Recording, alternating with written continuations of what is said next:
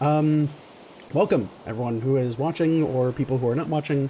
As people file in, it is time once again in the week to play Dungeons and Dragons, or watch Dungeons and Dragons if you're watching. So cool. Thanks for tuning in. Thanks for liking us. Thanks for watching our stuff. Um, I don't really have like announcements or anything like that. I keep getting followed by like weird people on Twitch. Like I think we got followed by Full Throttle recently. So if 2 or 3 weeks from now we're all drinking Full Throttles, I'm down. I've never really had a Full Throttle. They look intimidating. They have a scary can design, but for the right amount of free product, I will say it's the most delicious one I've ever drank. Let's see here. I don't think, yeah. Same thing as before. If the live broadcast goes on too long, you can't stay awake. If the feed starts getting choppy for any reason, if you're like, man, this guy just is very long-winded, the replay will be up on YouTube typically the day after. I've been pretty good about it. And as we get into like the later months, work has been a mix of very busy and very slow. So it's good to find things here. With that, it'll be available on the YouTubes, linked down in the About Us, alongside all of our thank yous for beautiful, wonderful mega artists.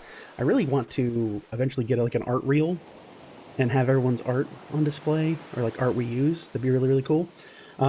As always, if you see your art on the stream, if I found your stuff on Twitter, Pinterest, whatever, and I'm like, look at this cool NPC, and you're like, that's my stuff, just message me with a bunch of derogatory terms, and then either we'll work it out, or we'll apologize and say sorry and then remove it, and I'll find a way to edit it, and we'll black it out or something. I'm learning all the fun tools in Resolve, so soon, very soon, we will have magical editing instead of my just hap/dash crap. But yeah, so I think that's pretty much it. Anyone have any crazy announcements, notifications, goofball stuff you want to say? I'd like to shout out to Elon Musk. Just remember, looking for some sponsorship here. I want a Tesla. I just want a Tesla. That's it. Just give me Tesla. Thanks. Yeah. With our mighty 10 viewers, half of which being the people who play this game, I don't think we're in Tesla territory yet, but I mean, we dream big.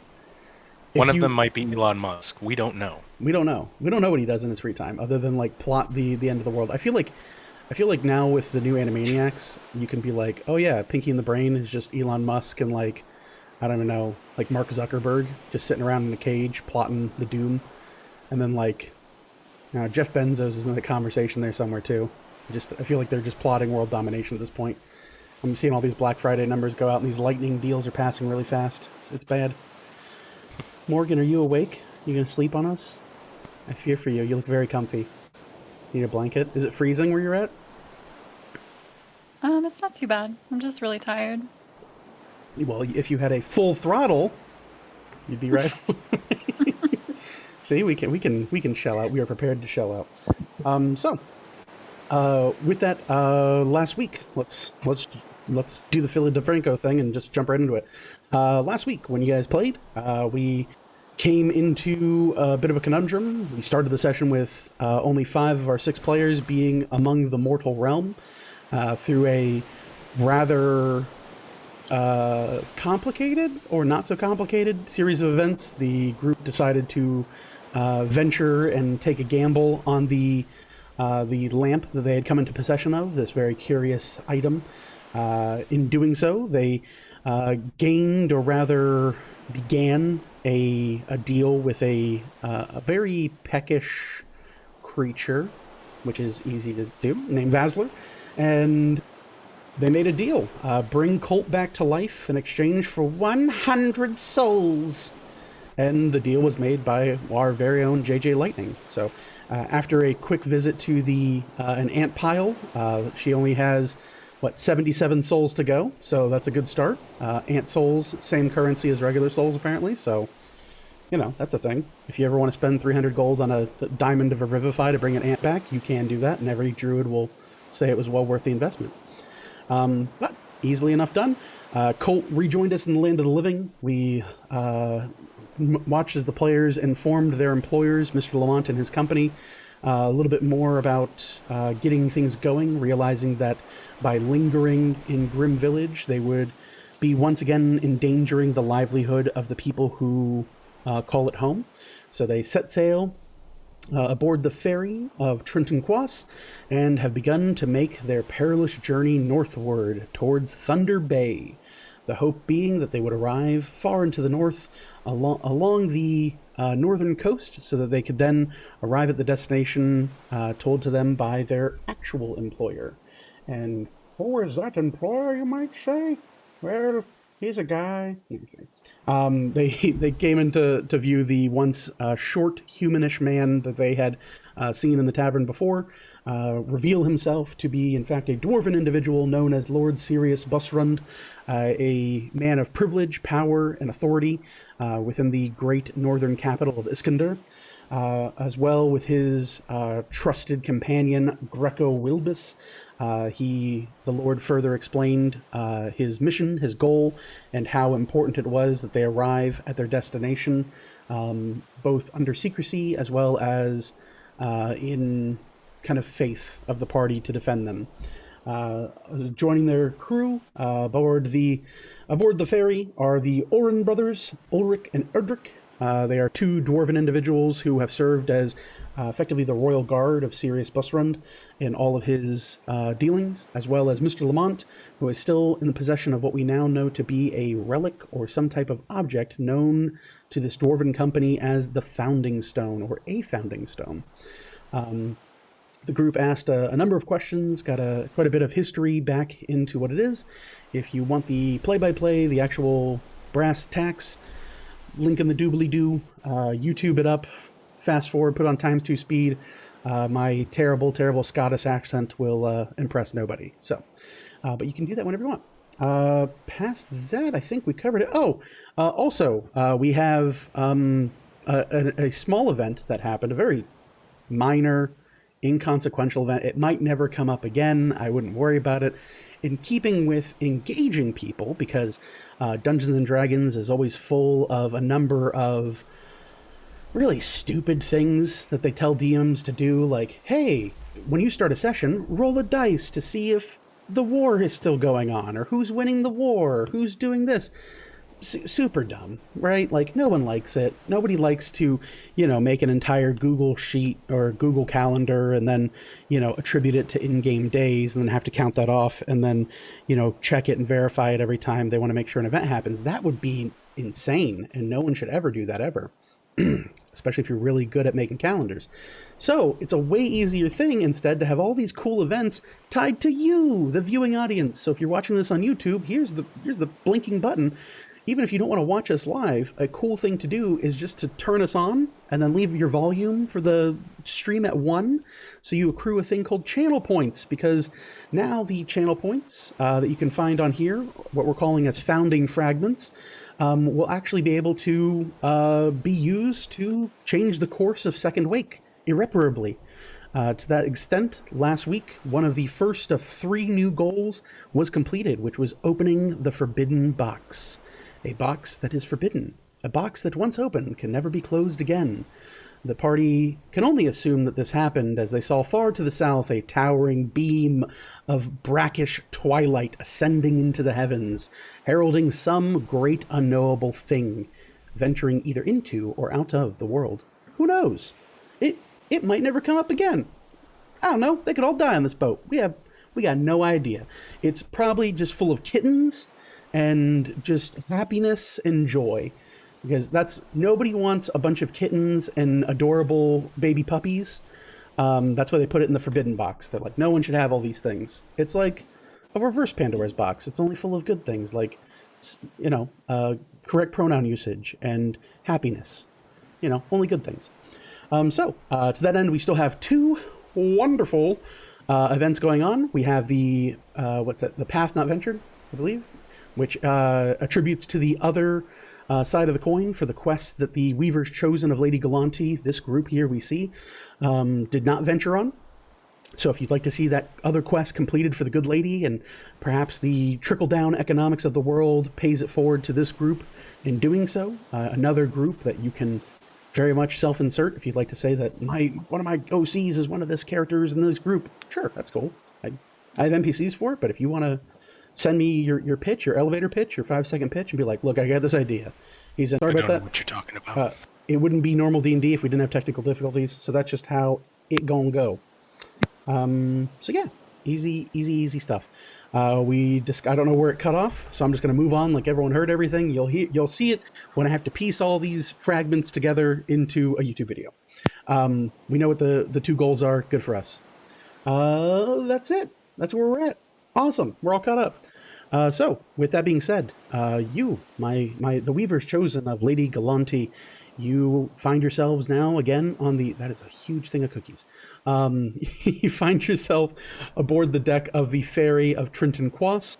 You find yourselves, once more, let's disable the phone. Once more, set sail, across the northern river and now heading towards Thunder Bay. You have met with the Lord Sirius Busrund, and you are, again, as far as everyone else is concerned, well on your way to completing your mission and your promises to Mr. Lamont and to Lord Sirius Busrund. You all find yourselves aboard the deck, or if you're Colt Honeycutt, partially asleep down below because it's like you were dead yesterday. Who knows? But as you guys are aboard the ferry, is there anything you guys want to accomplish as your journey sets sail? We should have wonderful background noise of ocean water like slamming up against the riverbank. Surprisingly, they didn't have ferry music that wasn't like horribly copyrighted from the 20s. So that's what we got.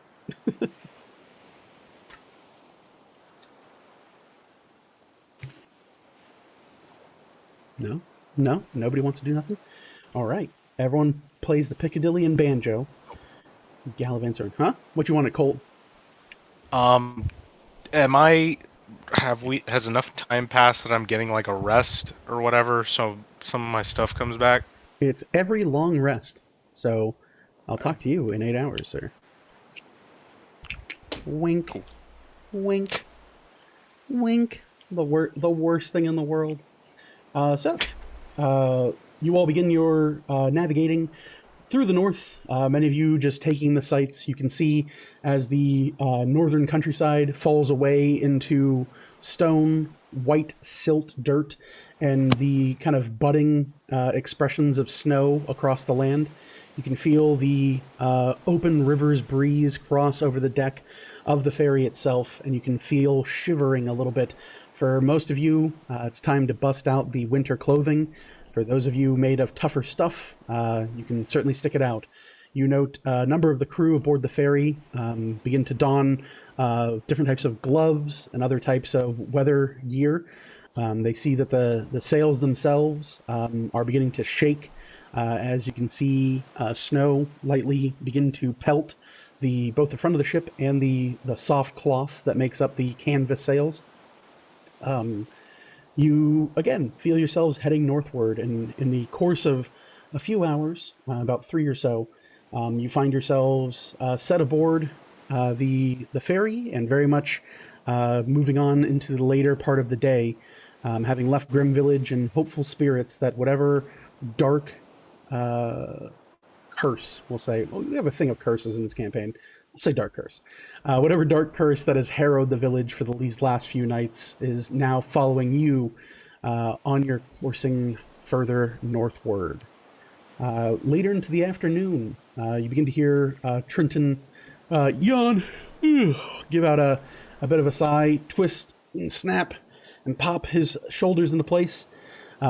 He makes conversation with a member of his crew, and you see the crew member take the wheel as Trenton heads down to the main deck.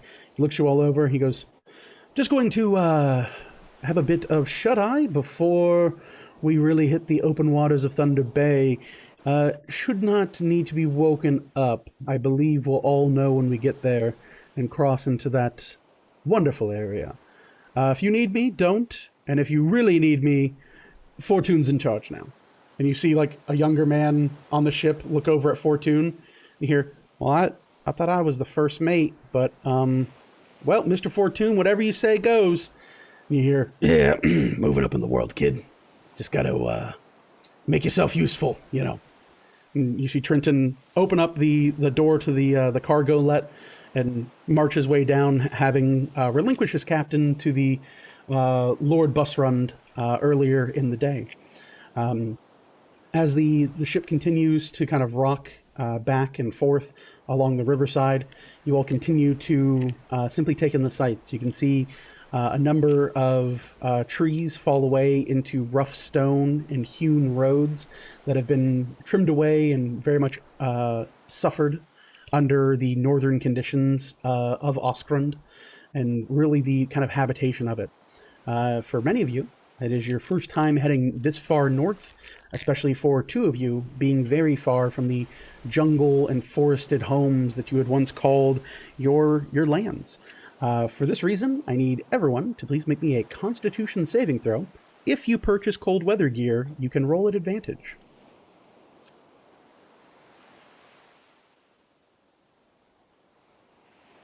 Oh, that poncho. It looks stylish, though. Real stylish. I forgot about that bag of squirrels and birds I got. Yeah. I'm just going to throw that overboard. You just chum the water?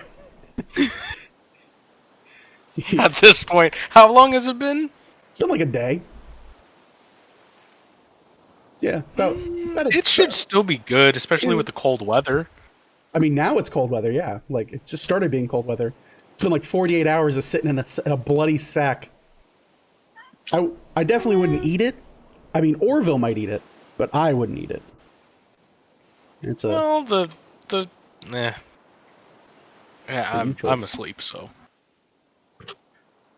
All right. Well, Colt goes on to sleep. So, go ahead and everyone, Constitution saving throw. Bucky, what did we get? I got a 19. 19, all right. Bucky, fortunately, being a satyr man, you find yourself in ill comfort, but warm spirits, and manage to stave off the biting cold as you continue to feel a breeze move in from the north, heading down southward as a cold front seems to emanate from the very northern area of which you have now set sail across. Let's see here. We'll do it in order of the stream. That seems fun. So Colt, what do we got? 20. 20. You sleep right through it. It's like having your window open in Florida tonight. You won't know the difference. For anyone who is not in Florida, it's going to be like 43 tonight. That is tremendous. That's my ASMR voice for this. We big hype. We big hype. You know why we big hype? My window's open right now. Oh, yeah. I'm just telling you. My electric bill last month, like $300. I'm big hype right now. I don't want no AC for all of December. That's my Christmas present to me. Orville, what did we get for your con save? We got a 16 over here. 16, all right. Orville, you feel a shuddering, a cold. Your monkish appendages shiver and shake, but clinging much to your clothing and more or less staying flexible, you manage to stave off the very painful, biting cold. JJ, what do we get? 12. A 12. You feel a shiver, a shake, a twist, a bite. Your jaw begins to shake. Your fingers have to be kind of put underneath your armpits every so often just to kind of keep warm. But for hell or high water, the fur that adorns your person from your heritage of your shifter bloodline manages to keep you warm as the cold winter continues to move forward. Morgan, where are we at? I got a 15. 15. You've had a number of cold nights on many stakeouts and many times of which you've cased unfortunate jewelers who have crossed your path. This is nothing new. For those of us who have had to sleep on the streets, this is just another day. At least you're in good company. Vel, what do we get? 20. 20. Like a hardened war criminal. No, I'm kidding. That's how, which is like the toughest of Shiras. No, yeah, you have no problem acclimating to the cold weather. You can feel the kind of cold, biting wind move forward. And over this course, Colt, you do receive a long rest for the day. So your negative goes down from -4 to everything to -3 to everything. Super great. You're only a fourth of the way there. Fourth of the way there. Fourth of the way there. But 8 hours has passed. You all see the sun begin to dip down over the course of the horizon. In hearing this, You begin to see a number of kind of distressing things for those of you who are perceptive and looking across the deck. While the day has been nothing but sunlight and happiness, you can see that as the sun begins to set, a creeping blackness seems to emanate and crawl across the paven white snow, where you see shadows extend out from larger boulders and other types of toppled terrain. You can see these shadows grow unnaturally and unfathomably long and deep. The sickening black darkness seems to almost fester behind everything, as if building, as if budding, as if becoming something beyond their normal selves. The sun begins to tick further along the horizon. Is there anything you guys would like to do before we head into nighttime? Can I resummon Chonkini? You certainly can. You take one of your kits of oils and elderberries, and I don't know what else comes in that kit, but it's 10 gold worth of stuff. And I'm assuming for Chunkini, it's about like 9 gold in catnip, like 5 copper and just pure cheese, and then the rest is like all the magical stuff. Like I feel like that's right. It's Once just again, 10 gold of lasagna. ooh, it's just it's just a 10 gold lasagna. I kind of like that actually. So.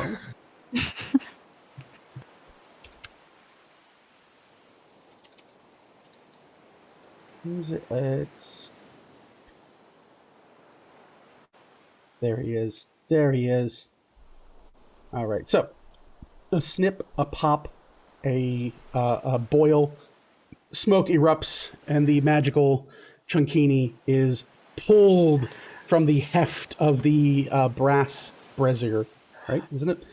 As you smoke these various incenses and herbs, you can see this abnormally chubby cat be plucked and hefted from its summoning case, born as if like some damnable fat orc from the pits of Mount Doom. Your troublesome yet very healthy traveling companion Chunkini is again within your grasp and under your command. Art credit to Real Doomington. Nice guy. Love that guy. Yeah, it's gonna be like Danhausen. I think that's how I'm gonna start treating Doom. It's just be like, love that Doomington. Like, just gonna be. That's how we're gonna treat it. Chunkini lives once more. And is it? I said I approve. Oh, you approve this message. Where anyone else want to do anything before nighttime arrives? Yes.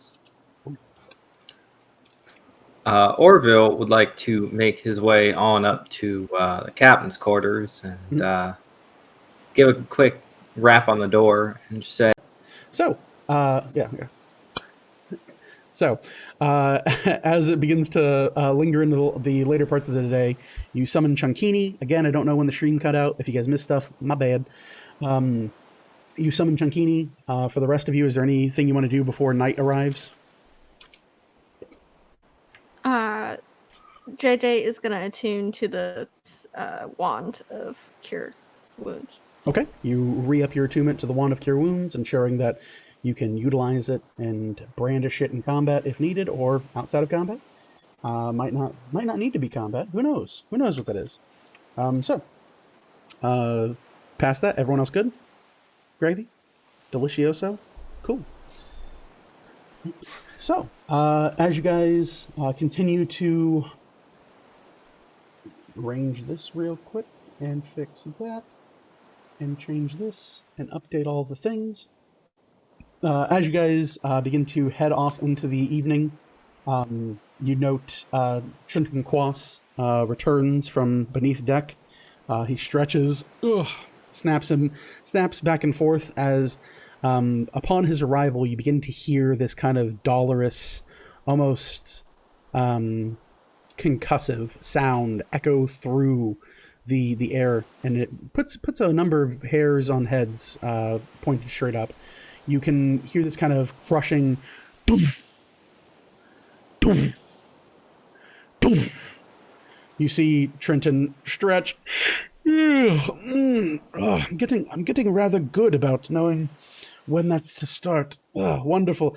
Hello, friends. And you can hear as he calls out to you all on deck again, this echoing, thunderous. Doof, doof. He goes, good to see everyone. Hope you all are well. He heads back. He relieves the other sailor from this. You see many of the other sailors kind of covering their ears, many of them being new to Thunder Bay. And as you guys begin to crest out into it, you can see the actual landscape itself begins to depart and split open to reveal this very, very large open entrance, I should say, to the bay, to a very large water source, a large body of water. In doing so, you all come into view of a number of kind of strange things. You can see that there are, while you're still mostly inlet, there are higher waters, and you can see the ferry itself begins to teeter ever so slightly as Trenton pulls the ferry hard to the right and seems to try to marry the coast along the parallel. He looks out to the rest of the crew, and he looks out to you above deck and says, not to worry, not to worry. It's just a bit deeper in there than I would likely want to encounter any waves out in Thunder Bay. There are a number of, well, troubling creatures that call this place their home, making it rather particular to those of us here, but fear not, I have traveled and sailed these waters for time immemorial. Yes, we should be fine. So, what did I miss? Anything fun? Maybe a parade in my honor? No? Thousands of love letters to those I've left behind? Still no. Okay, well. Carry on then. He returns behind the wheel and carries on about his business. Upon this, you guys begin to hear the crew begin to set about and come to kind of almost a skeleton crew, it feels like.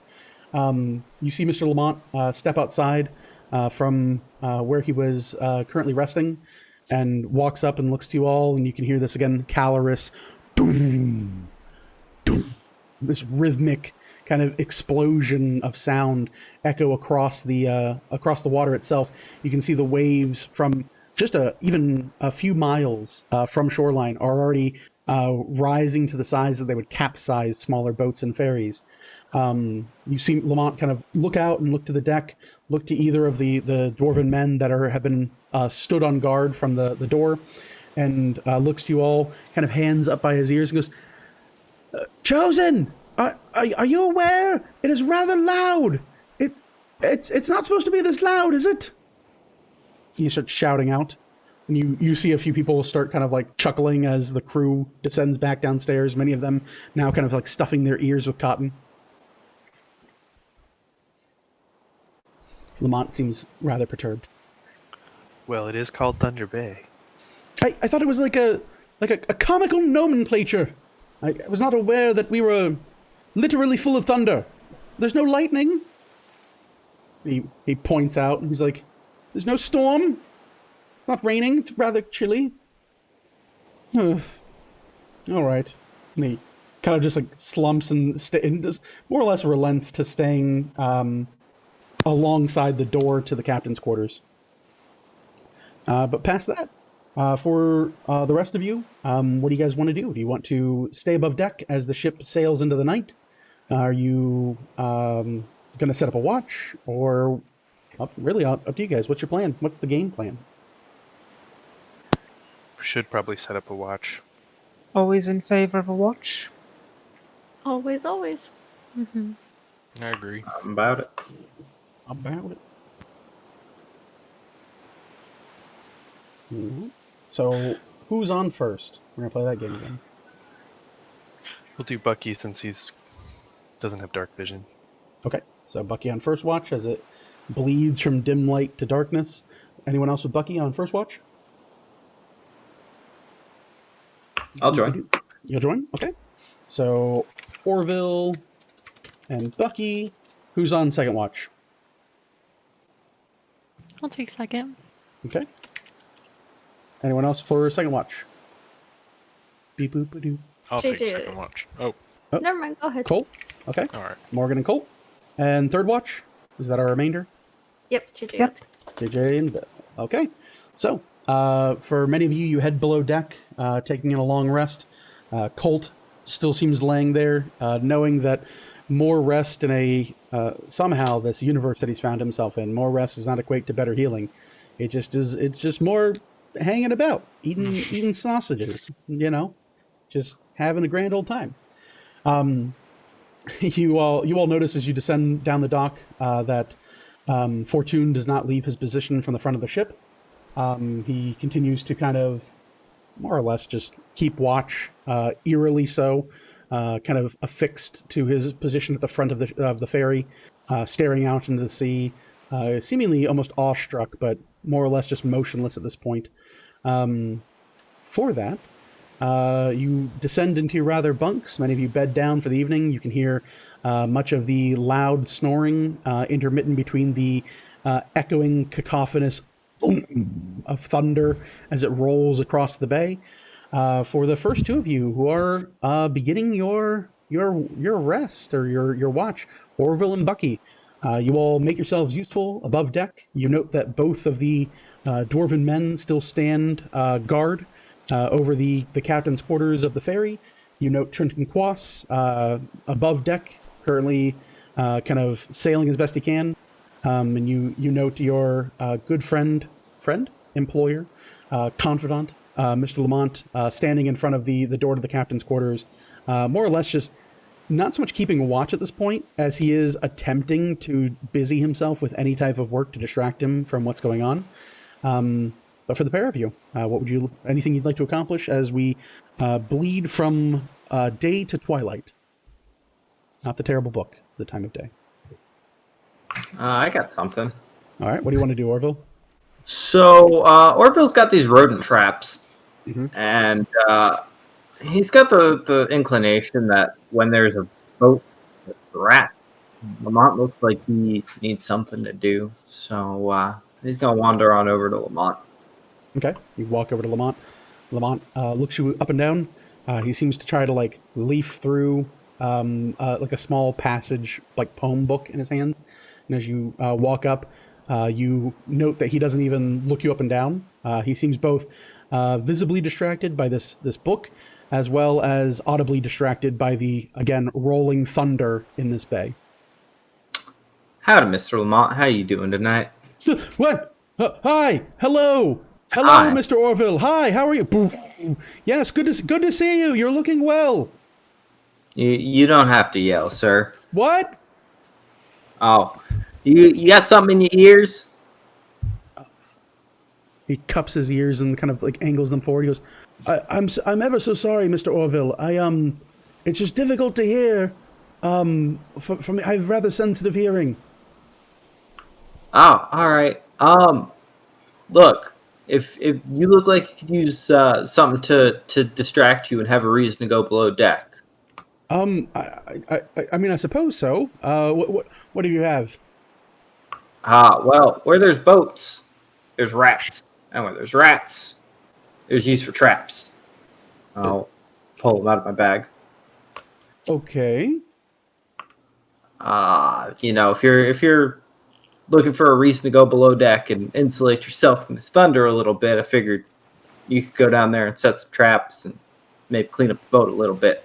What? If not, I'll do it myself. But you look like you could use an excuse. What do I do if I catch one? I might eat it. Oh, right. Could go fishing with it. Fishing with the rat. Yeah. Like a Use it as buddy. bait. Oh, as bait. Oh, Yeah. of course as bait. Why wouldn't you'd use a rat as bait? Yes. I just thought you'd maybe befriend it. Okay, yeah, no, I could certainly do this. I could accomplish this. I could take any of these rats here and these filthy, disgusting traps you have, of course. Of course. There you go. Good luck. He takes them. He's hanging them by his hands. He's like, oh, okay, yes, I will. Thank you. I will figure this out. I will make you proud, Mr. Orville. And I'll pat him on the back as he goes. yeah, he shambles down and heads below deck. For many of you who are still bedding down for the night, you hear the creaking of the steps intermittently between the thunderous booms. You see much of the crew now, like the one pillow they might have or what bedding they have, while they are cold and the cold has begun to permeate the wood of the ship, they're now like kind of rolling blankets and things of that sort around their heads, just to kind of deafen out this noise so they can get some sleep. For most of you who are now kind of laying down to sleep, you see Lamont with these bundles of rodent traps, and he kind of like just looks around.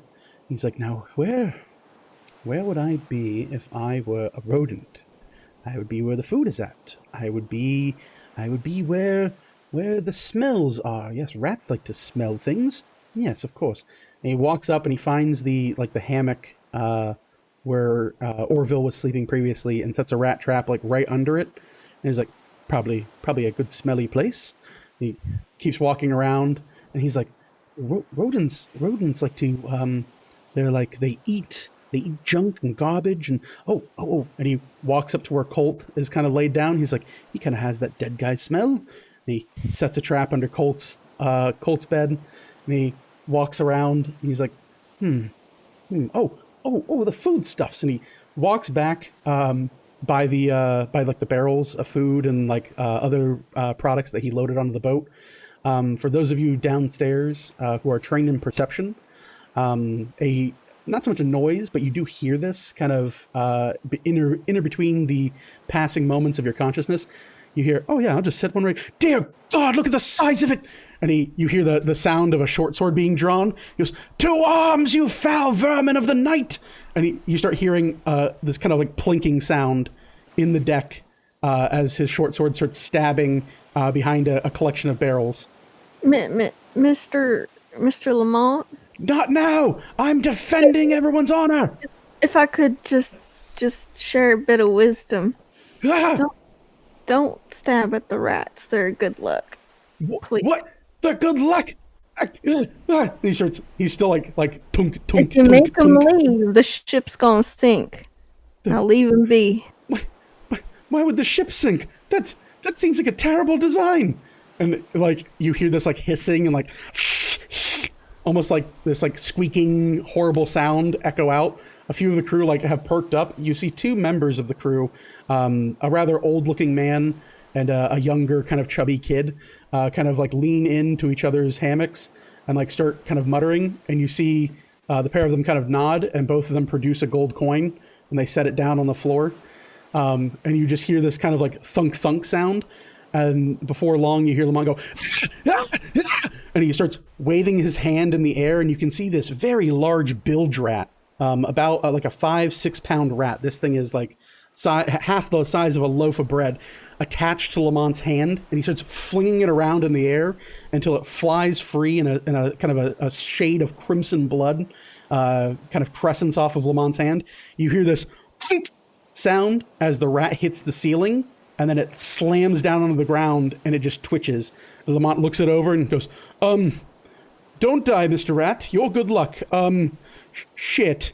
And he kind of just takes his foot and taps it, and the rat twitches. And then he takes the side of his foot and just gently sweeps the rat under one of the crates, right by between two crates. He goes, there you go, little buddy.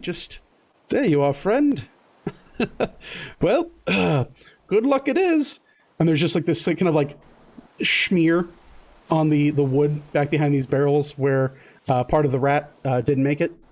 And Lamont kind of just walks out and starts adjusting himself. He goes, where else should I put traps? All right then. And goes about busying himself with trying to carry out Orville's wish.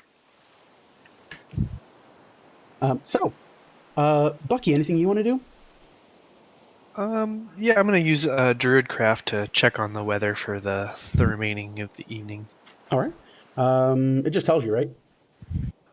Yeah, it gives you an indicator. All right. You have an indication. So I remember this. So you kind of outstretch your hand. You can see this green, soft glow, this kind of natural energy that you draw from for your Warlockian, Faustian bargain. And you can feel this kind of pulsating, rhythmic heartbeat emanate from your chest trail down through your veins into your arm and into the palm of your hand. You see a swirl of small bits of dust and other kind of collected natural things from around you. You can see in your hand a kind of a beaconing blossom of this green energy as it pools together and begins to spin in a torrent. You note the collection of these materials take on the presence of a small cloud rising about 5 inches from the palm of your hand. You can see them begin to swirl before falling into thick pieces and crashing down onto your palm. It's not painful, but you get the inclination that there is most likely some form of hail or snow that is going to be more heavy than what you saw previously as the rain you predicted in Grim Village. Okay, yeah, I'll relay that to the Woken crew that are about. All right. You tell this to Fortune, and Fortune looks at you and goes, "Well, suppose good as time as any. We should be fine. I don't see any problem with that. Gonna have no problem with some snow. I can barely feel my fingers as it is." He kind of elbows you. "Get it? Because I can't. Never mind. You wouldn't get it. It's like a me thing." And then you tell this to Trenton, and he kind of looks you up and down. He goes, "You're telling me, good sir, that you can predict the weather?" That is a fact. Well, if this whole adventuring Weaver's Chosen business doesn't work out for you, you always have an open interview potential aboard my ferry. Well, that's good to know, sir. Thank you. Of course, and make sure you put down some good references when you apply. We want to make sure that we only have the most trustworthy people, like Mr. Fortune here, aboard the ship. Oh, yeah, of course. Of course. We don't just let any old muskrat, sail with me. Certainly no one who would just take the money and not question a lot of things. That seems in poor taste. Only the best. Right. But thank you. I believe we shall have to sail through if we intend to meet any bit of deadline or speed, as expected by your confidants. Well, good luck with that. Well, luck is all I have at this point. That and this fantastic ship. Yes, for now. But for now. Forever. But okay, yes, thank you. And he kind of just again brushes you off. He's a long-term sailor at this point. He's been through the wind and the rain before. For the pair of you, as you guys accomplish these tasks, you set into motions, you set into your actual watch, and in doing so, I need both of you to please roll perception.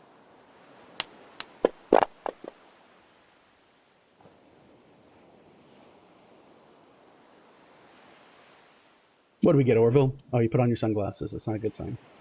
Oh, okay. I'm going to treat that as not a good sign. That's not a good result. No, that's that one. Oh, okay. Bucky, what'd you get? A 2? A 2. You guys are vigilant. I wouldn't worry about a thing. For no reason at all, Bucky, could you roll me a d12? 0 reason at all. No reason to do this. I got a 5. 5, okay. You spend the next few hours kind of just looking out into the horizon, staring across the boat, recasting Druidcraft to further predict more inclement weather, more or less busying yourself with that every so often amid the thunder that echoes through the bay.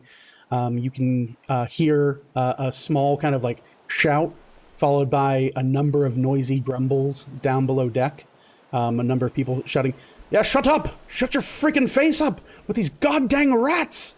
And you hear thumping. For those of you below deck, every so often you guys wake up and open an eye and peek out, and you see Lamont getting pelted with someone's pillow or thrown a bucket, whatever's nearby, just chucked at him as he's oh, what about over here?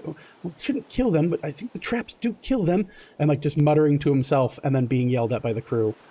Before long, towards the end of your shift, you guys don't see anything out of the ordinary, but as the shift ends, you see Lamont return back upstairs, and he has no traps in hand, He kind of just holds his hands out and has like a bit of like torn cloth wrapped around his hand. Walks up to Orville. He goes, Mr. Orville, Mr. Orville. And he raises his voice again, Mr. Orville, Mr. Orville. Yes, sir. Oh, good. You can hear me. Okay, fantastic. I set those traps as you instructed. I nearly caught one, but the one I caught was apparently a very lucky rat. So I was informed that it is poor manners to slay it. Right. Looks like the trap got you there in the hand. No. That was the rat. Uh-huh. Yeah. Right then. Yes, Thank you. I'm fitting in. It's like we're a bunch of tough guys with some scars. You, me, Mr. Honeycutt. Well, just scarred, tough individuals. I'm right there with you, Chosen. You got it. We can all say we spilled blood on this adventure, huh? Yeah. Yeah. What are the guys? What are the guys? He walks over to the two dwarves and he's like, check it out. Battle wound. And the dwarves are both looking at each other, like shake their heads. They're like, Lamontia, I'm not even. Oh, fuck, forget it. He's like, it's not worth getting into it with him. He's like, we're all just a bunch of tough adventurers, aren't we? It's like, we're not even. He realizes that we're the Lord's Guard, yeah? And he's like, I don't know what he realizes at all. He goes, and he just like Lamont's like beaming. He's almost a source of light within 5 feet of his square because he's just very pleased with himself that he did battle with a rat and nearly won. So your watch passes uneventfully. You all head below deck. Morgan and Colt, you are stirred. Whoever is the unfortunate person that has to wake Colt, you're waking the dead at this point. You're like shaking Colt, like he's like a stiff, cold body. And you shake him a few times, and there's that momentary like panic that he might have died in his sleep again. And then no, he's alive. Yeah, he does the what's it like? This would be relevant. It's like the 80-year-old grandpa at Thanksgiving who like had a bunch of turkey and passes out, and you hear snore, and then the snoring stops, and everyone gets a little too worried about grandpa, and then he starts snoring again. You're like, oh, okay, thank God, grandpa. Like, thank Jesus. So, you wake them both up. You guys head to your beds. Orville and Colt, I need you both to make me dexterity saving throws. What? Why? No reason. Why? No reason. Oh, come on. That's 24. 24? That's okay. a natural one. Natural one. Okay. Orville, you climb into your bunk. Nothing ventured, nothing gained. You sit in. You easily roll over. The thunder kind of goes through. Colt, you turn. You sit on the side of your bunk. You rock forward. The kind of small hammock that's built into the side of this kind of flicks up from under you, and you kind of hop to your feet. As your foot lands, you hear this snapping sound as a large bar clasps over the top of your foot, slamming hard into the skin of your bare feet from sleeping. You feel a warm crimson pool down from the top of your foot. You take 2 points of bludgeoning damage. And you have a mousetrap stuck to your foot.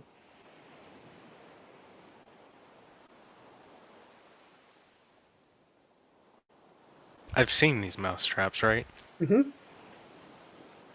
I know who has them, right? You remember faintly, like as you were weaving in and out, you remember Lamont walking around and fucking with rats earlier. You do remember Orville buying these traps, but you did see like kind of like in the wanting to wake up in the morning without a fresh cup of coffee, and so you're kind of awake, but you're not really, and then people ask you questions and you answer them, but you know what the hell you said. Kind of that like, you know, wakeful dreaming. You remember Lamont like stomping around and getting pelted with things as he was muttering about finding rats on the ship.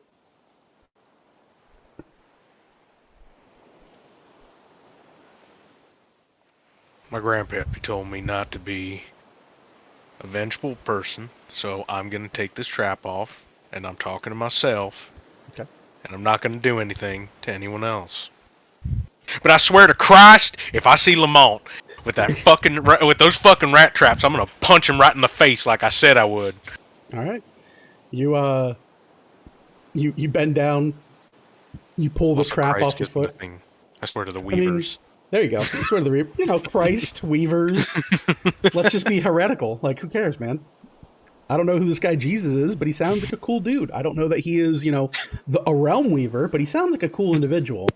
One true son of the Weavers. He's the one true son of the Weavers.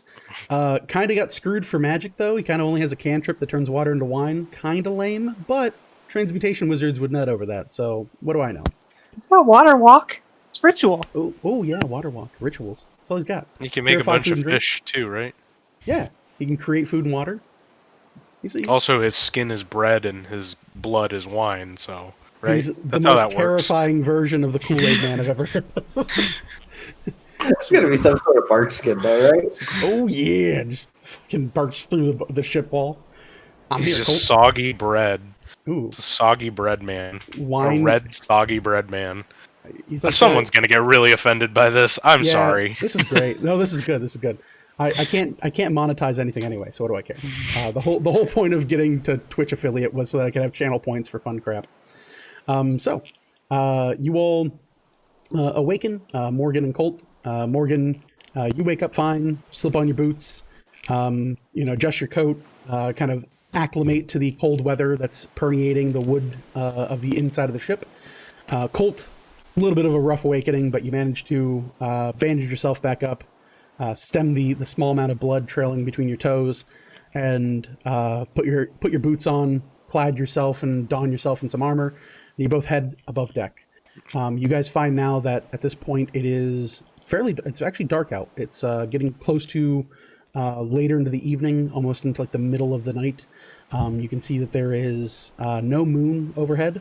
Over the last few nights, it's been fading and waning and waxing, and how you're beginning to see that you're in the cycle of the moon where there is no bright moonlight. As you guys arrive above deck, you see Quas and Fortune standing atop deck. You also see Mr. Lamont and the two dwarven individuals, the two brothers, standing guard over the captain's quarters. Mr. Lamont kind of waves to in your direction, but you can tell he kind of means the wave for Colt. He's like, "Oh, Mr. Honeycutt, good evening to you, sir." How's it going, Lamont? Hey, It's going good. were you setting fucking traps? Oh, and he thinks about it for a second.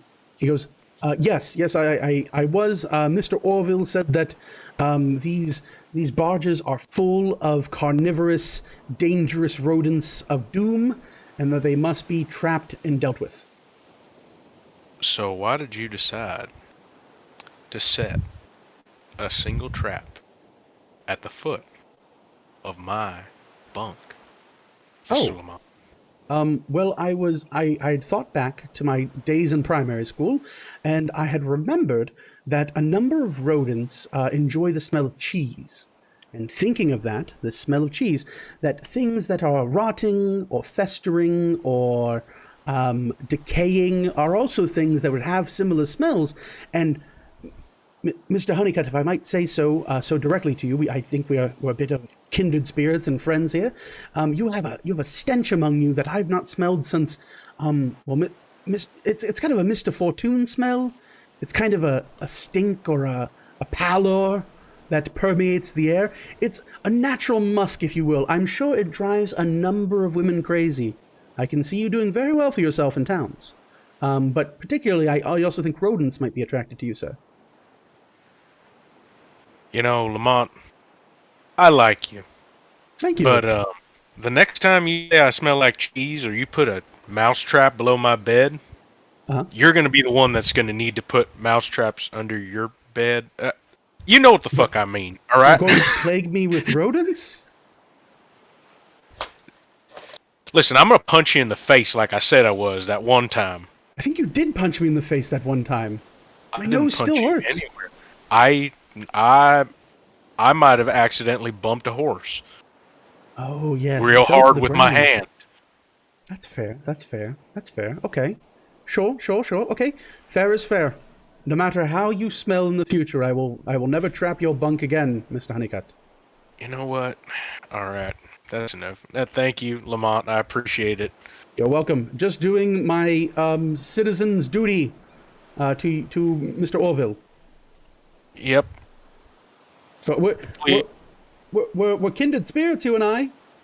Check it out. I got wounded. We're like the same.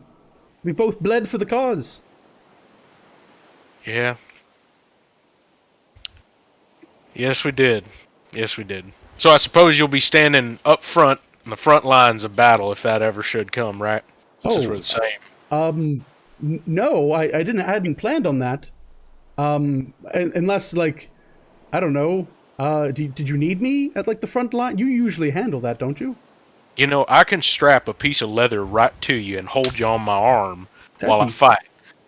Terribly uncomfortable for your arm, I'm sure. I don't want to put my business out there, but I've been carting all these foodstuffs. I've had a few.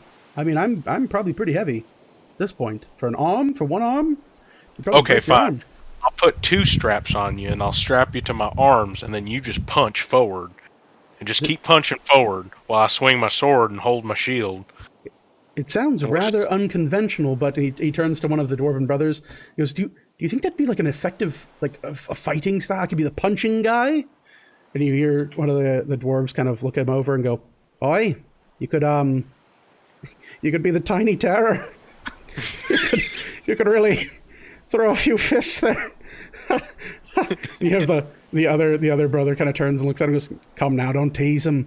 He's truly be a master of this red fella. He goes, Oh yeah, he'd be a real master, real baiting master. The pair of them kind of just chuckle between each other. They do an Eiffel Tower high five over Lamont because they're taller than him. and they kind of just look at you and they're like, now, fella, I don't know how to tell you this, but certainly if there's any expenditure that you need for this leather strapping to see this happen, please feel free. Come on by. I would be happy to finance such a venture. Absolutely. I will. Very good then. He looks at and like Lamont's like, Oh, thank you. You're gonna finance this ability? And he goes, Oh yeah, I wouldn't miss it for the world there, Lamont. He goes, Wonderful. We're bonding like a band of brothers we are. He's all smiles and happiness. Morgan, anything you want to accomplish on deck? I'm just gonna roll my eyes and walk over to Chunkini, who I'm assuming is still up here, and kind of throw meat at him. Chunkini is in fact the exact place where you summoned him, in the middle of the deck. Has Perfect. not moved. Exactly what I wanted. It's full bread cat at this point. All 4 feet tucked underneath. The tail has curved underneath the folds of the fat, and you're just laying down.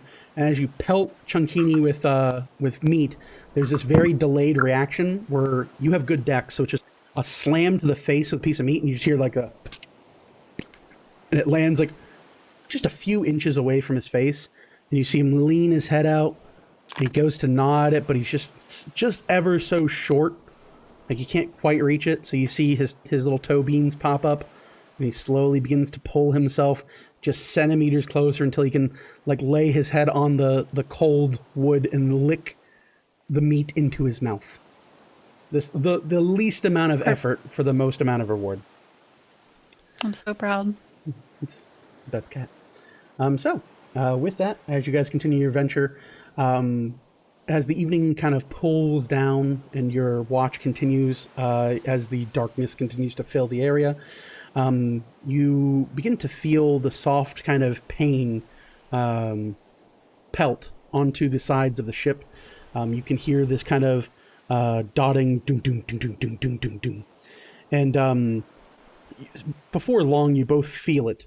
You can feel these small kind of painful objects raining down, and this kind of, now it does sound like a mix of rain as these ice and shards slam down onto the deck and shatter into pieces.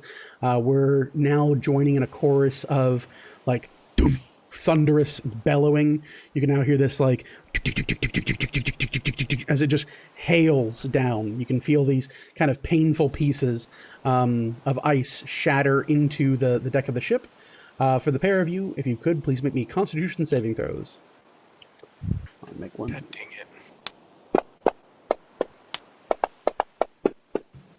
Oh, not bad. 16. 16. Okay. And Morgan. 22. 22. The pair of you either adjust your clothing, move to more kind of covered areas atop the deck of the ship, underneath the actual the sails or any of the small overhangs. You kind of press yourselves into these alcoves. You can still hear the hail decorate the ship and kind of create a cacophony of noise. But otherwise, you continue to persevere and carry on through the night. I need Morgan to roll a d12.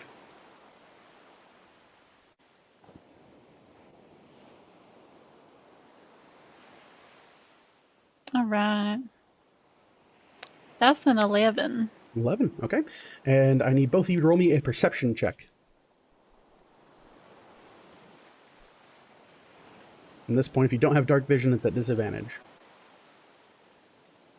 16. 16, Morgan? 20. 20, okay. Colt, you see this raining hail pour from the sky, rain down across the deck. And it's kind of like again, you're trying to stare through a storm. Just try to keep watch and see what's going on. Morgan, with a 20, you look past the hail onto the eastern side of the ship. The side of the ship that is now facing the bay of Thunder Bay, the actual landfall further onto the shoreline.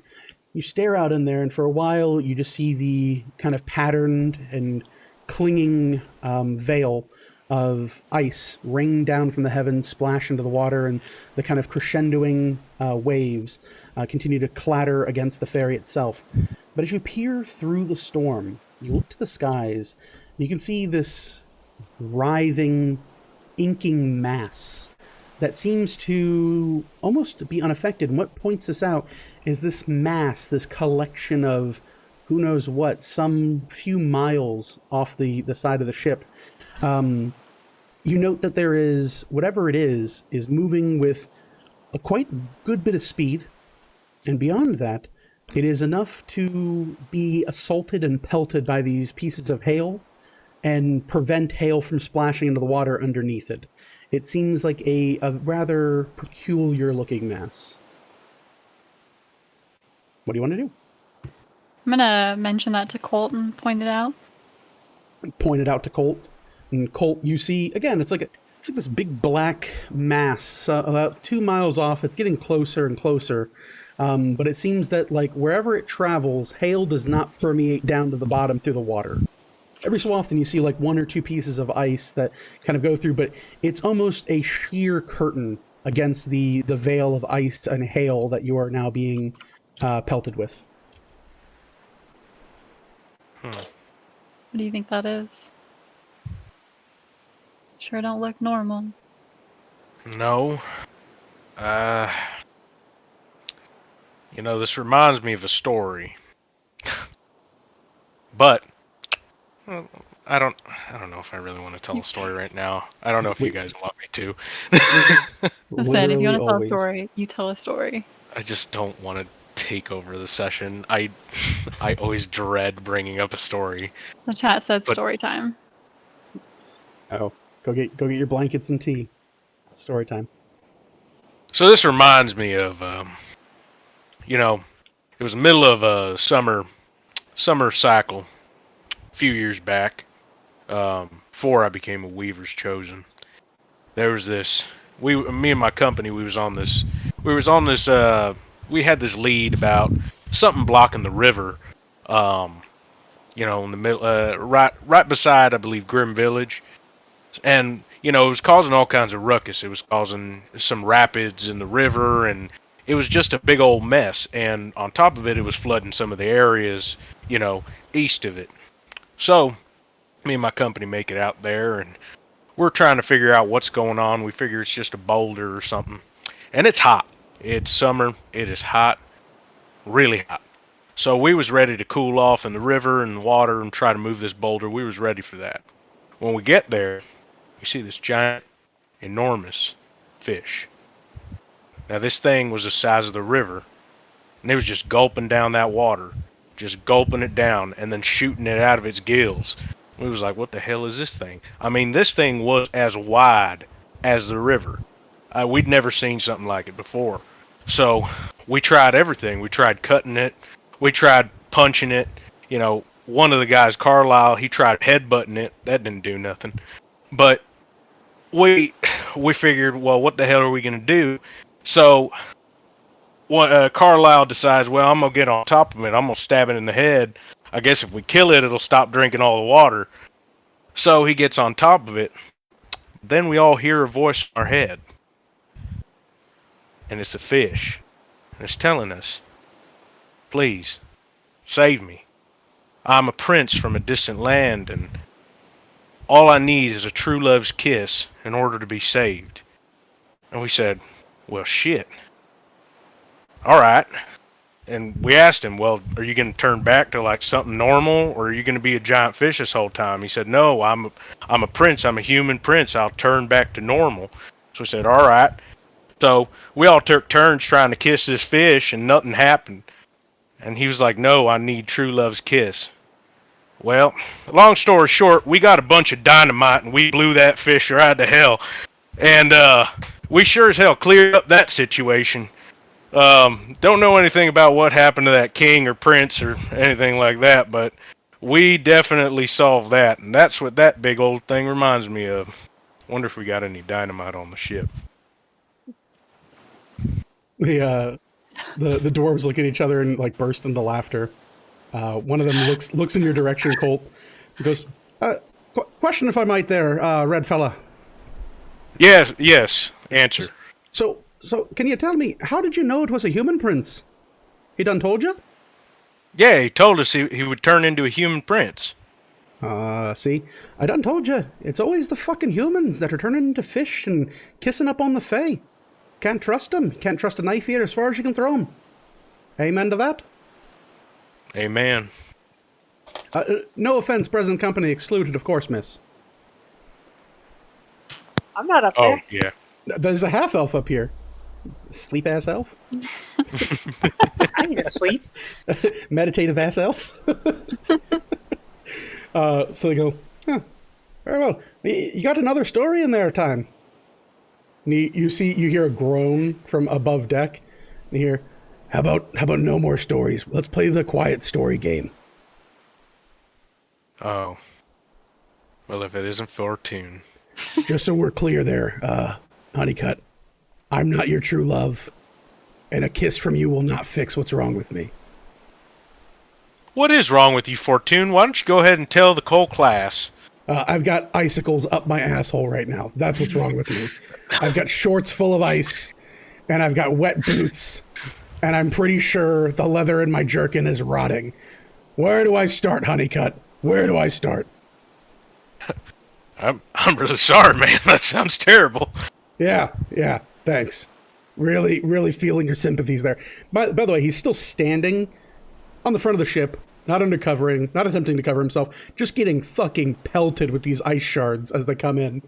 And he's just like, as they just slam into his face. He goes, yeah, really feeling appreciative now. So there's a fish. Oh, sorry.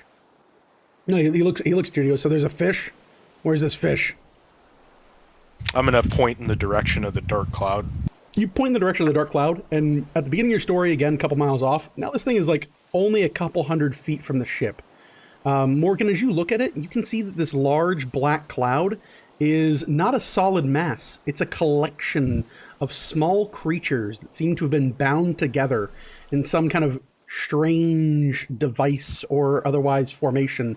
They have large, heavy-set beating wings, and you can now see with your dark vision this very pitch-black, shadowy mass that makes up their flesh and skin. And there is now, between the sound of hail, the echoing, cacophonous thunder that roams through the bay, you're now also hearing the beating of some hundreds of wings, all flapping slowly together in unison, and a chittering, screeching sound. Almost all echoing very close to the boat. Why is it always on my watch? Fortune looks at the side of the boat and goes, hey, Honeycut. Yeah. That's not a fucking fish. And he draws his crossbow and fires into the mass As he does so, you see this bolt hurl from the side of the deck, impale into just the mass itself, and you see one of these creatures fall down from the sky, and you can see this very heavy looking, almost like moth-like shape crash down into the waves and explode into a roll of pitted shadow. You see Fortune slam his crossbow onto the deck and begin to kind of pull up the loading mechanism to load another bolt. He goes, Fortune, or sorry, Colt, I need you to get everyone on deck. I don't know what the fuck that is, but I don't like it. All right, I'm on it. So You're like, I'm on it. Both the dwarves kind of look off to the side. Lamont thinks, like, goes to follow Colt for a second, and then looks at his bandaged hand. He goes, no, I will stand at the front. And he draws his short sword. Lamont, stop.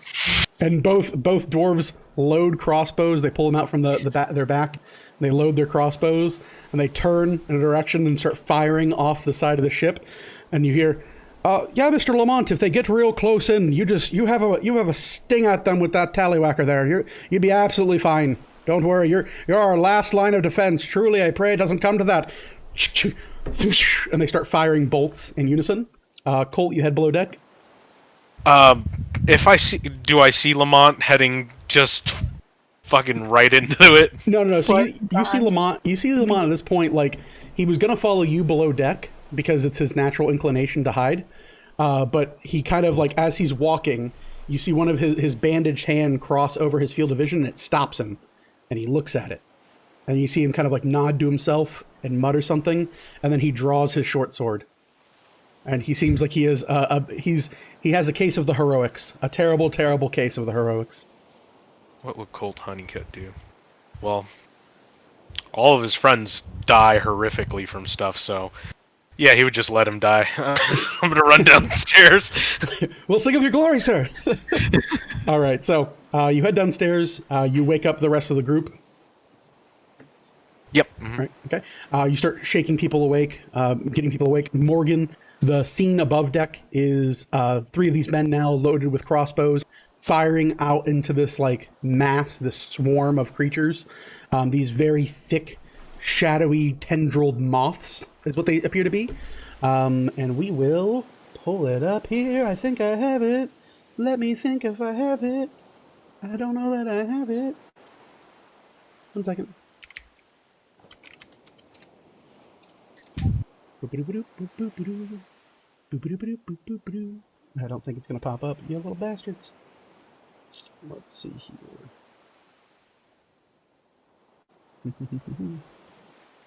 No. All right. Don't worry about it. Big F off moth. That's where I'm at. I think I can... It's going to irk me if I don't do it. I thought I had it prepped, and I went to go put it on. I was like, nope, that is definitely not the picture. It is here. Uno momento, por favor. Please wait while this DM refreshes. There it is. Boop-a-doop-a-doop.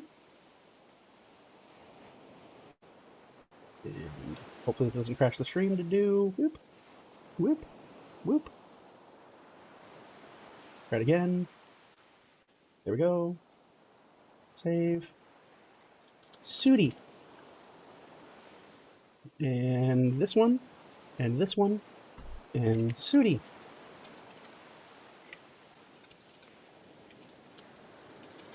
Where did it save it? Where did it go? Please hold.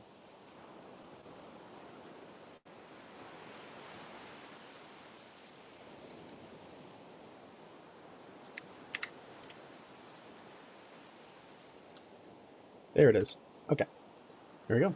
So you see a mass of these creatures that are swarming in a large herd heading towards the ship. They have pitch black wings, heavy set fur, and these long kind of insectoid type legs. But you do notice that their legs kind of twist and curl almost unnaturally like smoke would.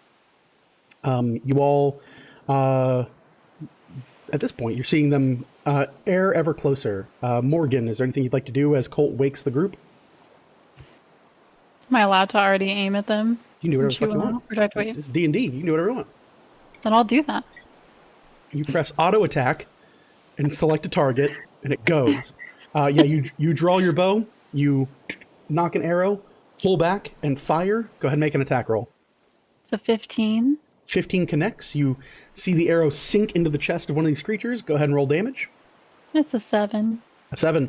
You see the arrow sink into this creature and continue to fly forward. It kind of twists and moves, almost painfully so, as you see the arrow work its way further into its form. One of its shadowy legs grasps the arrow and shatters it, and then continues to fly forward. You're seeing, at this point, about every other bolt or so that lands into these creatures sinks one of them. But not, as you're noticing from your arrows, like one shot doesn't seem to be enough for these creatures. So, as everyone begins to head above deck, you come into view of this scene. Will it work? Will it not? No. I have to do this and that. And we pray. Yeah, there it is. Now it worked. All right. There's that and this. So, weep and weep. There we go.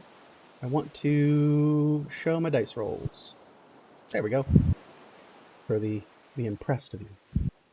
Slide this over so everyone's in frame. All right, cool. So, I'm going to move people here. Whoop. And I think I've got...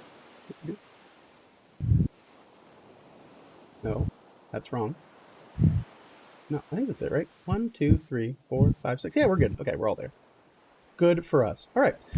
So, many of you begin to stir from below deck. As you enter onto the deck of the ship. Yes. Go ahead, Vel. Did I complete a long rest? Yes. It's been over Okay. hours. Just checking, because I wasn't sure how much time passed. No And worries. cast Mage Armor as I'm running up. Okay. Cast Mage Armor on yourself. You all run up atop the deck of the ferry. And by the time you all have collected your things, cast your Mage Armor, grabbed up your weapons, some of you doffing or donning your leather armor or quick things, you come up to a scene of hail kind of pelting down atop you. You can feel the kind of painful bite of the ice as you all kind of look out into the distance, and you can hear the clicking sounds of crossbows and Morgan feverishly drawing arrows and firing into the mass, every so often thinning the herd. You see, as the creatures arrive at the edge of the boat, they spread out in a long form, and their beating black wings coat the side of the ship. They kind of screech out at you, and they come to an eerie stop at the edge of the boat. You can hear this twisted, almost whispering sound in the wind, as you can hear a voice emanate from the mass of moths, and you hear, "Your doom has come again." And that is where we're going to take a break. We're going to take a 10-minute break, and when we come back, we will start combat on the edge of Thunder Bay. For everyone watching, we'll see you guys in about 10 minutes or so. Oh God, he's dancing now. All right, we'll be right back. And whoop-a-doop-a-doop. Hold on. Bam.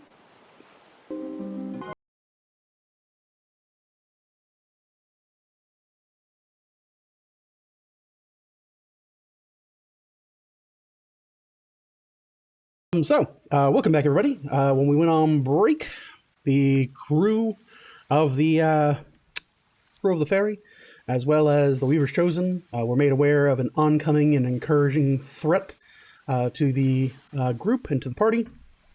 This threat being that of a large black shadowy mass. What could it be? What could it? Who knows? Who knows? It could be anything. Oh wait, no. It's specifically it's giant f-off moths.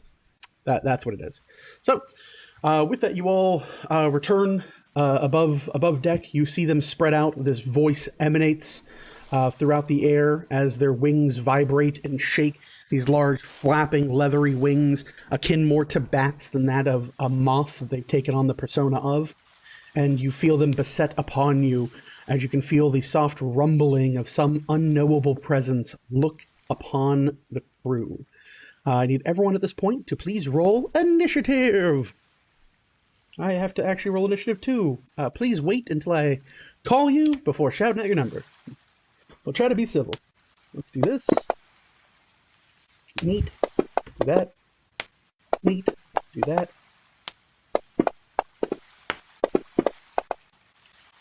Oh, we have some great initiatives here. Some fantastic A++ initiatives. This is, as a certain wrestling promoter would say, it's such good shit.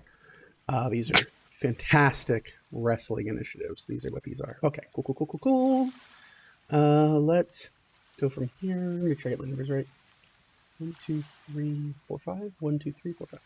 Okay, cool. So, does anyone have a 20 or higher? What did we get, Colt? 20. Okay. Anyone have a 15 or higher?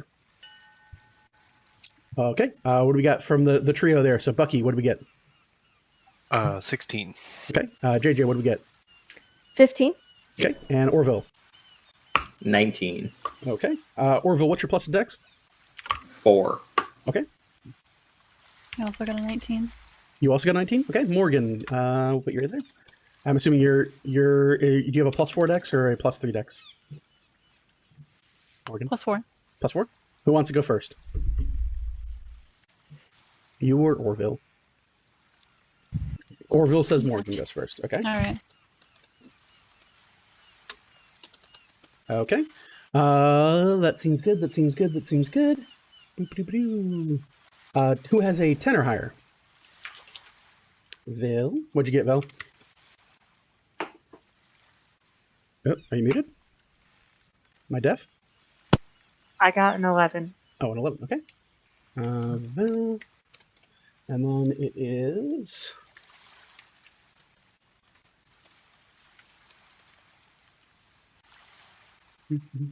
I love that the brothers rolled the exact same initiative. That just helps me out.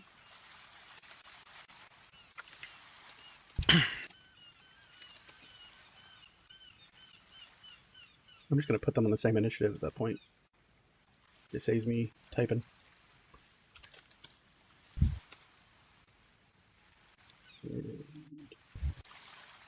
Oh. Shitballs. Okay.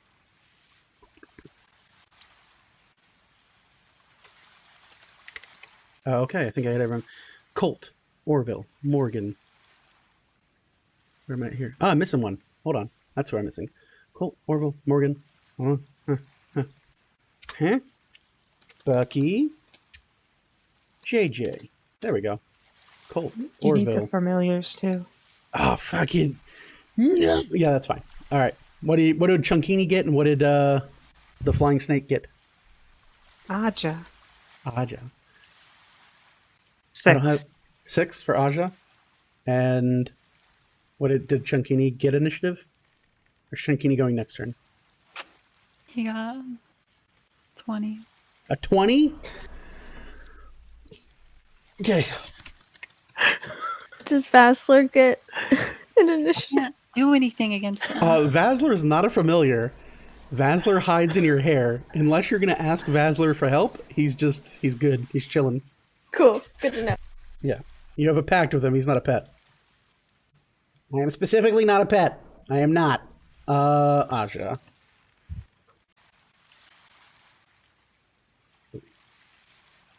Good. And we are back. All the leaves are back. I'm gonna kill him. I'm gonna kill him with fire. We say Vasler, and then the stream dies. That's how it works. Hour and 14 minutes, completely fine. Mention the little guy, shuts down the stream. So, Vasler does not get an initiative because he's not a pet. That's where we were at. I think. Are we live? Can we confirm? Yeah, you're Boop, up. boop, boop. Hey, we're up. Look at that. Okay. So at a certain point, I kind of was like, man, dropping frames, terrible. But the stream never dropped. So now we have a whole new problem where the stream drops, and I don't know why. It's just the thing that happens. Streamlabs just says, F you, we're done. So, oh no. Yeah, man. Thank you. Thank you, Doom. Thank you. Thank you. I can't say just like Doom. I can't say it like that. I feel like, thank you, Doom! I have to like curse it like every G.I. Joe member ever. So where we left off was very simple, very easy to do. Vaso doesn't get initiative. We have a huge initiative. Colt, you see rows of moth individuals coating the land. You hear this voice echo out from amidst their leathery bat-like, non-moth-like wings. And you can see amid their swarm, these clusters of moths, you're noticing that there are like trails of this black Icarus material dripping off of their wings and beginning to kind of permeate the air around them. What would you like to do? It is combat. It is combat. Can I just you don't have the map pulled up, but Oh. We already fixed that. oh, there we go. There we are. Fixed it. Can I move towards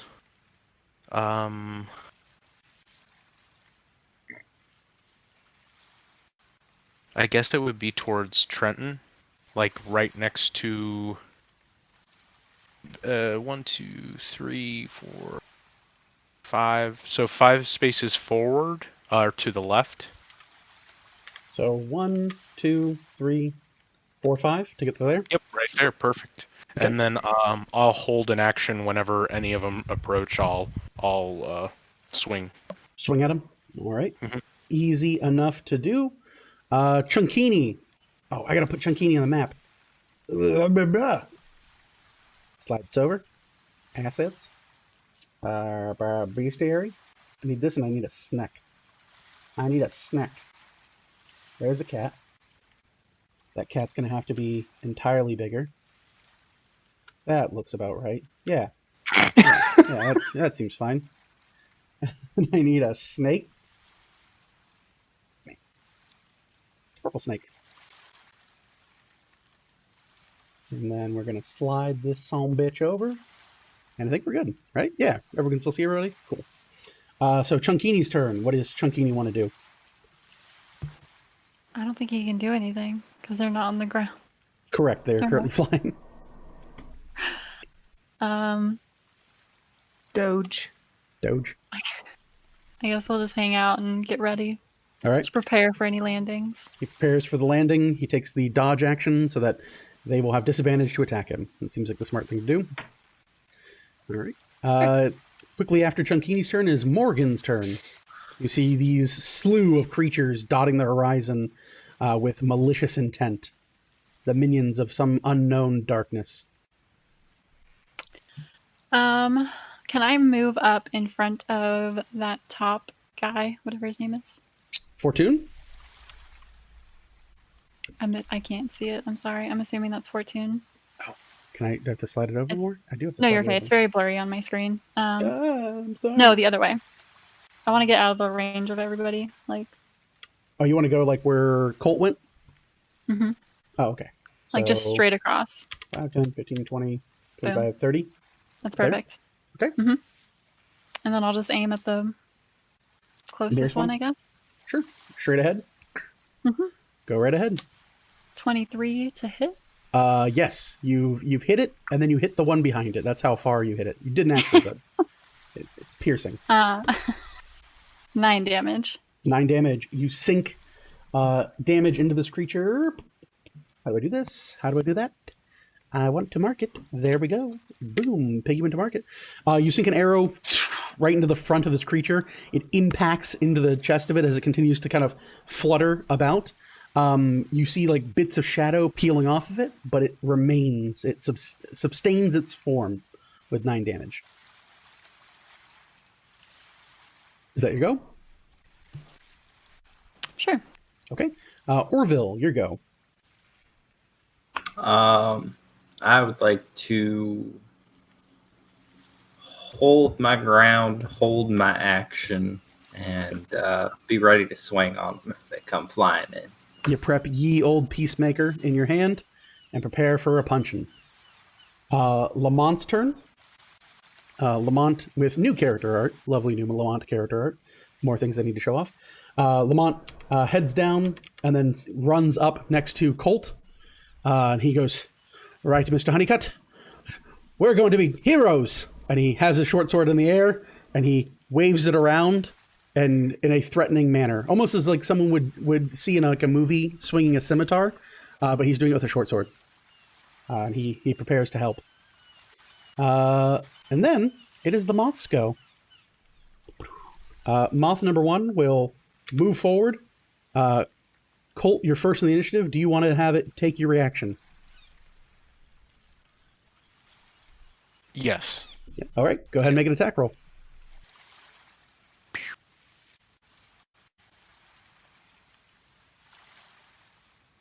Oh man, my to hit is so low. What'd you get? 18. 18 hits. You strike into the wings of this poor unarmored creature. 4 damage. 4 damage? Okay. Combined with the 9 that was dealt to it earlier, you see your sword cleave into it. It cuts in half and rips like 2 shards of leathery paper, and you see it begin to kind of melt in the air above you. You see the weighted darkness kind of and splash into the water below and sink down into the depths of darkness. It is quite dead. And let's take that and boop, this token. There we go. That is the first one. The second one will move up onto your side, Colt. It will fly past you to make room because it is an intelligent creature. Does a 12 hit you? No. Nope. What's your AC? Be easier to do that. 18. Okay, cool. Flies on up. Is going to swing at Trenton. With a 7, fails to hit Trenton. Swings up. Another one at Quas. The 10 does not hit Quas. Has advantage for flanking. Does still not hit Quas. Flies on up to here. Swings on Colt. For a, maybe, 18 will hit. Yep. Colt, you're going to take some mighty damage here. Some death-defying damage. 3 points of piercing damage. I'm down. Oh, well, that's it. This is how he dies. This is it, folks. Round 2, Dead Colt. Dead Colt Society. All right, so you take 3 points of damage, and I need you to make me a Wisdom saving throw. Jeez. You see as it walks forward, it kind of like, almost like floats near your direction. You can see this black powder pouring off of it. It moves its 2 antennae, and they thrash out at you like 2 beats of a drum. That's a whole 3. A 3. You see it slash out and smack you into the face, Colt. You can see these black tendrils connect into the front of your face. You are blind until you make a saving throw at the end of your turn. So you get in the blinded condition. You have this black, shadowy soot on your face. This one up here will fly up. It has advantage because you're blind. It's got a 14, 15, 16, 17. Still misses. We're going to go to this one. We'll move to here. Lamont will take his free strike. Lamont will connect. And his short sword. For 6 points of damage. Okay. This one here. Fly up and attempt to attack Lamont. Oh, sorry. The one's reaction on... I'm sorry. The one on Colt after Lamont takes his reaction. We're looking at a mighty... No. 12 to hit. The one against Lamont. 9 to hit. Nope. This one here will fly on up over the top of the head of Lamont with advantage against the little guy. For a 12 to hit will not. And for a natural 1. No, neither one will hit. This one here, soaring on through, will move past Lamont to Morgan. Morgan. 11 to hit Morgan. Nope. Nope. AC's Okay. 15. Well, fine then. We'll swing again.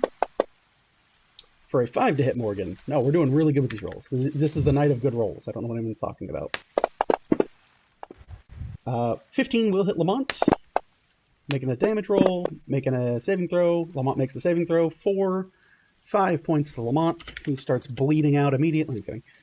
Moving up to here against Mr. Dwarf. Swinging. Getting these swings go crazy. 6 on dice will not hit. We'll move up here. Swing again on Dwarf. We'll miss. We're just gonna... We have a huge herd of creatures. It means that some of these should hit. That one does. Makes a hit, makes a saving throw for 3 points, and fails his saving throw. He is blind. Okay. This one up here to JJ. Orville, do you want to take your reaction? Oh, absolutely. Go right ahead. That's a nat 20. Wow. I mean, you hit. So go ahead here. Yeah. Go ahead and roll damage.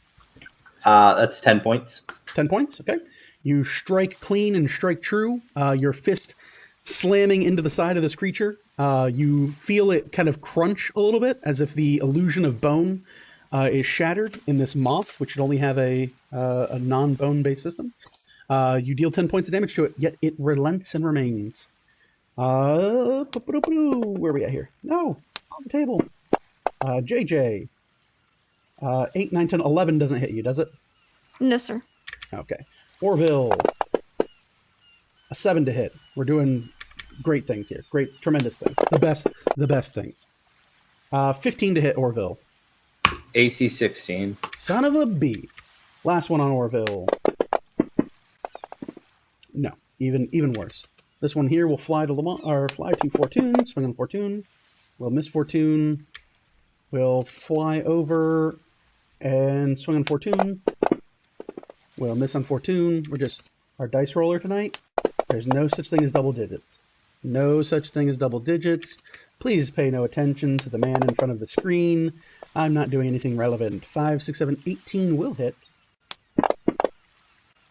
For 2 points of damage. To Fortune.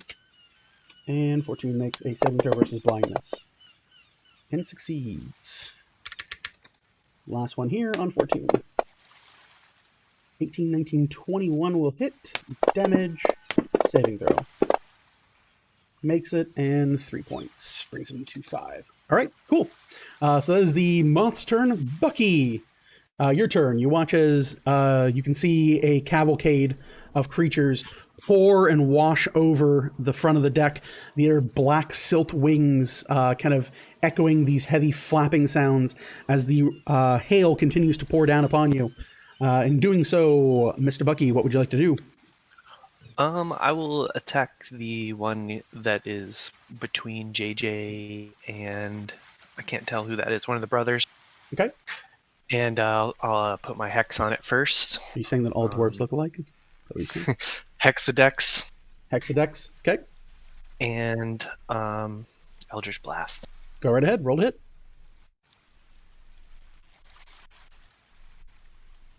Fire off a sickening green beam. Does a 14 hit? 14 connects. You strike into its leathery form. And I do 15 damage. 15 damage. You see it again slam and kind of rupture like a popped balloon in the air, and then tears down, falls to the ground, and you see this black inking mask pool on the deck of the ship and slowly begin to lurch away off the side. You hear a sploosh sound. And that's my turn. All right. JJ, your go. You know that this one has been hit. I don't know if you can see the highlight or not. Maybe. I don't know.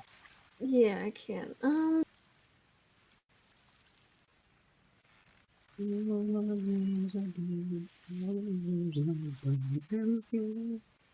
TikTok, man. Hate it. Okay, can she maneuver over to Colt? To Colt? Yeah. If you're going to move to Colt, That's a bunch of... Yeah, you're going to eat a ton of free strikes and then get stuck because you can't move through the other moth. You are here. Colt is here. Lamont is here. And then you have... where are we at? There we are. You have Uldric also blocking the path. And then Ulrich is behind him. Oh. New plan. What do you want to do? She will attack the one in front of her. Okay. Go right ahead. What are we doing? Sword? Yeah, rapier. Okay. The old pointy blade. It's a nat 20. Well, I mean, it runs in the relationship. This is a marriage of nat 20s. The lovely married couple of the game decides murder. Murder is the best course of action. That's what we're going to do. We're going to murderify it.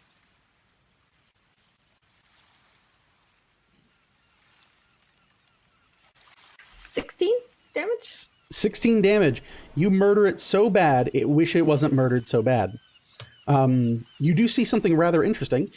For many of you in the Perceptive Bunch, Bucky, Vel, and Orville, as you don't directly have things blocking your line of sight to this event, you watch as JJ slices into the front of this creature. Her rapier tears through the front of the moth and back through the kind of abdomen of it and cuts through it. As she pulls her rapier back and this creature erupts into a black shadowy tendril, you see it begin to form and shake down and then stop for a hair's breadth in the air before becoming thin and pulled.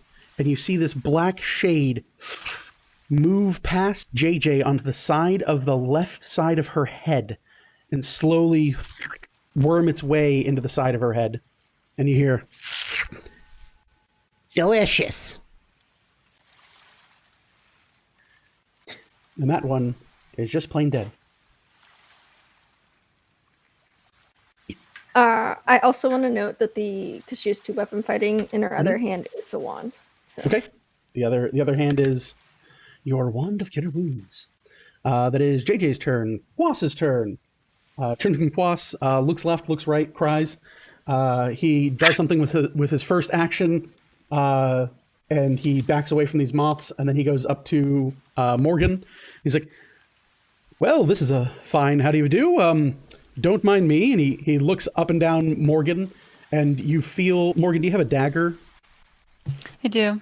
All right, he takes your dagger off your belt, goes, borrowing, thank you, and stabs the creature in front of you.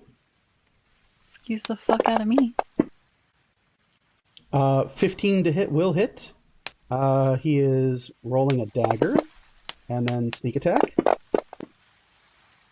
For 6, 12, 14, yeah. He stabs the shit out of this one and kills it. He goes, wow, that is a remarkable weapon. Look how good that weapon is. It cuts so great. I'm going to keep borrowing this, but I'll give it back to you afterwards. This is clearly a magical item. He tears through this creature, and you see it slump to the ground and wither on the deck of the ship before flying between your legs down outside the ship and splash into the water below. That is Quas's turn. Vel, your turn. Okay. I will upcast a magic missile, Okay. and I will send 2 bolts into the 2 of the ones that are around Lamont. Okay. So 2 of the ones So around 2 bolts Lamont. each. So this one and the one below it? Yeah. Okay, so this one here, 2 bolts. 2 bolts? That is... I can't math right now. 5 Okay, so 5 damage into that one, and 6. and 6 damage into the other one. Both strike out, each land and find their target. The moths kind of tattered and more haggardly flap their shadowy wings, but they do persist. Yeah. All right. Anything else for your turn, Bill? No. Okay. Fortune's turn. Fortune looks about the deck, grumbles, pulls his hand up and makes like a menacing hand gesture, and then proceeds to just slash at these creatures.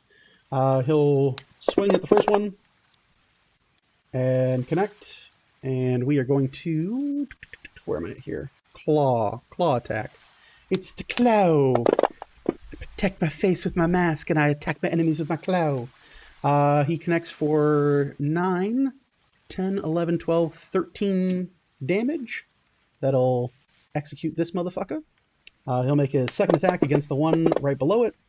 18 on die says yes. For 9, 10, 11, 12. Yeah, same damage. We're good there. And I think that's it for this man. Boo Claw makes Oh, then he's going to bite one because he does that thing too. He gets 3. 7 might not do it. 7, 7. No, that's 14. That'll do it. For a bite attack. 4, 5. And we'll deal 9 damage to that one. You guys, for those of you Bucky, you can see the moths near Fortune. 2 of them fall down to the ground, plunge into the water below, surely to never be heard from again. And Fortune kind of tears through these creatures. And you hear, "What the absolute shit is going on?" And he kind of has his crossbow in one hand and his now kind of shadowy covered claw as he tears through 2 of these creatures.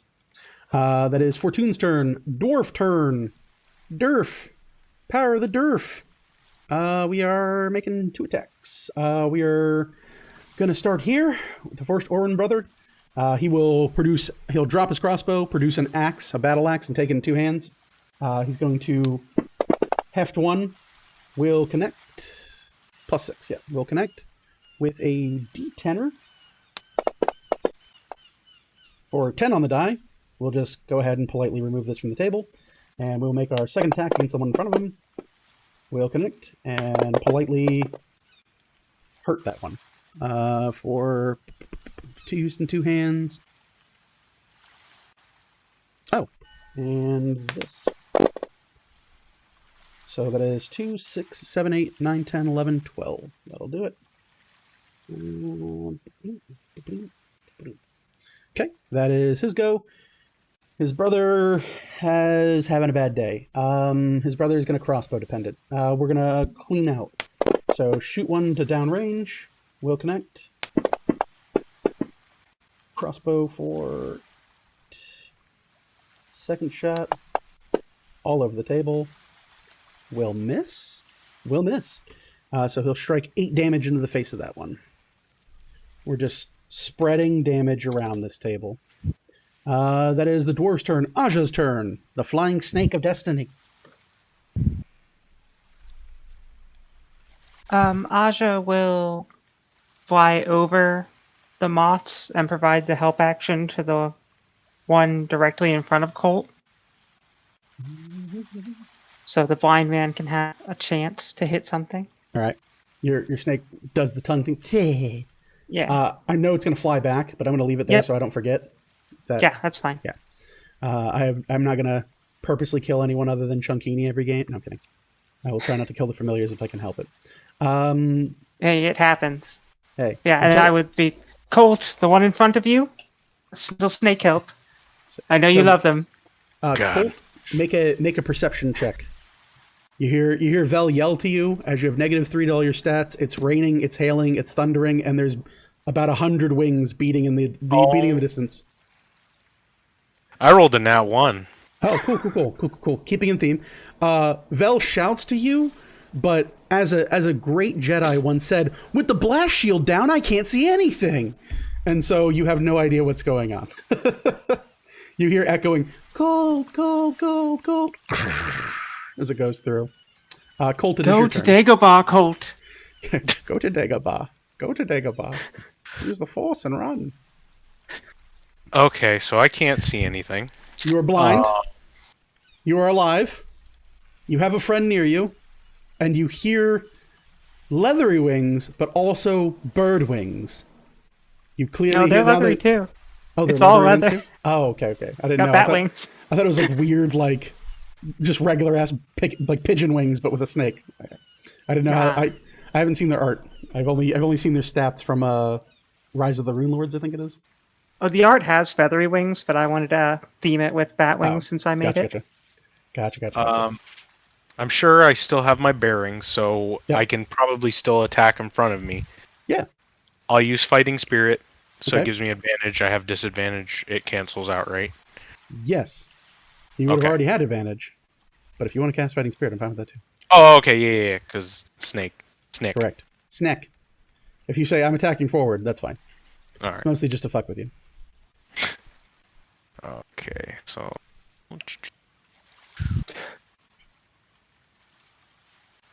that'll be a 7 to hit. A 7 to hit?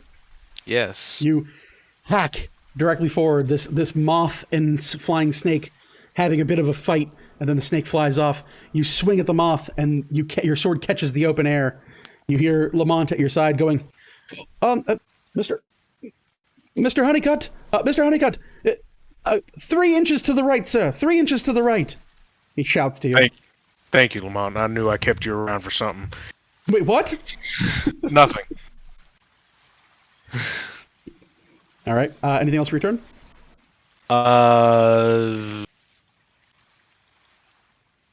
No. Okay. Nothing. Chunkini's turn. Anything Chunkini wants to do? Oh, what you need, Colt? Can I roll for the blindness thing? Yes. End of your turn. Please roll a wisdom saving throw. If I fail this, I'm going to use my saving face, which I should use it. All right. Yeah, I'm going to use my saving face because I got an 8. Okay. So it's up to what, 6 allies you can see? Up to 5. So yeah, you get a 13. 13 passes. You are no longer blind. Yeah. You may not spend the whole combat blind. May is good. Chunkini, what does Chunkini want to do with its turn? It flounders around on the deck of the ship. These creatures are flying about 5 foot up and striking down at people. Chunkini is, I don't know, like 1.5 feet tall because it's a rather rotund cat. I get it. There's nothing he can do. I understand. No, he's doing everything. Okay, he's team fighting spirit. Okay. Out of character advice, what could he actually do at this moment? Realistically, he can grant the help action regardless because it's within 5 feet that he can do it. So even though he can't reach them, he can still grant help to anybody that you target. So you pick a moth. Like flying up. Yeah, he can. The downside is like, so the cool thing with like Aja is the Aja's flying through the air and like hissing at stuff and like doing that snake tongue thing and like really pissing people off. Chunkini is less distracting them and more just really fucking annoying, I would imagine. So I will say that Chunkini's help action is less distracting as like a physical sense because that's a lot of effort and it's going to burn too many calories that way. And it's more like it kind of just crawls up to an enemy and does that my food bowl is empty meow. That meow, meow, meow. And the enemy is just pissed enough that it grants advantage. I think that's a pretty good way to visualize that.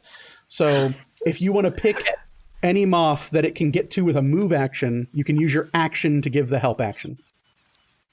Okay. Is he underneath? God, sorry, I'm so tired right now. That's all right. Is he underneath the? Oh my God, what's his name? I Orville? can't see him on the map. He's right here. Okay. I guess we'll just give advantage or give help to Fortune? the one. Yeah. Right here. Might The as one well. right next to him. Yeah. Okay.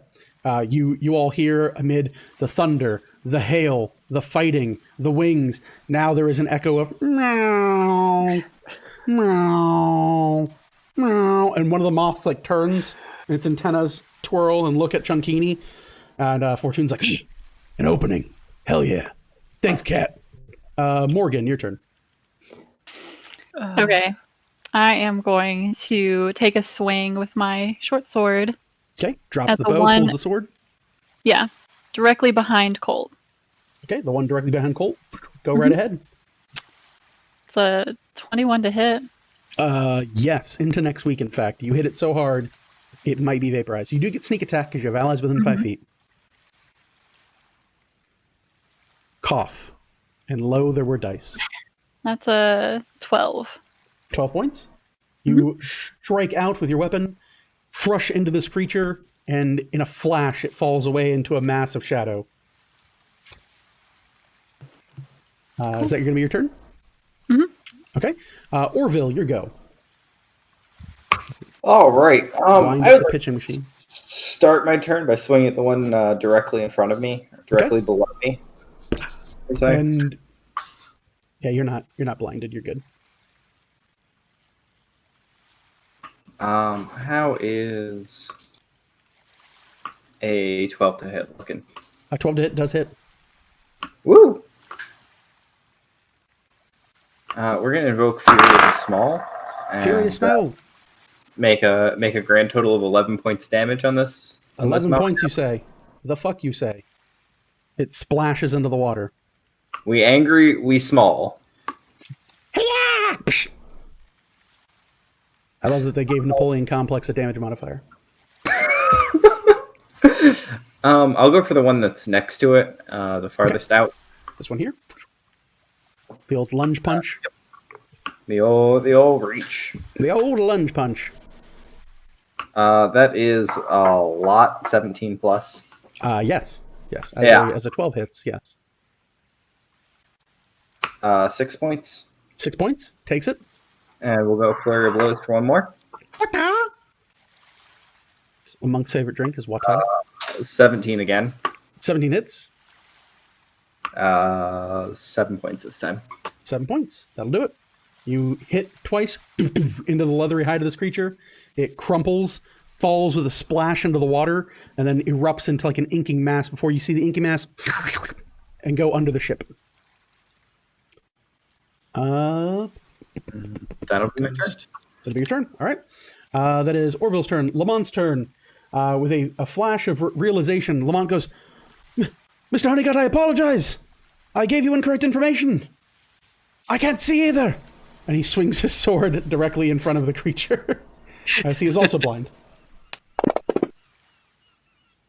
Oh, disadvantage.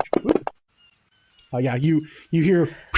He goes, I think I got one though. I think I definitely hit one. And you hear a short sword connect with wood. He goes, yeah, take that, foul beast. And you hear him stab into the side of the ship. How far away is he from hitting someone so I could direct him in the same way that he directed me?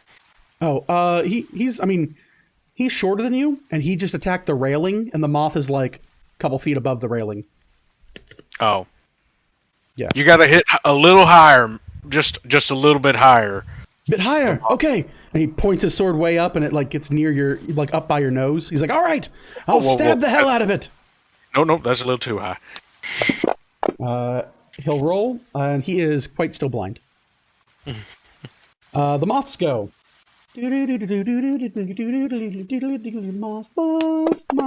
Moth. No, doesn't hit. We're just gonna do this one. Do the truffle shuffle. Swing on our boy. We'll connect with our boy.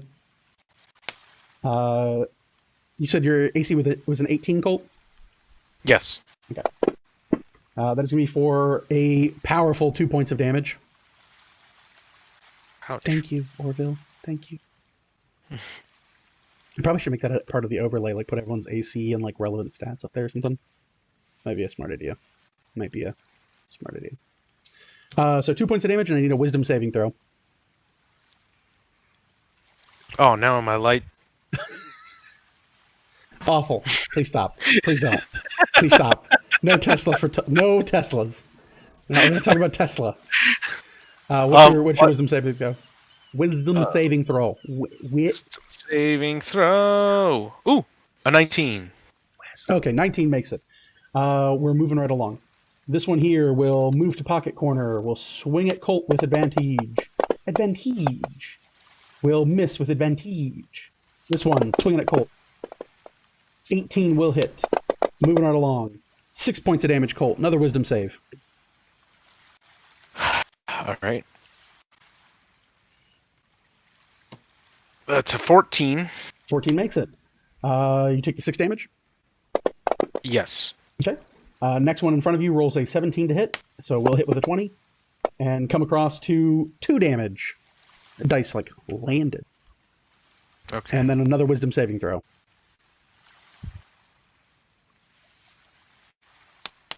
There it is. 8. 8. Welcome back to Blind Town. Population, yo ass. This one will swing. It gets an 18 on die to hit Mr. Lamont. It'll almost murder Lamont with 3 whole damage. Lamont starts crying out in pain.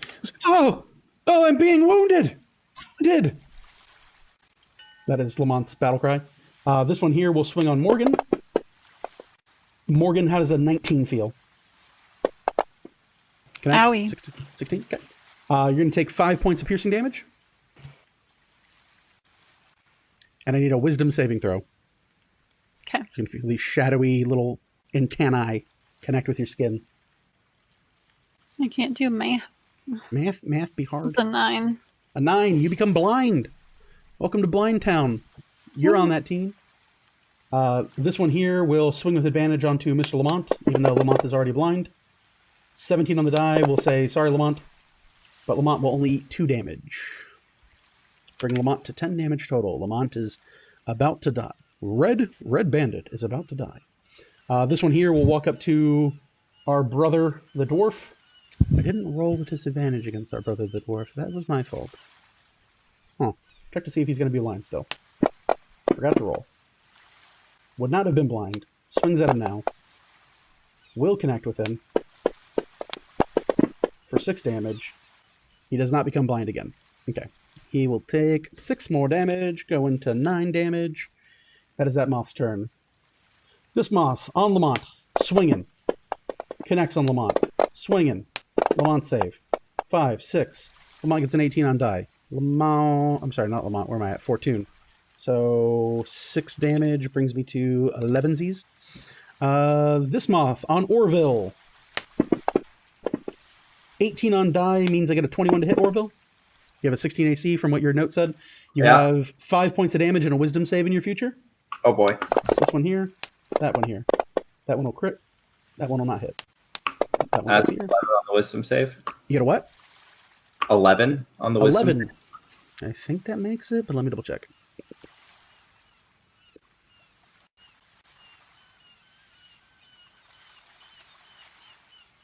$11 makes it. You're good. Let's see here. That's 11 points of damage to Fortune. Fortune is nowhere near dying, but he's not having a great day. Fortune makes a wisdom saving throw versus blinded. And with the 7 on die, Fortune still makes it. Because Fortune laughs about being blinded. That is the moth's turn. Bucky's turn. Did Chunkini give advantage already to somebody, or is that still? This one right here has advantage granted if it is shot Okay. at or killed or maimed Yep. or horribly wounded. I'm gonna move my hex to that one and Eldritch Blast. Bang bang, says the man who can hit from a mile away anyway. Bang bang, I take that help. Bang bang. 25 to hit. No, you hit too much. It happened so And- fast. And 17 damage on that one. Cool. Yep. It explodes. It just, I don't know how else to describe it. Like a pinata, it just explodes into shadows. Is that your go, Buck? That's it. All right, JJ, your go. You finally can move without being mortally wounded or crippled. JJ is going to. She's going to stay right there for now, but Okay. she is going to point her sword and the wand over towards Colt. Okay. She's going to say, open your goddamn eyes. Start swinging. And she's going to, with her bonus action, give him a Bardic Inspiration die. Okay. And then also Cure Wounds as her action. Oh, are you gonna get up to Colt? Or up to who? Cure Wounds, I think, is 60 feet. No. Oh, yeah, I'll Cure move up Wounds is to him. touch. Healing word Oh, is shit. 60 feet. Mm. That's up to you and Jesus. Yeah, she'll healing word him first. That's fine.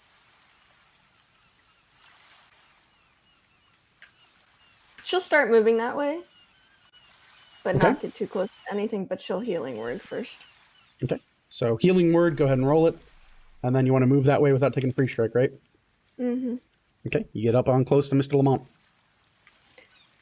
Oh, no, I can't healing word because I already used my bonus action. I gotta move up to him, so I'm gonna move up to him. Okay. Path of least resistance is to squeeze on top of the shed door that's on top here. So you'll Yep. take 1 free strike from this moth. Okay. It hisses mothy death at you. 13 to hit. Nope. Okay, well, its mothy death will be reserved next time.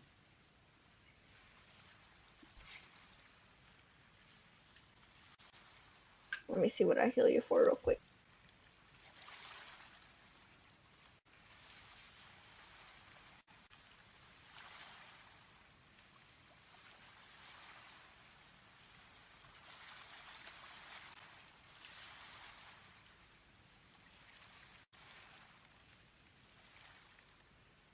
I think that's 8. Healing him for 8. Mm-hmm. All right. Thank you. Yeah.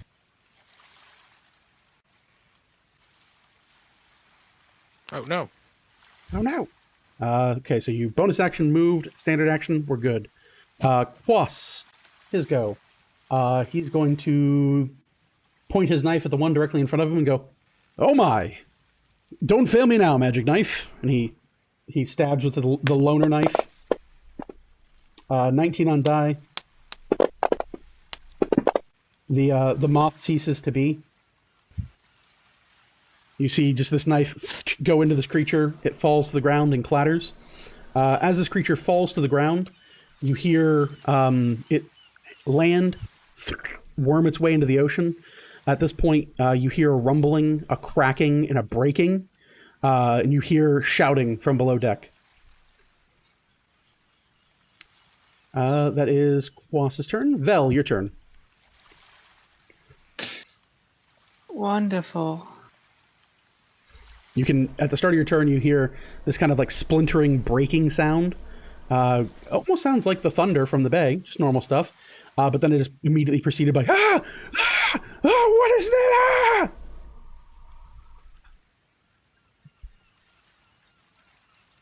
Ah! I'll head down. You head down below deck? Yeah. Okay.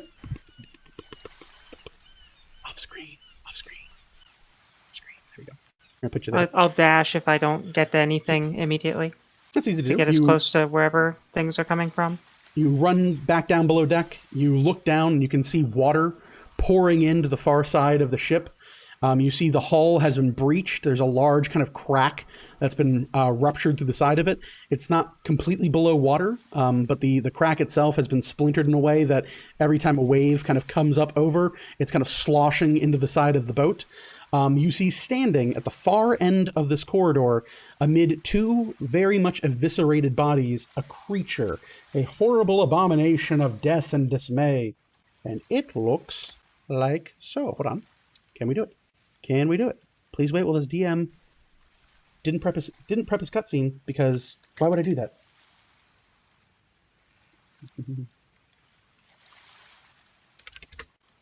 Oh, you sons of bitches. This is now officially the session where all of the bad things happen. There we go. Let's zoom out. There we go. Actually, not bad things in game. I mean, the things in game are pretty bad, but the things out of game are pretty rough too. Let's see here. I want to get the whole picture, but I don't know how to. This is the problem when you don't buy the art book in addition to the monster manual you want. This is what happens. In case anyone's wondering. There we go, and we'll go down here. So you see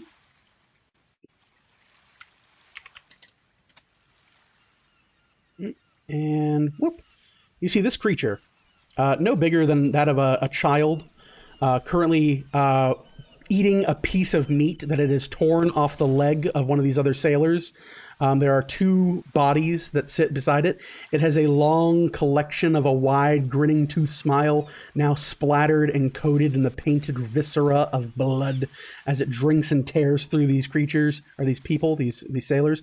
You can see its offhand, which I can't get in the photo because I have to clip it out of the monster manual. You see its other hand is ending in a long trail of dripping blood. Its fingers pulled, almost elongated. If you took a finger and you pulled it like a cartoon and elongated even further, ending in a long swooping claw. She played Dead by Daylight. Good example. The hag with her creepy slice off hand. It literally is the same kind of image. But yeah, I can't clip it without showing you what it does, and I don't want to do that yet. No spoileries. But you see this creature kind of like sitting there, twisted and having kind of eaten. It's enjoying two manwitches, delicious, delicious manwitches. And it is at the far end of the ferry. So at this point, it's 5, 10, 15, 20, 25, 30, 35, 40, about 45 feet away from you as you head below deck. Being that the Would I deck have was seen it? Yeah, you can see it. I mean, without dashing. Yeah, you were standing. Wait, hold on. Boop. I was right So, near the entrance. Yeah, you're right there. The entrance is literally these two squares right here. Okay. Being that no one had time to throw that closed, no problem at all. Move action, go downstairs. You see it at Okay. the far end of the hall.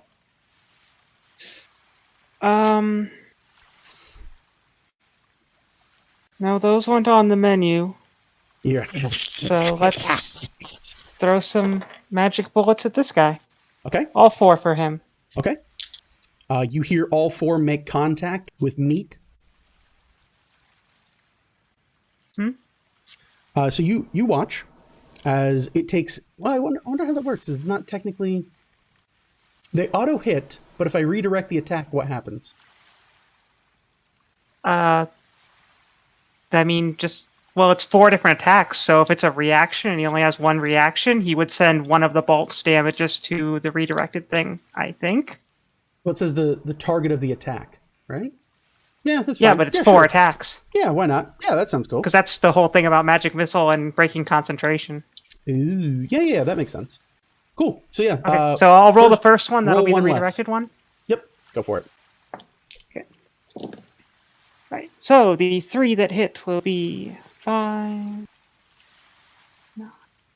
12 points of force damage. Okay, 12 points.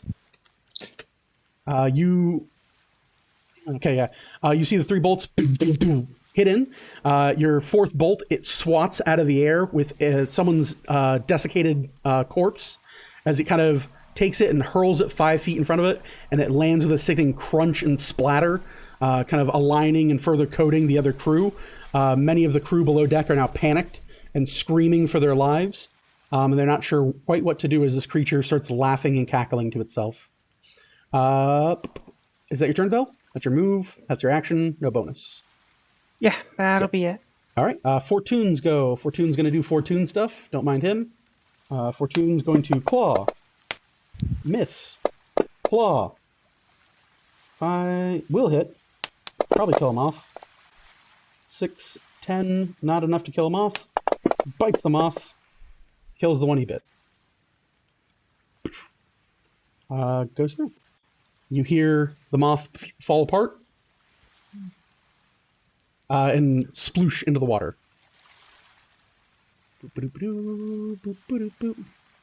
Fixed. Okay, there we go. That is Fortune's go. The dwarves go. Boyo number 1. Swing with the axe. Miss with the axe. Swing with the axe again. Finally connects with the axe. And we'll come across and end this horrible moth's life.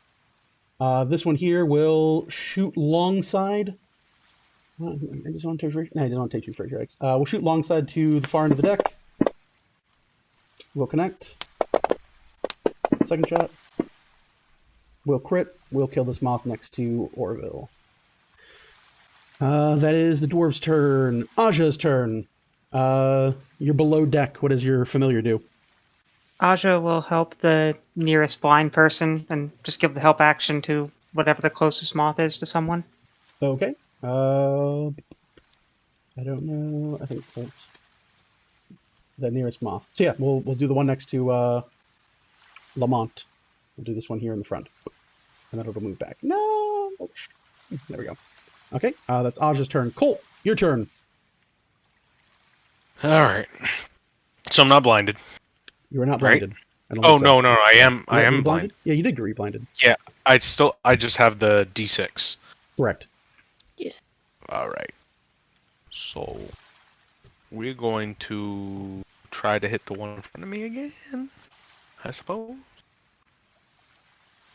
Wait, I don't have advantage. Because Aja is no longer. Oh yeah, I'll just use Fighting Spirit. That's probably better that I do that anyway. Sorry, I'm thinking That's out all right. Work your way out. I don't care. loud. What targets the creature? So if you target that one that it did, it would be whoever attacked it next. Just Yeah. in case, because I have a feeling that this event is still. It's very similar to what happened before. I'm going to use Fighting Spirit because it's giving me temporary hit points too, just because. Are you accusing me of trying to show you exactly what these horrible monster things do by 3 fights that kind of work functionally the same? How dare you accuse me of such conveyance? Wait, I am doing that. Yeah, sorry. Wait, no, carry on. Sorry. So yeah, I'm Fighting on the internet. Spirit. I need to be offended first. All right. And I will try to hit the one in front of me. Okay, go right ahead. You have advantage, you have disadvantage, you have a regular shot. Go for it. 20. A 20. Yeah, connects easily enough. Go ahead and roll damage.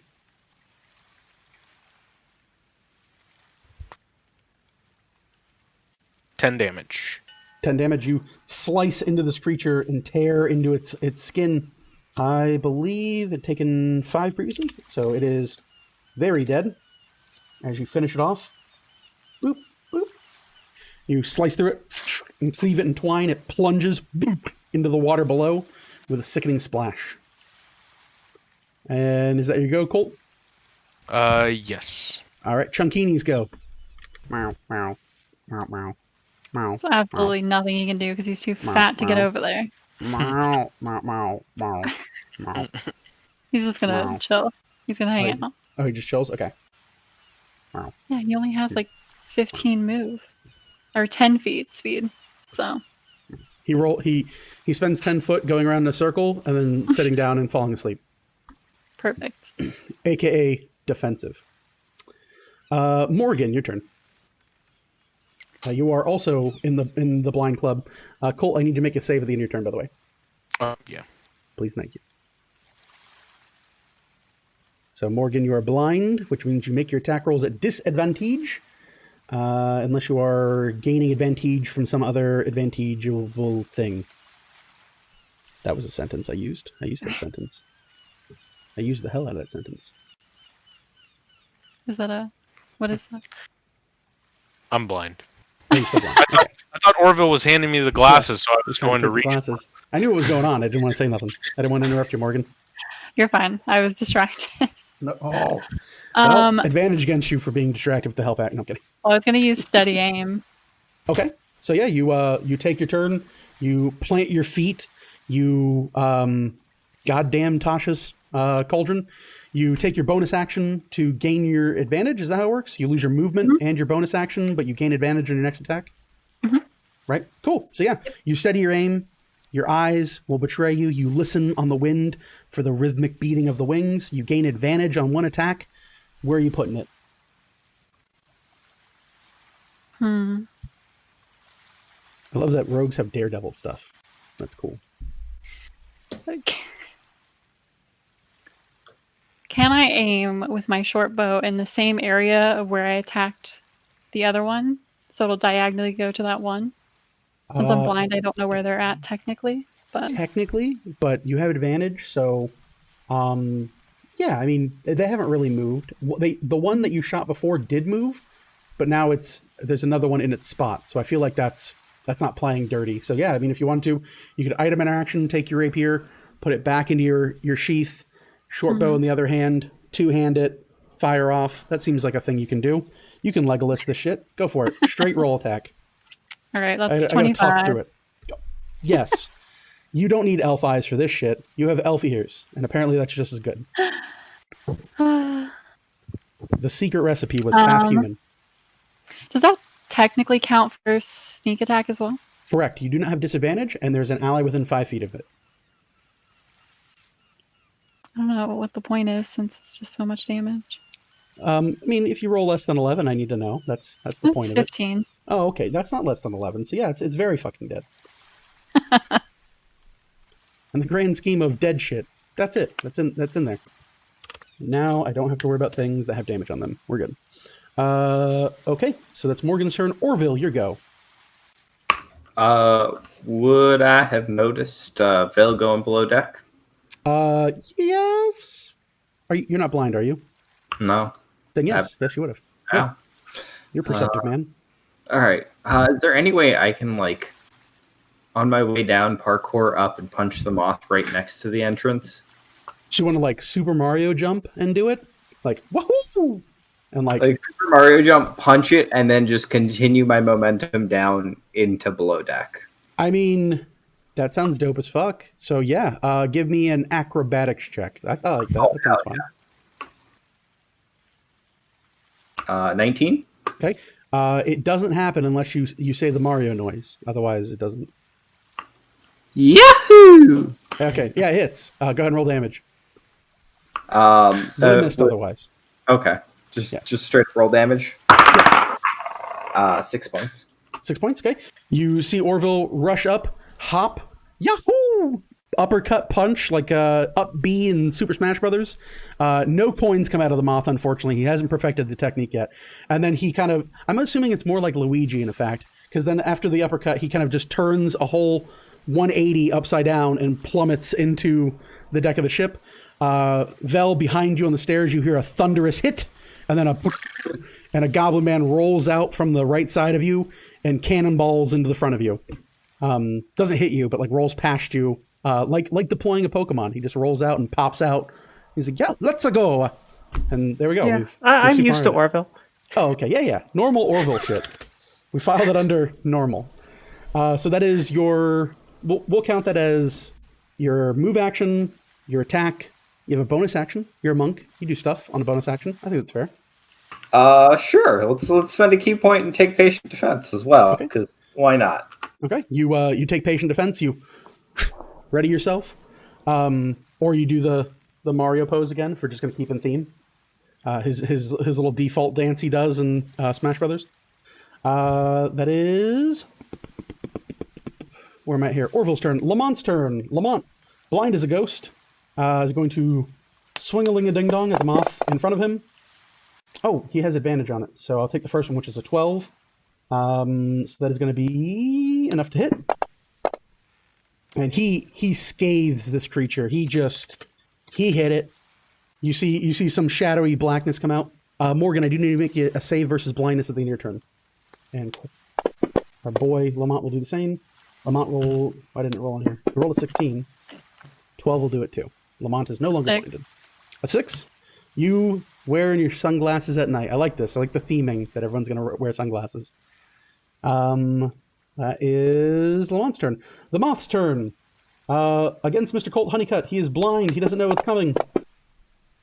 He gets missed no matter what, because 17 does not hit. Next one against you, being blind. 17 on die will hit. For 7 points of damage, Colt. Good. Yes, no, so. Okay. Cool. There's that. That one's here. Really this one. In these things. It's like sunglasses and computer screens don't blend. Who would have known? Against Morgan, we will crit. No, that's not a crit. I rolled an 8 and 13. I thought that's a 20. So we rolled a 13. 16 will hit. We know that. 4, 5, 6, 7, 8. Well, 7 damage. Sorry. 7 damage, Morgan. Gotcha. This one will swing against JJ. JJ does a 19 hit. Yup. Okay, that's going to be for 3 points of damage. And a wisdom save versus being the sunglasses team.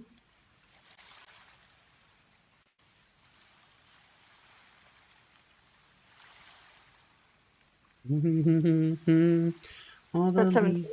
17 makes it. You're good there. The last one against Fortune.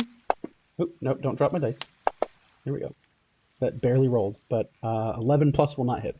So that is the moth's turn. The bad guy's turn. You hear a ripping and a tearing sound. Orville, as you roll down, pop up, and you see this horrific display from Vel. You kind of turn and look at her, then turn back and see this creature, this small demon with pointed horns. It rushes forward and jumps, and you see it land on a sailor. It kind of like clings to him on his shoulders, and it kind of clings to the front of him, and you see its mouth open up, and its jaw extends out almost comically so, wrap over this guy's throat like a vice, and crush it immediately. You see it tear through and rip tendon, and blood sprays into the air. As it does so, as part of its 3 attacks, it takes the second attack off of a dead creature and will throw him at you. I need a dexterity saving throw. You have advantage for patient defense. Those are not on the menu. Bad child. 13? You said 13? Yeah. Okay. Yeah, with a 13, you attempt to move, but this body flies through the air, and awkwardly, as you dodge the brunt of it, the actual chest of it, its legs extend out and clatter into the face. I need you to make me a strength saving throw. I take it we're going prone? Most likely. So you get hit. for 9 points of bludgeoning damage. Gotcha. And you are knocked prone as this now corpse lands on top of you, and not the sexy one with the deep voice. This is a very dead corpse. And that is going to be, so it's its bite, it's its first claw, second claw attack. It will walk up to another member of the crew, swing its claw at him. I think anything but a 1 connects this guy with no armor. That's why I shouldn't tempt fate like that. That is a 1. So he misses the crew member. Great. That's that guy. Bucky, your go. Should never tempt fate, kids. Don't tempt fate. Don't tempt fate, not even once. Is there still one over by Fortune? I can't tell. Is there still a shadow creature by Fortune? Yeah, there's one shadow creature. Okay, I'm gonna clear this side of the deck. I'll aim at him. This one. My hex, and then yeah, hex's dex, and then Eldritch Blast. Okay, go for it. Roll to hit. 21 to hit. Yes. For 16 damage. It's gone. And it's gone. Fortune looks over in your direction and goes, "Hey, you're all right, Satyr guy." And Bucky's gonna move over by Fortune. Okay. Walking on over to Fortune. That's it. Okay. Simple to do there. Wonder if I can... Yeah, there we go. Let's do that so you guys can see yourselves. That is your go, Bucky. JJ, your turn. JJ's gonna slap. Slap. She's gonna slap Colt upside the back of the head. And cast Lesser Resto. Okay. So he's no longer blind. Yeah. You reach your hand out, cast upon Colt, and with it, you've cured his blindness, but his curse remains. I mean, no curse. No curse. Sorry. No curse. Well, Why would it be? Don't worry about it. Nothing. Don't worry about it. Is that's your action? Anything else for your bonus or move? She will...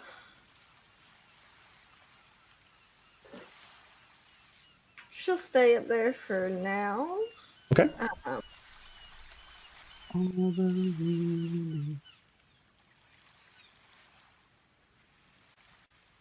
She'll just stay there for now. Okie dokie dokes. Wass's turn. He is going to laugh and fling the dagger at the creature next to Colt. 15 on the die will say yes. I don't think I can't not kill it. And it is quite murdered, in fact. It is very murdered. He goes, "This is some knife you have here, Miss Morgan. Some knife. Tremendous knife. Love this knife. Greatest knife I've ever borrowed." Vel, your turn. You now see below deck that you have Orville. I wonder if I can... Hold on, let's see here.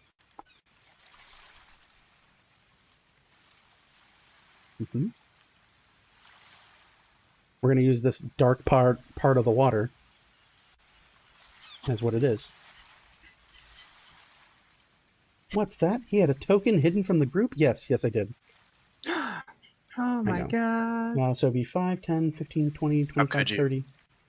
So... Secrets and lies. Lies and secrets. Many secrets. Gelfling? Got a secret? Did you not see that's what I'm wearing? Yeah, I know, that's why I said it. I got references, I got eyeballs. I'm not blinded. I wasn't sure how well it showed up. It was pretty low on frame. It is your go. What do you want to do? I would like to ring a bell. Okay. Boom. And so I'll take a wisdom save from that little guy. It fails. Oh man, all these things now? I'm sorry. Oh well. That's why I changed one. Thank you, Tasha's. Yep. You had the thing last week. The Lord told you what he assumed these creatures were from. Well, I wasn't sure if No, it's fine. It's good to confirm. all of them. All of them. So yeah, you ring the bell.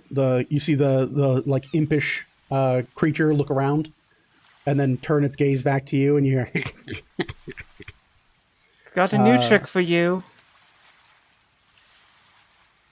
Fortune's go. Fortune looks at Bucky, and like kind of leans into Bucky. He goes, "So hey, Buck, I think there's a moth still on the ground over here. So if we just stay over here, make sure we kill this moth here where it's safe. I think it's a good plan, right?" I think you need to go below deck, buddy. You're a real son of a bitch. I ain't doing that. Come on, it's safer down there. It's not safe for anywhere. It's safe. You know what? All right. Give me a persuasion check. Because Fortune doesn't want to die. Again. For the third time. 15. 15. He'll roll against. He like looks at you and he's like, Aren't you like a hero? Fucking need this job. Need this job. Need this job. So that's 5, 10, 15, 20, 25, 30 to there. He'll move. He's not going to double move, but he's like begrudgingly moving forward, like, all right. And he's like flicking his hand. And even though his hand looks like it's clean, like every time he flicks it, like speckles of like shadowy blood land on the ground. He's just like, fine. Go downstairs, Fortune. Risk your life, Fortune. Sure thing. Anything you want, boss. Yeah, shove your dick up my ass. That's cool. Great. Yeah, fucking assholes. That is Fortune's turn. The dwarves' turn. Big fellow up here will step up onto the deck. Big ol' axe in hand. Swingling a ding-dong. Natural 1. He's really good at those. Second swing attack. 7 on the die. Will connect with the 11. One of these. One of those. One of these again. That's 7. Where am I here? 10, 12. Yeah, that's enough. We'll kill this one next to Lamont.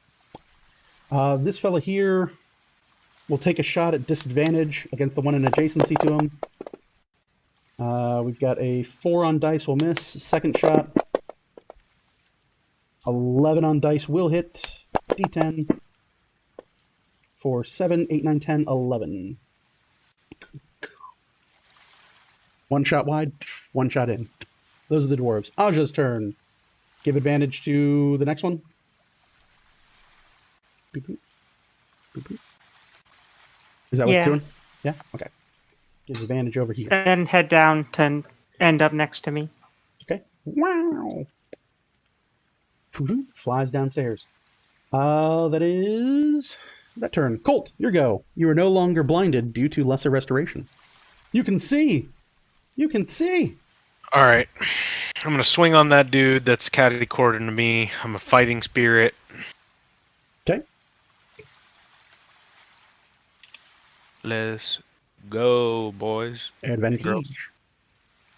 Ladies and gentlemen. Ladies and gentlemen. Ladies and gentlemen. Ladies and gentlemen. That is a... Well, let me roll the second one. Beep, boop, boop, boop, Yeah, boop. so 20. 20? 20 will hit. 9 damage. 9 damage is not enough to kill, so we will take it. I don't like it. Is that your go, Colt? Yeah. Yeah, he says begrudgingly. That is Colt's turn. Chunkini takes the defensive action. Morgan, your go. All right. I hate to keep switching weapons, but would I technically know that one is near me? I It's mean, from yeah, why not? Yeah, I mean, you're blind, but if you can, I'm gonna just assume that it's kind of like you can hear. Are you trained in perception? yes. Then sure, yeah, that seems fair. All right. I mean, they're not trying to stealth around you to hide or anything. They're squeaking. I assume so. Yeah. So short bow at your so- side, rapier in your hand. I'll use short sword. Okay. Mixing it up. Fucking all the weapons. Full armor. Yeah, you know. That's a 25. 25 will hit.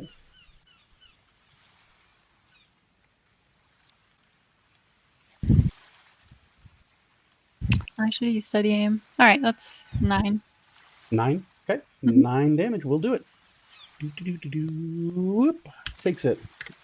So you steady yourself. You swing through your blindness, ignoring your disadvantage because you can give yourself advantage, and you swing through, cutting into this creature, but not enough to slay it. Orville, down below deck, you are prone, and you are you currently have a person's corpse on top of you. Yeah, he's gonna stand up.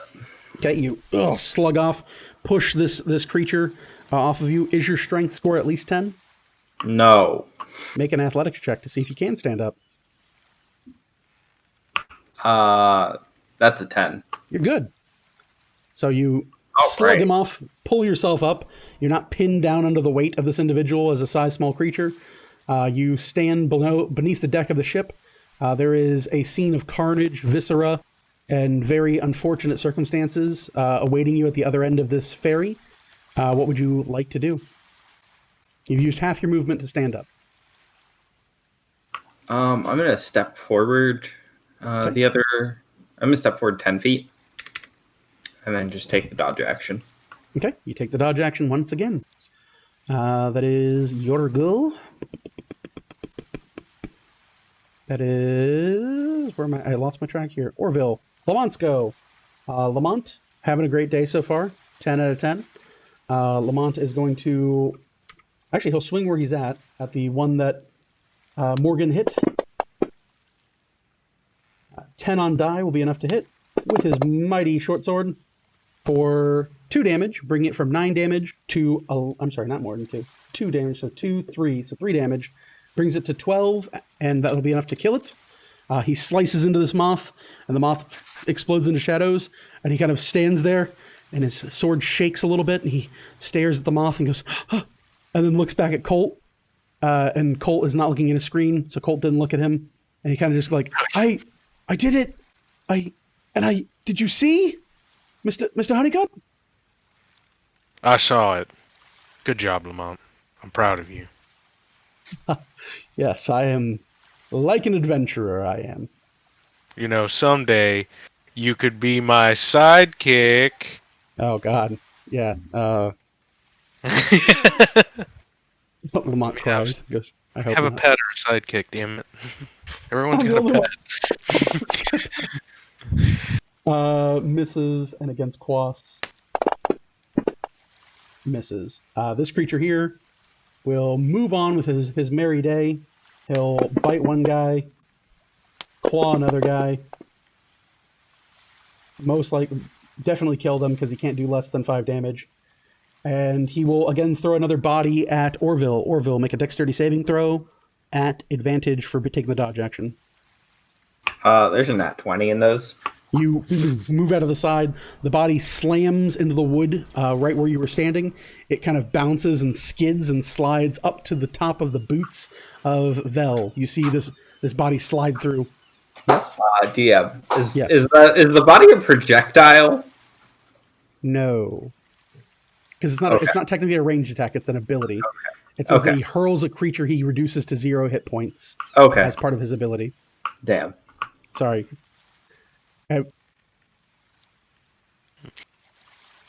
Rule of cool though, fuck it. Like, I mean, all right. Technically no. I'll tell you this.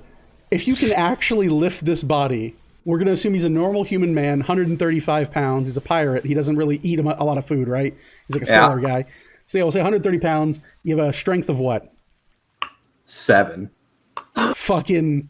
If you want to attempt to catch it, you go right ahead. But if you fail, you will get knocked prone and you will take damage. I'll tell you. I'll let it slide. Okay, you let it slide. You let it slide up to Vel's boots.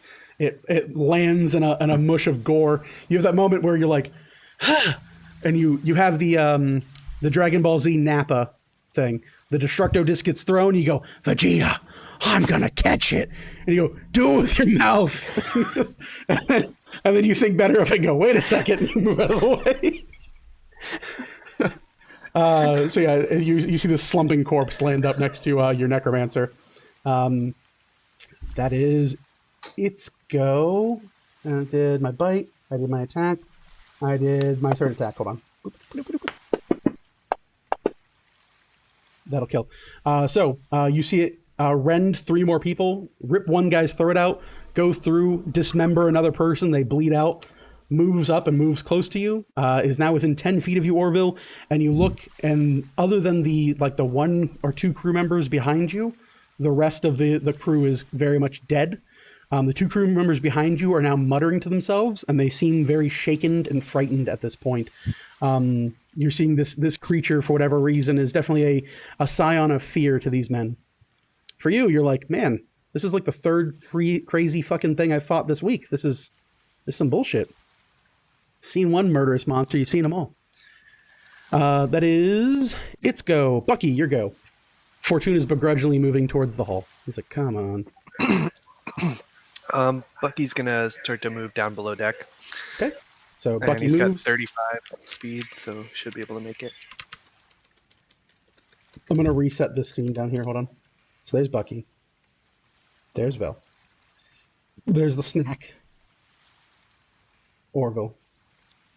10 foot of Orville. Yeah. No, one more.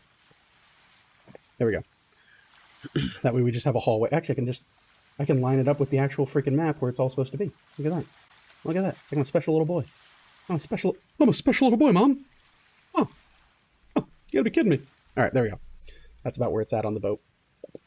That is Bucky's turn. That is just your movement. Yep. So since it's throwing things, I'm gonna try to hex its strength. Okay. You hex its strength. You see Eldritch Blast. Okay. Go ahead and roll to hit.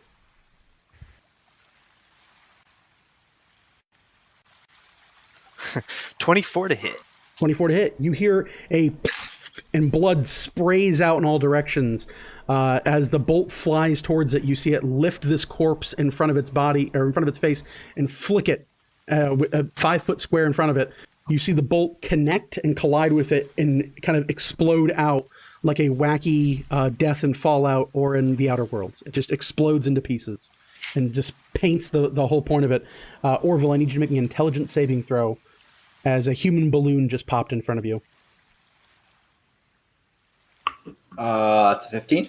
15. You are shaken, but you are now a blood-dipped goblin, like the most delicious of chocolate strawberries. You are now coated in the viscera of a human man. Truly, you have never known being so deep inside of a man before, but now you know. And knowing is half the battle. I mean, whatever. Don't. You got a cult story for that there, Orville? We have a real life story. No. It's called a tryst. That is that guy's turn. Bucky, that was your go. JJ, your turn. Things are looking fairly okay up here. Things are looking great. Not a thing to worry about up here.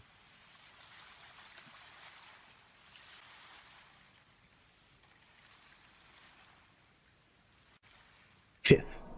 I plead the fifth. All the amendments of the Constitution.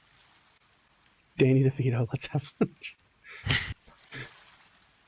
Couldn't afford his lunch. That man eats.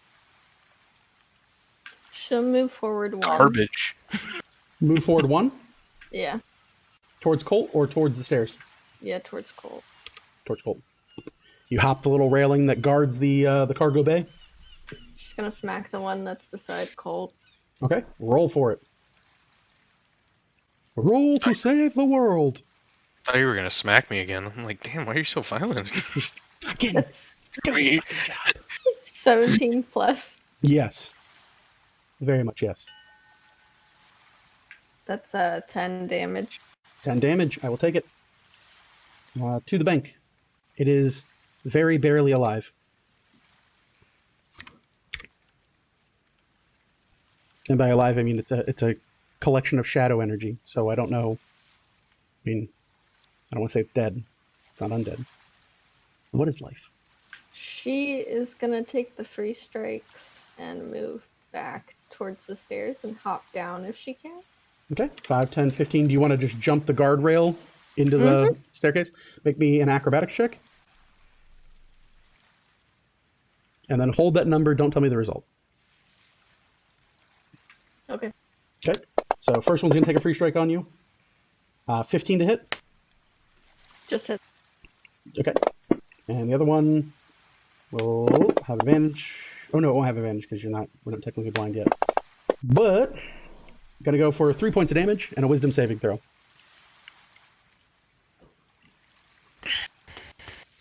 Green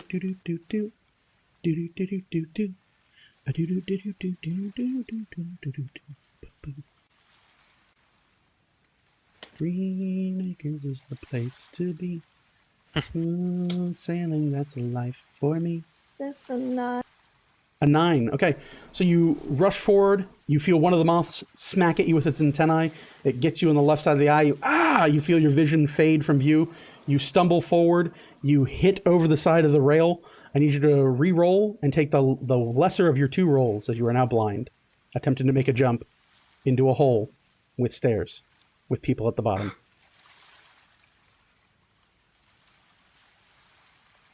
It's 15. 15. You manage to clear the gap, and like QT Marshall, you barely make it over the top rope, but it's the fact that you made it over that counts. You plummet down the stairs, and superhero landing, boom, hard on the knees. You feel like you might have cracked one of the boards beneath, but you do manage to land without hurting yourself or others. You are now down below and blind. Great. Right.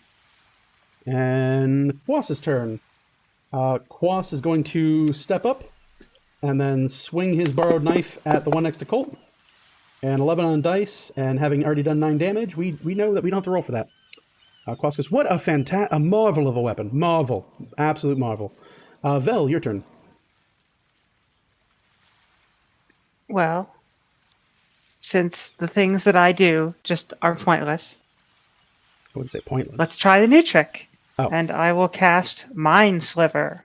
Okay. So I need an intelligence save from it. It's real intelligent. It gets a 5. 5 points of psychic damage, and it's got a -4 on its next saving throw before my turn. Okay. You see this creature rear its head back and hiss out in Orville's direction. And it seems to kind of have like a twitch at this point as you drive some unknown magic deep within its brain hole. Fortune is going to walk up, look down, see all the people, kind of go, I've got your rear guard. No one's getting past me, boss. You got it. I believe in you. Specifically you with the antlers. Wait, no, those are just little horns. I believe in you, man. Go team. He gives inspiration. It doesn't have a dice value, but you feel inspired. The dwarves. Dwarf 1, boop, boop, boop, boop, walking on up with his battle axe, swingling a ding dong.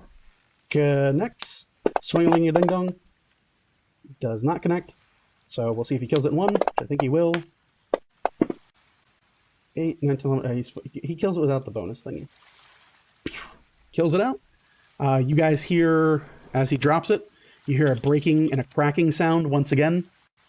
And the bad stuff keeps on happening. Why do good things happen to good demon people? Can we open? I'm going to kill this program. I swear to God. This is how it works.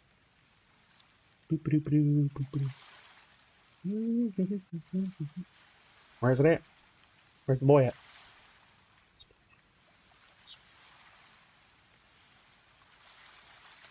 I'm not going to waste a lot of time with this. Let's do two different tokens. Let's do a flame skull, because they look cool. Flame skulls look cool, and I'm never going to get to use one, really. There we go. All right, so you hear another break under the wood. Actually, where do I want to deploy it? Yeah, I think that's fair. We're just going to break it below deck. Another break in the wood. Another one of these creatures rends out from beneath the sea, pouring more water with each passing wave as it begins to flood the bottom part of this. You see another one of these small horned creatures.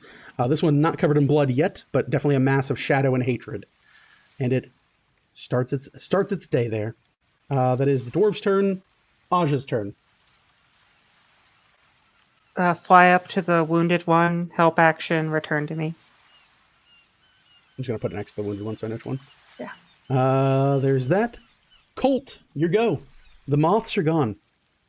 Okay. I repeat, the moths are gone. So everybody's been running downstairs. How do I? What's the the closest entrance to the downstairs area? I will show you in a second. Hold on, me. Color picker, red lines. Okay. Let's make this. Oh, that's way too big. God. Oh, I didn't switch the stream, did I? Yeah, no. Oh, I reactivated that picture though. That's kind of wicked cool. I gotta fix that. But that's cool. I didn't know I had that as a hotkey. It's 0.8. And then link it. There we go. So, wee. There's my shitty boat. Deal with it. That's called Impromptu Boat Maker 2016, and I'm gonna fix it in a second. Uno momento, por favor. Oh, fuck this. Oh, no, I fucked it up. There we go. Boop, back to the clicker. Let's do that gone. Boop, boop.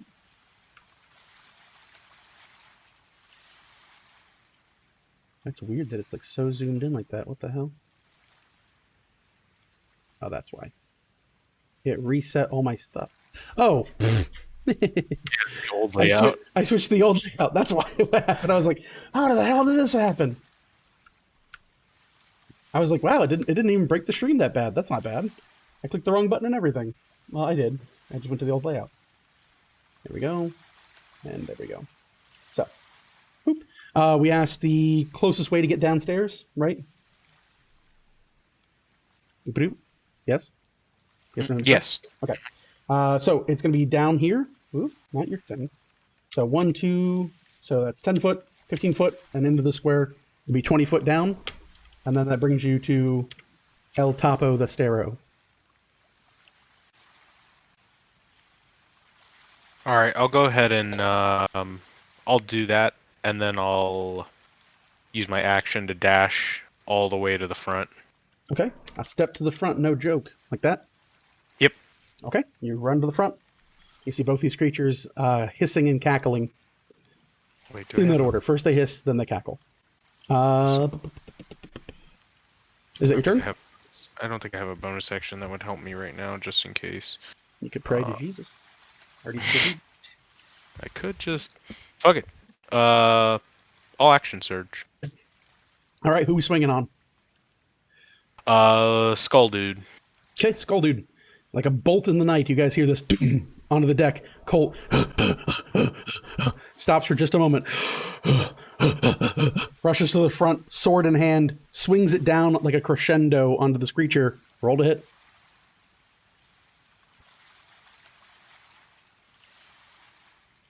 14. 14, you swing wide of this creature, and it slams your sword into the kind of open, pouring water as your sword hits into the wood and just barely misses it. All right.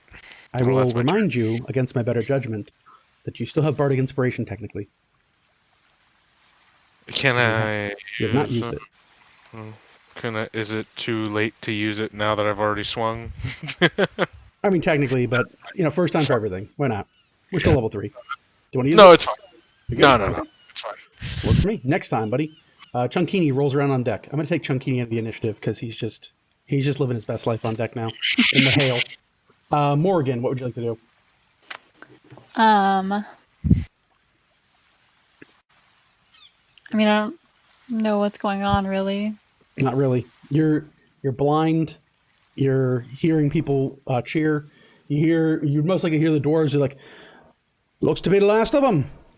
Seems we're good. Have ourselves a pint. Here, I don't think there's a pint in here. What do you mean there's no pints in here? It's a sailing ship. Got to have a pint. No, I don't think there's a pint. All right, then I guess I'll just hang out. Hang Since I out. don't know what's going on below deck or anything? Make a wisdom saving throw. I will. A 20. A 20. You are no longer blinded at the end of your turn. Oh my god. Orville. Yep. Bad stuff. Deck. What do you want to do? Oh, we're gonna walk up and start swinging. Swing a ding dong. Who are we swinging on? The dude that's been throwing shit at me. Okay. Little bloody boy. Little bloody boy looks at you. Yeah. He hisses. Advantage on your first one. Yep. Advantage on your to hit. That is going to be a 20 some odd to hit. 17 Okay. plus 6, 23. That'll hit.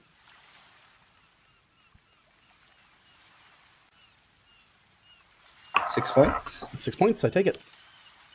We're going to go flurry of blows. Okay. For 2 attacks. We have a 9 9 will miss. and a 16. 16 will hit. 7 points. 7 points. Okay. You swing into this creature. Your first hit hits it right into the upper part of its shoulder. It's about the same height as you, being a goblin. You feel that as your fist connects with this creature, it's almost as if you're smacking into the very water itself. There's a hard kind of body to this creature. It's small, but it is very densely packed with its musculature. You slam into a bit of a spin kick into a miss, and then a secondary attack. And again, as your fist connects, you feel as if your fists aren't kind of sinking deep into its flesh, more so that you're just slamming your hand into like almost a body of water. It doesn't seem like it's really landing a lot of damage into it. Gotcha. Okay. It's Orville's turn. Lamont. Lamont is going to move on to the middle of the deck. Actually, Lamont's in hero mode. He goes downstairs. He stands up here. He goes, "My word! What are those vile things? Oh my goodness!" Lamont's going to make a saving throw. Lamont tries to shield his eyes, but then does the kid thing where he like kind of just looks through it. And he's like, "Oh my goodness! We must be heroes! Heroes!" That is Lamont's turn. The moths are all dead. The bad guys get a turn. We're going to start with Kid Cudi. Kid Cudi is going to swing out with a bite attack against you, Orville. How does a 14 sound to you? Your AC 16, right? Yeah. Yep. Swings wide with a big, heavy attempt of a bite. He's going to attempt to claw you and will miss. He's going to attempt to claw you and will get you. I need you... I don't know if they hit the same target. Yeah, okay. So he hits. You're going to take 4... You're going to take 7 points of slashing damage. Yep. And I need you to make me a Constitution saving throw.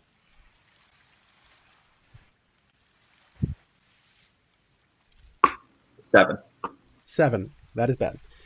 So its claw sinks into you. You take 7 points of poison damage. Yep. And on a failure, you cannot take reactions. And at the start of your next turn, you need to roll a d10. I'll tell you what happens afterwards. We down. You're unconscious? Yeah. Wait.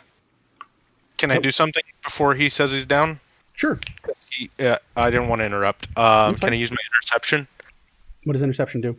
So when a creature you see gets hit by a target other than you within 5 feet of you with an attack, you can use your reaction to reduce the damage to the target. The target takes by 1d10 plus 2 to a minimum of 0 damage. You must be wielding a shield or simple martial weapon to use this reaction.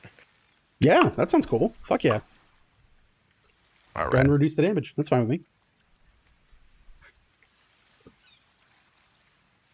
So reduce that damage by 3. Sorry. So instead of 14, you take 11. That would leave me at 1 HP. Ooh. So you can't take reactions, but you are stuck at 1 HP. Okay. We'll Okay. take it. And then at the start of your turn, you're gonna have to roll a d10. That is that one's turn. The Skull Boy. Skull Boy swinging at Colt with a bite. That did not roll. Yeah, that's super fun. Whatever. 22 to hit will hit Colt with a bite. Colt, you're going to take 6 points of piercing damage. Okay. And I need you to make me, and I'm going to tell you this, a DC 10 Constitution saving throw. Why would I tell you the difficulty? Because I want you to know how easy it is. Why'd you have to tell me how hard or how easy it was? I rolled a 7. God damn. Yes. Yes. Yes. So How much damage did I take? I'm sorry. I lost my train of thought. it's not damage at this point. So you take 6 points of damage, but now it's irrelevant. Okay. So you see this creature, and you guys watch in aghast horror as Colt stands there. You see this creature jump up. It opens its mouth and slam its mouth onto the front of Colt's throat and rends the front of Colt's throat. You see blood spray out. Colt, you are reduced to 0 hit points, and you drop to the ground, and then it's going to fling your corpse at Bucky. Bucky, I need a dexterity saving throw. No, you're not. You're in death saves. You are in death saves. You save that. You hold that up in a little bit. The reason why I say this is bad is because 14. Colt, you're to confirm real quick. Colt, your maximum hit points are lower than 50, right? Yes. Okay, so this effect triggers. What was your save, Bucky? 14. 14. Okay. Let me see here. You manage to evade. You see Colt's body hurl into your square and clatter. And we'll just say it lands on the stairs behind Lamont. Because that's actually no path of least resistance. It would land it at your feet. You kind of dodge out of the way, and you see Colt's body slam there. Colt's face kind of rolls over, and you see this horrible gashing wound and blood spraying every time his heart beats. You see blood kind of spraying up in a fountain. This is the second time you've seen Colt nearly or almost dead. It's not a pretty sight. It's not good. That is their go. Oh no, that was just the bite. Walking on up past Orville, gonna kill some people. We're gonna go up to Vel. Vel, swing 1 on you. For 15 to hit. Shield. Second claw attack. For 16 to hit. Still good. Okay. 2 swings against this, and you hear this cackling. That is their go. Bucky, your go. There's a very dead Colt in front of you. He's not dead, but he's about to bleed out. Hemorrhage. And that one is within melee range of me, right? Mm-hmm. Okay. So can I Eldritch Blast at disadvantage, or am I? Yeah. Not. Yeah. You can target a creature in melee and take a disadvantage shot at it. Okay. You aren't on the obligation though. You don't have to shoot the creature in melee with you. You can shoot past it. That's completely true. up to you. Yep. I'm gonna Hexblade's Curse on the one next to Orville. Okay. The one you already have cursed? Eldritch Blast. All right, go right ahead. Pew pew. You have advantage for the attack roll because of the snake. No. No? Oh, no, Orville Orville used used that. Okay. Yeah. There we go then. Never mind. You have a straight roll. Eat dicks in hell, kid. 16. 16. Your bolt boom, strikes into this creature. Has not reduced a creature to 0 hit points at the start of its turn, so it goes for it. Roll some damage. And so I get +2 on my Hexblade's Curse damage, so that's 11 damage. 11 damage. Is that with your hex? Because you hexed it last turn too? Yep. Okay. So Yeah, 11 that's all. damage. 2 of that's necrotic. Ooh. Yeah, what's the necrotic? Oh yeah, there's two necrotic damage for the hex. Yeah. Well, you piece of S. I don't take that necrotic. Don't you ever roll that Okay. necrotic against me So again. 9 Don't you damage ever. total. Don't you ever. Okay. No worries then. So yeah, you strike out, boom, fire off your blast. You see your curse take root, but does not seem to affect it as the bolt strikes it with force into the chest. Is that your go, Bucky? Yep. Okay. JJ, a song plays in your head. All around me are familiar faces. Colt's disgraces. Worn out places.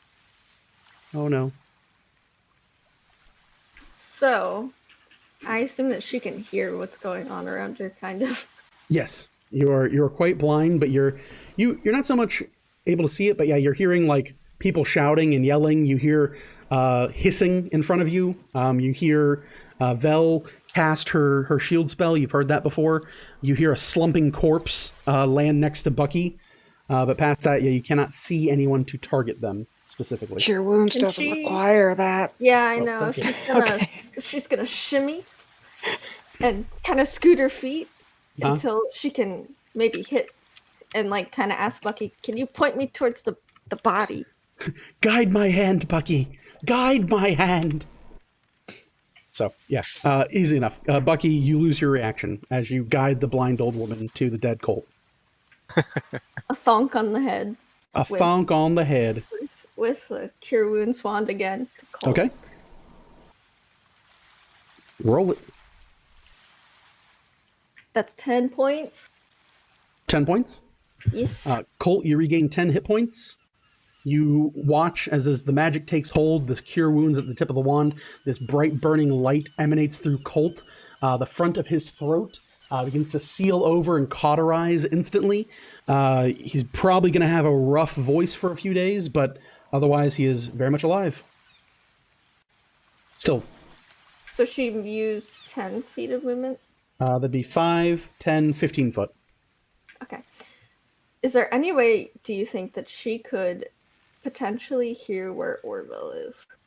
I feel like Orville's a loud guy, sure. Okay. She's going to healing word Orville. Can you? You're blind. You're blind. Oh. I don't think you can. Yeah. Healing word does require sight. Yeah. The big thing with blindness is it shuts down a lot of casters because they have to see to target. It's a target creature you can see. Yeah, it's a real pain in the dick. Yeah. Like Healing Word says a creature of your choice you can see within range. But if you're blind, GTF. Oh.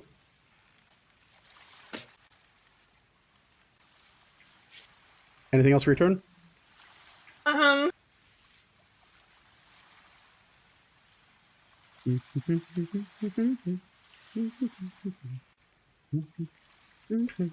I guess it's gonna have to be the end of turn wisdom save.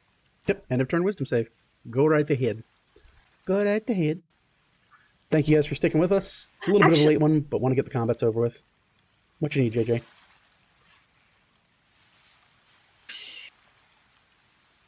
Good my tests. She's gonna take the free strike. She can take a free strike? She's gonna move adjacent to Orville. Okie dokie diddly doos. Oh, Take no. that. No? Yes? No, because that also requires visual. Welcome to Casters, home of the blindness. How may I help you? It was touch too. Shit. Yep. She'll just take it. Take what? She'll take the wisdom save now. Oh, okay. I was like, I'll take that free strike. I'm going to use my teeth. 18. 18 makes it. You're no longer blind. You can see clearly now there's bloody kids. You can see all the viscera in their hands. That's your turn, JJ. Quas's turn. Quas, having spent some time away from the wheel, returns to the wheel. Goes, oh God, we're off course. Vel, there's a small child in front of you. Yeah, I don't care about him. He's I believe- not nearly dead enough. Believe the children are the future. Magic missile on the one in front of Orville. Okay. It can't use its reaction because it hasn't reduced a creature to 0 hit points since last using it. 8 points of force. 8 points of force. Takes it to the face. Bam! You see all 4 missiles boom, boom, boom, boom, strike That's into just it. 3 now. I'm That's out of 3. second level slots. Oh ho ho! Not today, wizard. Not today. So 3. I only got 3 so much juice. Give me the juice. That's why you got to learn to juice. Learn the Hulk Hogan way. You just juice it up. I mean, that was not proven. Okay, so you fire off 3 bolts of energy.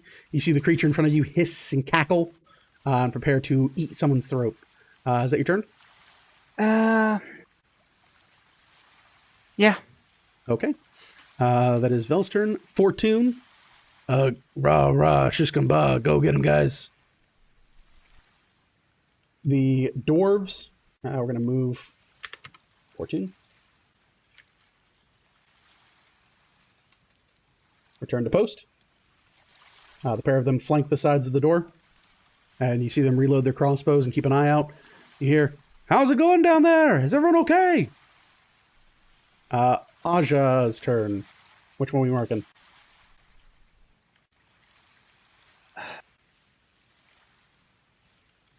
The one next to Orville.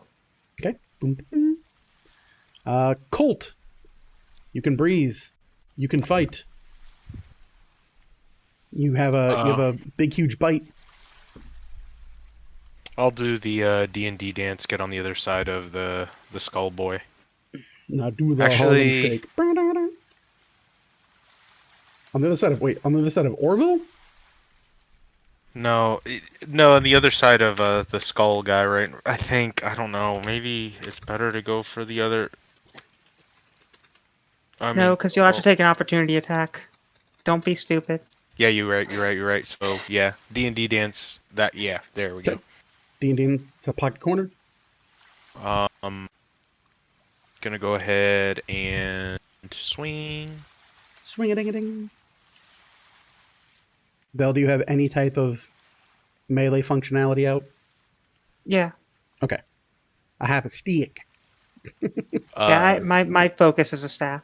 Okay, cool. Then you're good. You have advantage on the 16? attack. 16 will hit. Okay. You cleave into the back of this kid. 7 points of damage. Okay. You swing, your sword goes up, and it spits something up into your sword. It did reduce a creature to 0 hit points on its last turn. It spits back the front of your throat into your sword, and your sword collides with this glob of flesh and blood and bats it away like an angry baseball bat. All right. I'll bonus action second wind just in case because Yeah, that's a smart idea. I'm a big fan of that. Big fan do of a that. lot of fucking damage. Specifically, they put you to 0 is the important part. Yeah. They also hit like trucks. So yeah, 12 points. 12 points. Okay. Yep. Morgan, you can see again. What do you want to do? You see I guess Fortune I- and 2 dwarves yelling down a hole. I guess I've realized by now that everybody's gone, so I will head down there. All right, you head downstairs. You see this horrible scene of carnage. 90% of the crew is dead. The ship is softly beginning to sink as water pours in every round out of these 2 holes in the side of the hull. And you see Colt with a very pink-skinned neck, kind of coughing and hacking, and these 2 blood-covered children murdering the hell out of your friends. What do you want to do?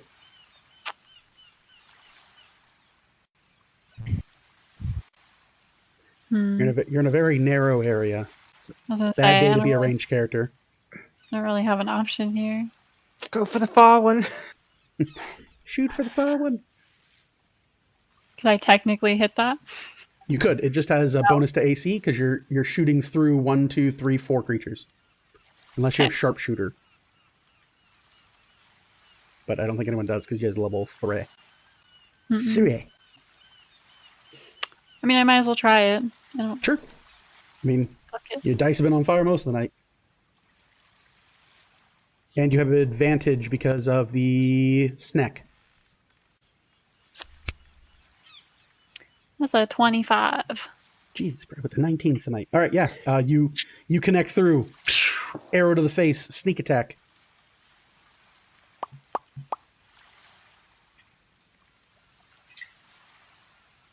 Oof, that's a 15. 15 points. Mhm. Strikes true, sinks into him. You watch Orville in front of it. This arrow sinks into this creature's chest, but it doesn't go deeper than the front of the arrowhead. The shaft doesn't really dig deep into this creature.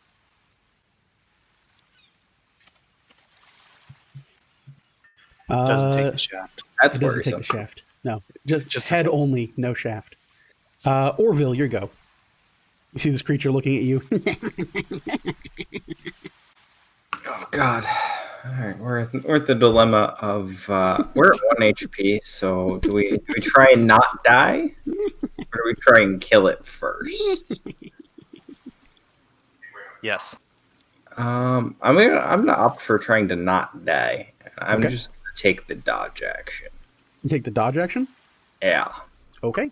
You do so. Is that your go? that's my go. Okay. Lamont, short sword in hand. 2 arms for country. Rolls a 4 and swings into the deck of the ship. The bad guys. This fella here is going to go for his bite attack at disadvantage. Gets a 7 on dice. That is a 13 to hit. Will miss. Orville is going to hiss, move to the other side. As he moves forward, he is going to again swing at Orville. Gets a 2 on the dice, and then final attack on Orville with a 10 to hit, which will miss as well. The other one here is going to go to bite the Wizwad.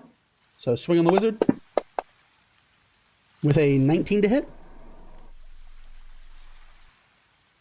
Shield. Shield. Again, slam into it. It hisses out. It's going to take a claw attack against the Wizard. 19 on die is a 25 to hit. That hits. Heyo, we got there, fam. That is going to be his claw attack, which is one of these for 4 points of slashing. I need you to make me a Constitution saving throw. Oh, I forgot to do that to Orville. Fuck. I'm going to write it down next to your name if it happens again. Fucked it up. 12. Fucked it up, chat. 12 is a fail. That is going to be What for Colts was 9. a 10? No, the 10 is for the bite. To not Oh. be murdered. The claw is a more than Different 10. thing. Different thing. It's its own thing. It is going to be for 10 points of poison damage. How much? 10 points of poison. Okay. You cannot take reactions on your turn. And at the start of your turn, you must roll a d10. Okay. Okay. 1d10. I'm going to put it next to your name, so don't forget. So that was bite, 19 miss, 19 on die hit. We have 1 more to go. I'm going to swing on the Coltmeister since I have advantage with my last claw attack.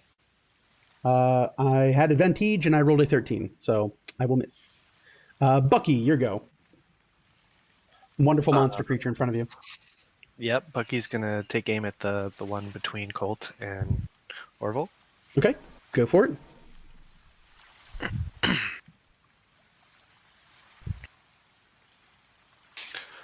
23 to hit. Yes. One of the And 2 it's gonna- sniper rifles goes off in the group. It's gonna be God. 11 damage on that one. 11 damage, that's not including the necrotic? No, that's the +2 from my Hexblade's curse, but not the necrotic. Gotcha. You fire off a bolt. Another sickening green bolt strikes this creature in the shoulder. It hisses out, but maintains its stature. Is that your go? Yep, that's my go. Okay. That is Bucky. JJ, your turn. You can see, you can fight, you can dance all through the night. She is going to. Ladies and gentlemen, we got him. I just saw that. I think that's great. She is going to cast enhance ability on Colt. Okay. Doing what? But she's going to give him Bear's Endurance, Okay. which you have advantage on con checks. And then 2d6 temporary hit points. Build the tank now. So Build the that's- tank now. 12. Oh, boxcars. Okay. You gain 12 temporary hit points, Colt. Is he there? Okay. Oh, there. Okay. Yeah. He hadn't moved, and I was like, oh, God, did he freeze? Skill. Oh, So you gain shoot, 12 temporary hit points. You have advantage on Constitution saving throws, which is suddenly very, very relevant.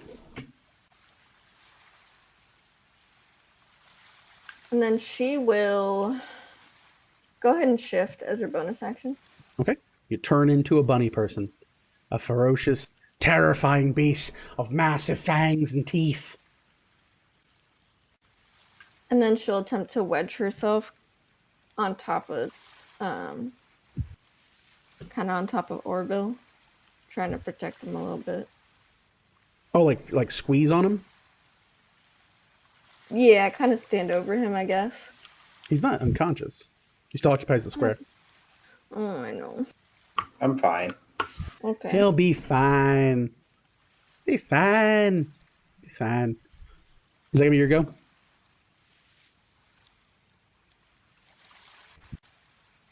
Yeah, that'll be it. Okay. Quas's turn. He's steering the ship. He removes himself from combat. Vel, start of your turn, roll a d10. 6. All right. Mm-hmm. All right. Okay. At the start of your turn, so you roll this dice, you feel the cut, this festering wound, this poison that is at the tips of its kind of bloody clawed fingers course through your veins. You feel something echo within you, as if something has penetrated your very form and mind. You start to feel your blood catch on fire, and a burning sensation runs through the entirety of your body. Your body locks up and seizes, and you hear, "Where is it? You do not hold it, but it is near.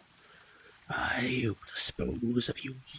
I need you to make me an intelligence saving throw.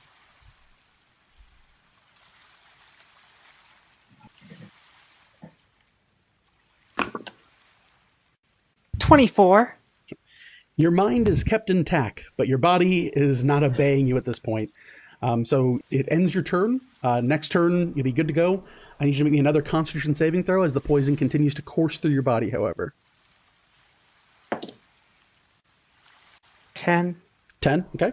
You continue to feel this burning, shuddering sensation. You regain some numbness in your fingertips, but you're feeling a bit more confident as far as for bodily control, but you're still having this horrible poison inside of you. That is your go. Fortune is he's chilling. Dwarves are chilling. Aja, gonna mark the same guy. Yeah. Okay, marks this guy. There we go. Colt, your turn. All right. I will.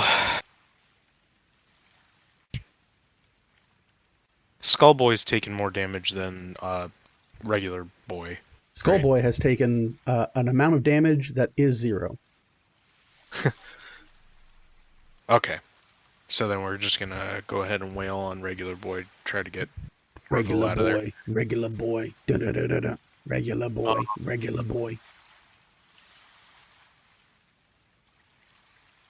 You have advantage for flanking? Yeah. Boy. You also have advantage for snake guy? Girl? Winged snake beast of damon? Crit? Okay, well. Fine. Be that way. Nice. 14 damage. 14 damage. All right. You sink your blade into this creature, slashing deep into its flesh. You feel it kind of pull through. And yeah, it tears through the front of this guy. You start seeing blood, this kind of blackish, brackish blood pour out from its wounds, and it begins to hiss at you in defiance of death. Is that your go? That's all I got. I'm all out of other stuff. Seems fun. Morrigan, your turn. Chunkini spins around in a circle for those keeping attention at home. Chunkini goes, "Meow." That's all he's good for right now. I guess I'll do the same thing.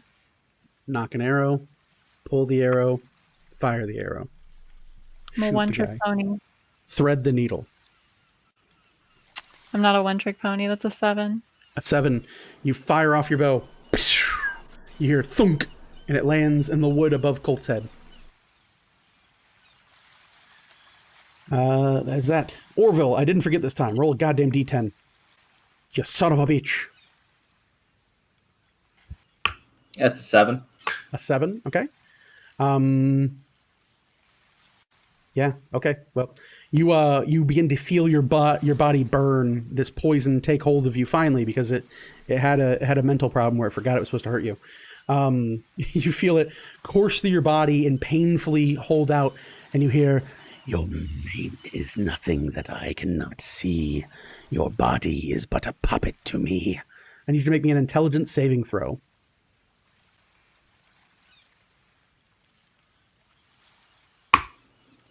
6. 6. You begin to hear this voice echo through your mind. You take a point of sanity. And I need you to make me an attack roll. Attack roll is 23 to hit. 23 to hit. You guys watch as Orville shakily holds up his fists and just junk punches himself as hard as he can. I need you to roll damage against yourself. 8 points. 8 points of damage. Also the sanity break. Yeah, 1 point of sanity damage and 8 points of damage to your junk.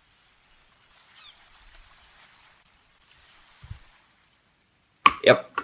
Are you unconscious? I am unconscious. All right, you punch your dick to sleep. Truly, if ever there was a way to finish No Nut November, this is it. Let's see here. That's Orville's turn. Orville, end of your turn. I need a Constitution saving throw. That's a 20. This is a stream for adults. Stop laughing. It's a stream for adults. A 20. You shudder and shake. Colt, you can see Orville after he passes out and he kind of rolls onto the ground. This claw wound that he had suffered previously, you see this black viscerous liquid pour out of Orville's wound, seemingly be rejected as bright red and green blood from his goblin heritage drains across his chest instead. It kind of like seems as if his wound has pumped this blood back out of his system. That is Orville's turn. Lamont's turn. Lamont howls, swings his short sword up in the air, and attacks this creature. Get him, buddy. With a 10 on die, he has 2, 5, 15. We'll get it. For 8 points to this creature. He stabs his short sword in the creature, and his short sword bends a little bit banana-ish before he pulls it back, and it retains its shape. He goes, "Oh, I stabbed it! I stabbed it!" And the creature kind of hisses at him. But it's the first damage this thing's taken, so, that's a start. It's got to start somewhere. That is Lamont's turn. Bad guys' turns. This one here looks at Colt and thinks Colt's rather delicious. He's going to take a bite attack against Colt.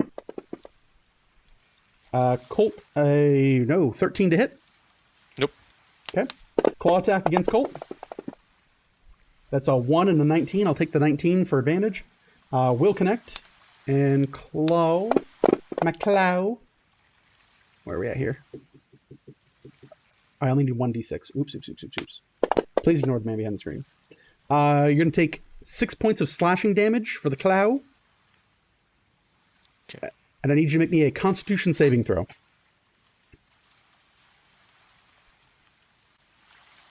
At advantage because of the thing. Bear's endurance, yes, sir. Mm-hmm. Mhm. Okay.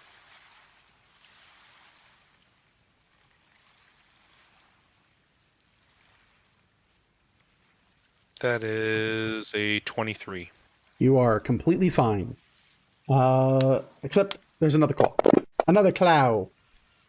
17 on dice will mean a 23 to hit for 4 points of slashing damage. And another con save versus the bad touch.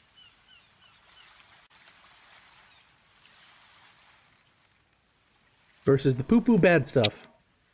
Oh, okay. That's an 8. An 8 is bad. So you take 4 points of slashing damage. And then you take 5, 6, 7, 8 points of poison damage. You cannot take reactions, and at the start of your turn, you must roll a d10. Okay. I'm going to write it next to your name so I don't forget. You feel this black ichor pour into your open wound. And laugh with the pain of 1,000 suns. That is its go. Let's see. Makes its claw attacks upon... Oh, I also need you to make me a wisdom saving throw, Colt. Because I hit with both claws.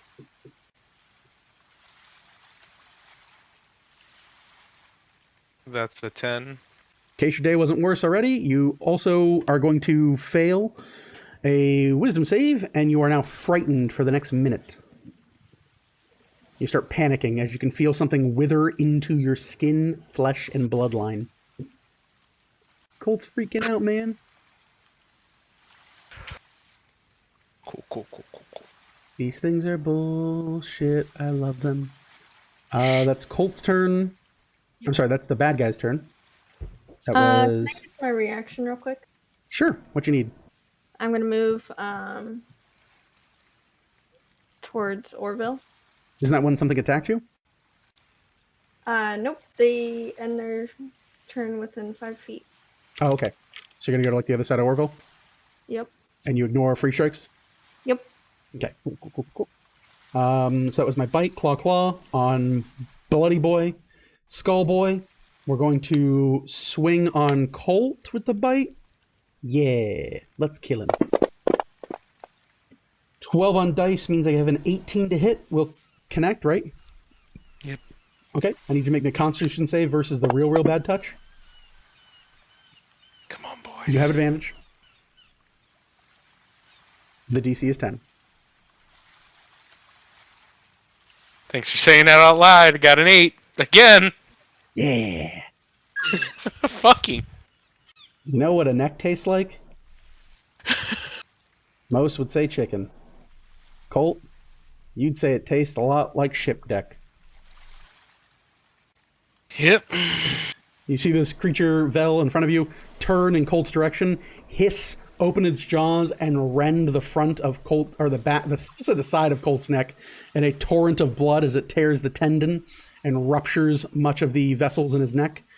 Blood sprays out in front of you as Colt drops back down to the ground, reducing his HP to 0. It will take its claw attack against you, our wizard friend. Claw 1. That is a 13 to hit. Miss. Okay. And second claw attack we're going to take against Lamont. For a 17 to hit, we'll hit Lamont. Lamont will make a con save. Lamont will fail his con save. Lamont prepares to have a real bad day. That is for 6, 11, 12, 13, 14, 15, 16, 17, 18, 19 points of damage to Lamont. Lamont has taken 10 damage so far. Let's see here. Lamont is still conscious, surprisingly. Fucking hell. And he has to roll a d10 at the start of his turn. Okay. That is Lamont's go. That is bad guy, claw, bite, good. Bucky, your go. All right. Another Eldritch Blast on the one that's behind Colt. Okay, Eldritch Blast on Colt. His corpse, right? Want to cast Shatter? Not this time. Not Oh, yet. okay. Go ahead and roll it. Yeet. That's probably gonna miss. What do we get? An 8. An 8 will miss. The second sniper rifle misfires this game. Hadouken! And someone just presses the block button and it's very ineffective. You fire off, miss. Anything else for your turn? Not yet. No. Okay, seems good to me. That is Buck's turn. JJ, your go. She is going to cast Cure Wounds on Orville. Roll it.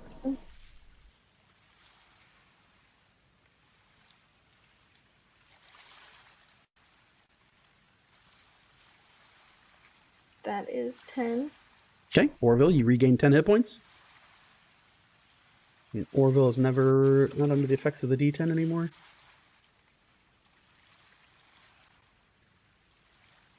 And then she is going to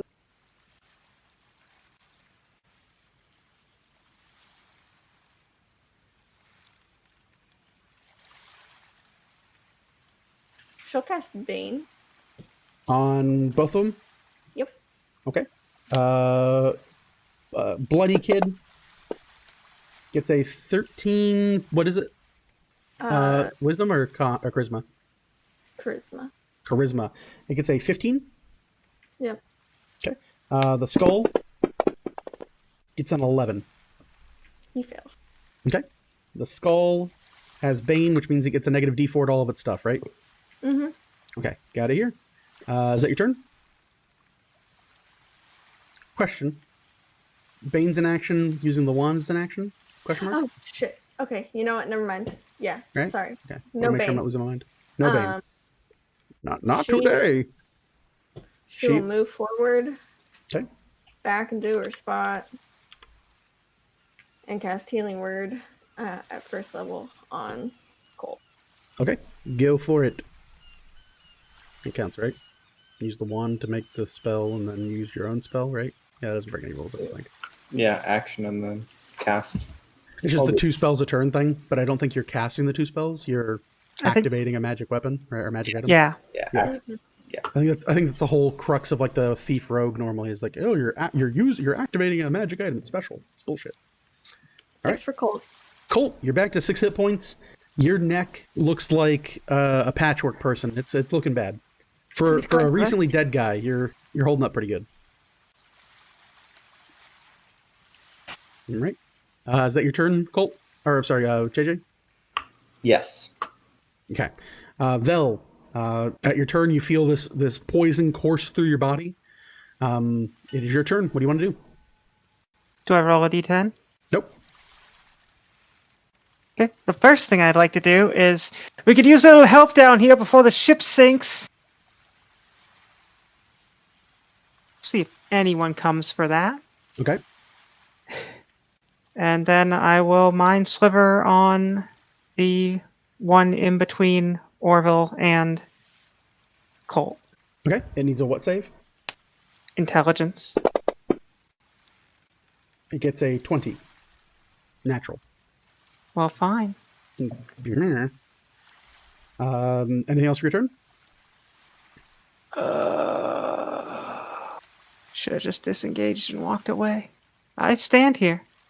I'm still standing there. All right. End of your turn. I need you to make me a Constitution saving throw.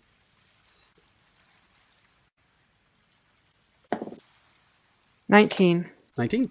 You feel the black, this kind of black ichor right before it kind of feels like it starts to burn again, as if it's about to take hold of your body, and you kind of grunt, and you see it kind of ooze out from your wounds, leaving your form. You are no longer affected by this effect. That is Vel's turn. Fortune. Here's son of a bitch. All right, let me go grab a bucket. Hold on.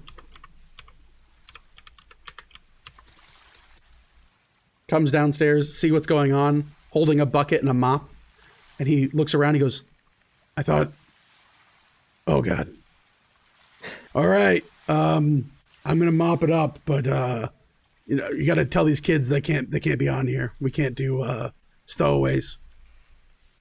And he seems unperturbed by all the dead bodies. Go figure. I don't know why. Don't know why Fortune's normal about that. You can just bring the crew back in one way or another. You hear both dwarves up top go, all right, the ship's gonna sink? Well, I guess we need a raft. Hey, you there, Captain, do you have a dirigible or some type of flotation device or a way to get off this hunk of sinking ship? And you hear Quas go, wait, you said my ship is sinking? He goes, yeah, apparently. They're saying it's gonna sink. God, Weaver's in heaven. And like you hear Quas stomping around up top. Aja, who we getting an advantage to?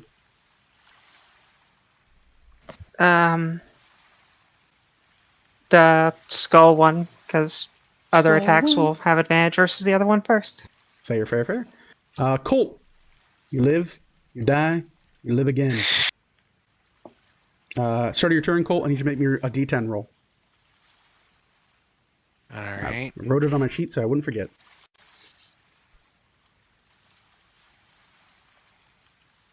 That is a 5. A 5. You feel this, again, this poison course through you. You hear a voice in your head go, "You don't have what I'm looking for either. You could be useful to me. You could be ever so useful." You feel this burning pain in your chest. You lay on the ground for this turn, and you're unable to move or take actions. You feel this kind of burn in your body. Make a Constitution saving throw at the end of your turn. You have advantage because of Bear's endurance, right? Bear strength.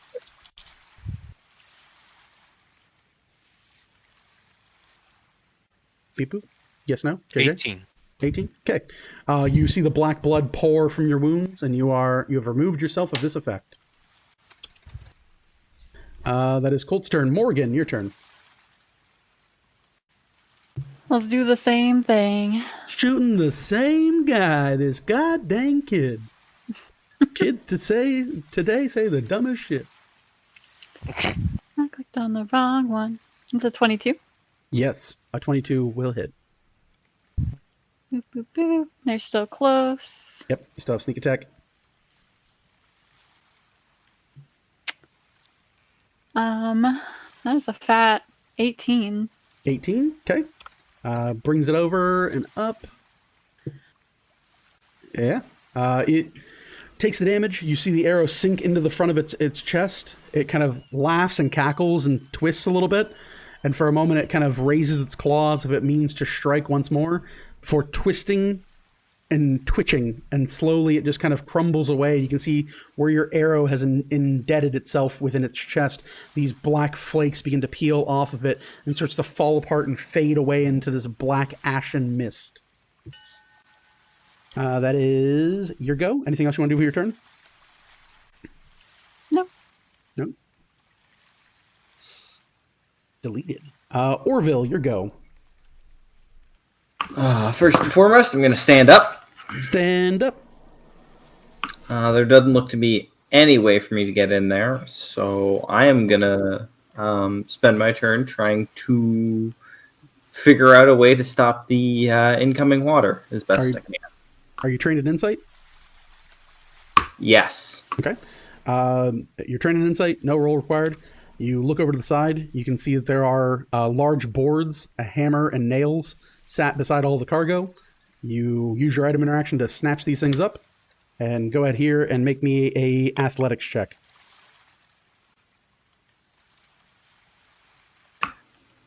1. 1. You heft up a board and try to push it in front of the water. As the water pours in, you drop the board and it clatters in the water.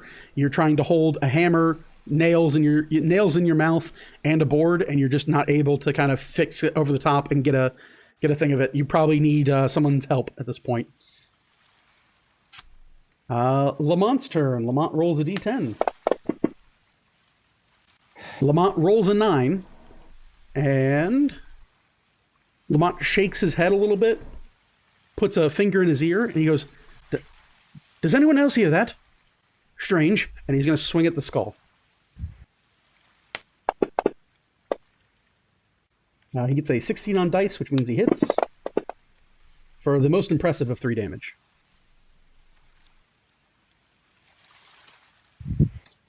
He stabs with his short sword. The skull guy. Oh, Lamont technically had advantage there because of the snake. He'll still take the 16.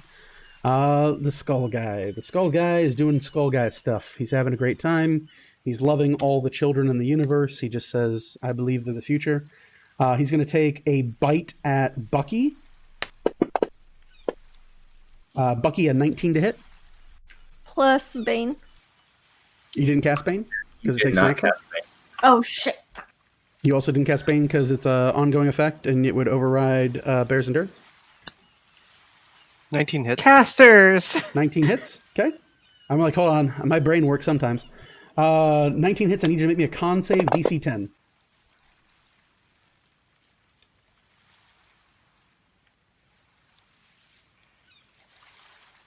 $19. 19, you're fine. You feel this thing bite into the upper part of your chest, unable to tear into the front of your throat. You feel it rip back a piece of your skin and start chewing on it. You take 7 points of piercing damage. Can I use my thingy? Yeah, I go can for it. finally actually use it now. No, because I'm Yeah. not blind or poisoned or on the. Wait, no, I'm on. Can I use it? You're on the ground and you're further than 5 feet away from Bucky, which I think you have to be adjacent Oh, to yeah. the target, right? Yeah, you're right. Sorry, my bad. Broken clocks right twice a day. What's up, DM here? Hey, I didn't read that new book yet. So it bites at Bucky. It's going to take a claw attack at Vel for a 13 to hit. Miss. Okay. It's going to take a claw attack at Bucky for a 18 to hit. Right on. Okay. Boop, boop. Bucky, that's going to be for 7 points of slashing. And the most fun part, the con save.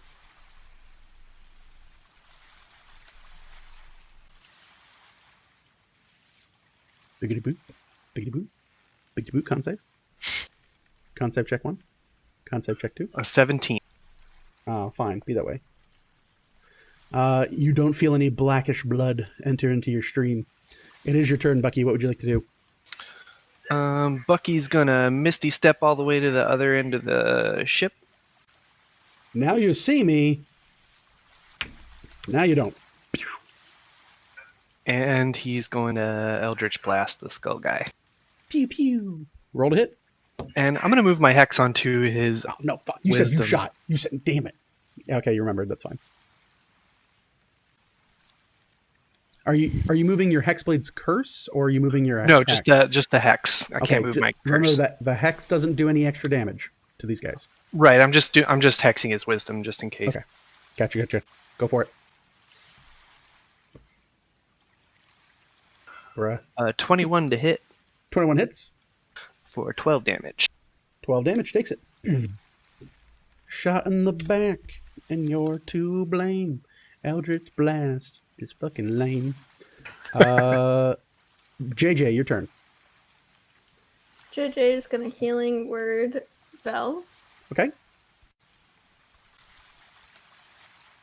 for 4 points of healing, 4 points to Vel. Much appreciated. and then she's going to slice and dice with her rapier. Slice and dice. Slicey. Stab you. Stab you again. You know, wish I stab you so much. 21. 21 hits. 21.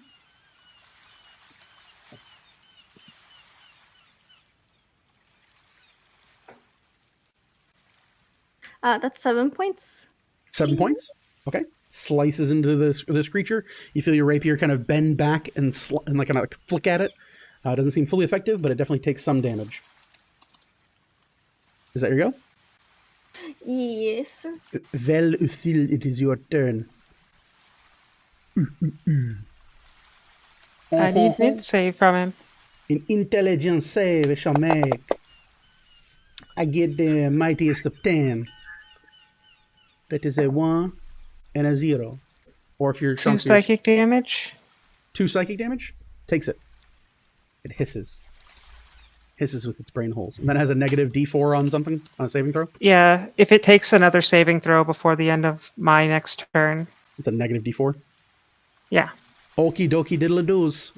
Fortune grumbles, really gets kind of pissy about it, walks up, goes, drops it. He looks at his mop and his bucket. He slings the mop over his shoulder, drops the bucket in the water, takes his hand out, and starts swinging it, like swatting it like an angry cat at this guy. Like, seriously? Can we not? Kids. All kids out of the pool. It's Adult Swim. He's going to hit, and I got to look up his thingy. Claw. +7. A claw. Yeah, paralyze him. Paralyze him. Please. 9, 10, 11, 12, 13, and then 14, so that is 14 straight. He looks around at you guys, and he's like, is everyone going to be cool if I eat this baby? And then Please enjoy. He goes for the bite attack.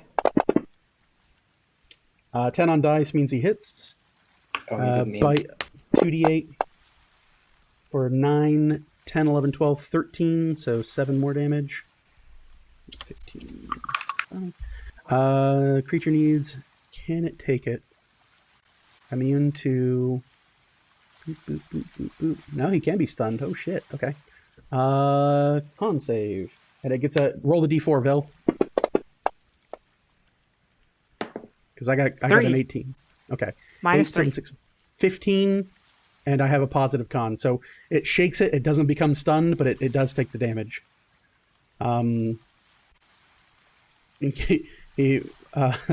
Fortune looks at it and goes, this kid hurts my teeth. I don't like it. The dwarf starts Considered a jawbreaker. Try again. All right, fine. Gotta get right into the meat of this baby. The dwarves yell about... Was is gonna run. He gonna run. Comes downstairs, looks at the scene, goes, "Oh God. Yes, use the planks and stop holding. Oh God." He looks at his hand. He still has the dagger in his hand from Morgan. He just kind of like looks at the creature. He's like, "Oh God, there's a child," and he flings his knife right at the kid. That is the appropriate reaction. You hear the knife hit into the ground as he rolls a nat 1, and it just sinks into the deck of the ship. He goes, "Oh crap! Oh God! Welp, There's another dagger on my back. Take it." Don't mind me. Just gonna get the ship going again. Good luck. Aja gives advantage. Colt, Yeah. your turn. Dude, who reacts like that to a baby? Oh God, there's a child. Knife. It's a demon child. He never wanted kids. You don't know his backstory. It's a stowaway anyway. This is Oh God, it's a child. God. It's a child. Knife. All right. Just in case, I'm gonna go ahead and fighting spirit, despite not needing the advantage Straight Kylo for running the it. extra temp. That's my last one. Okay. And then I will swing on that. Swing on that bit. Front on that bit. Get on that bit. That's a 20, dog. Yes. All of the yes. Not some of, not most of, all of the yes. Hurt me, daddy. That's 4 points of damage. 4 fat points of damage. That is dose points of damage. I will take both of them. You strike out, you slice into this creature, and you see that it just kind of tears its dermis, just its epidermis, just slices a little bit of the top layer of the flesh, doesn't pierce into the musculature. The muscularity. Is that your turn, Colt? Yep, that's my Okay. turn. Morgan, your turn. I forgot to make that save for Lamont. I guess Lamont I said, will. Poison hurts. Poison's bad. Hmm. We're doing a super long session tonight. Sorry about that, folks. Oh, yeah. I guess I'll take steady aim and aim at him. Okay, you draw down your bow, steady aim, fire off. You have advantage. Roll to hit.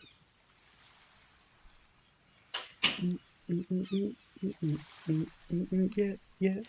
I'll take that 25. Yes, Queen of the 19s tonight. It was Fucking a wreck 'em. 7 before that. Jesus. So, let's see. Yeah.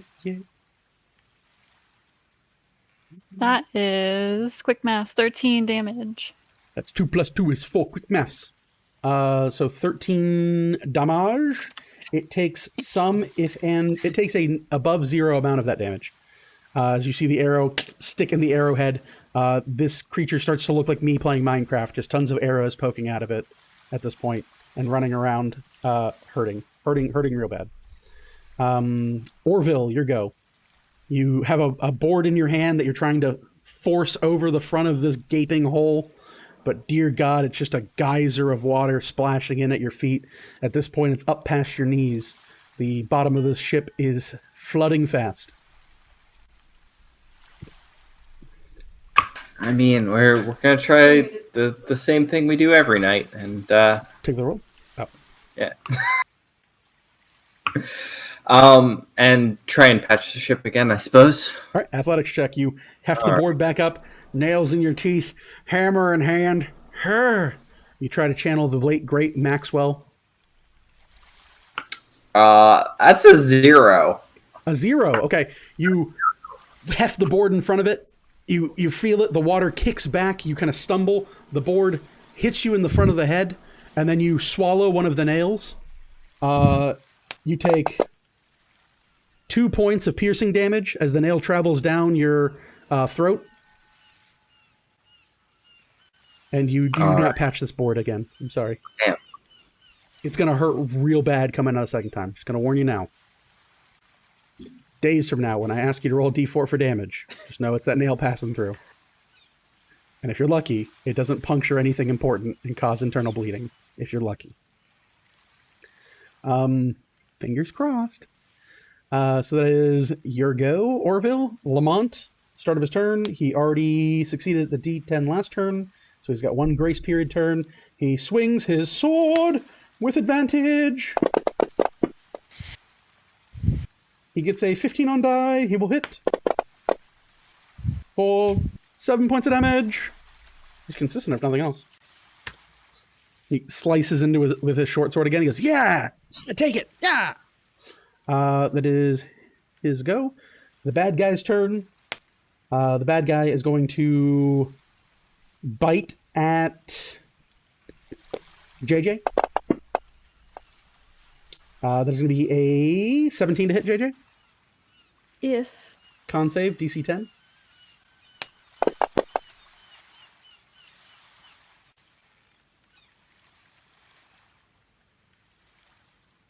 $12. 12 makes it. You take 5, 6, 7, 8 points of piercing damage as it rends part of your skin by the upper part of your trap. It's going to take a claw strike against Colt. All over the board. 7 on die means I get a 15, which is a miss. And then it's going to take a claw strike against Fortune. Gets a 16. I think that hits Fortune. I don't know. Don't rightly know. 16 does hit Fortune in his mighty studded leather armor. And he is going to take 1d6. Fortune takes the d6. And he takes 4 damage. And Fortune coughs. And as the blade slices into him, blood doesn't drop out of Fortune. And the creature looks very confused at Fortune. And Fortune looks back at the creature and goes, yeah, it really sucks. I know. I mean, stop my dead heart. That really, I feel for you, kid. I really feel bad for you. I'm going to eat this freaking baby. Bucky, your turn. All right. Eldritch Blast on bad guy.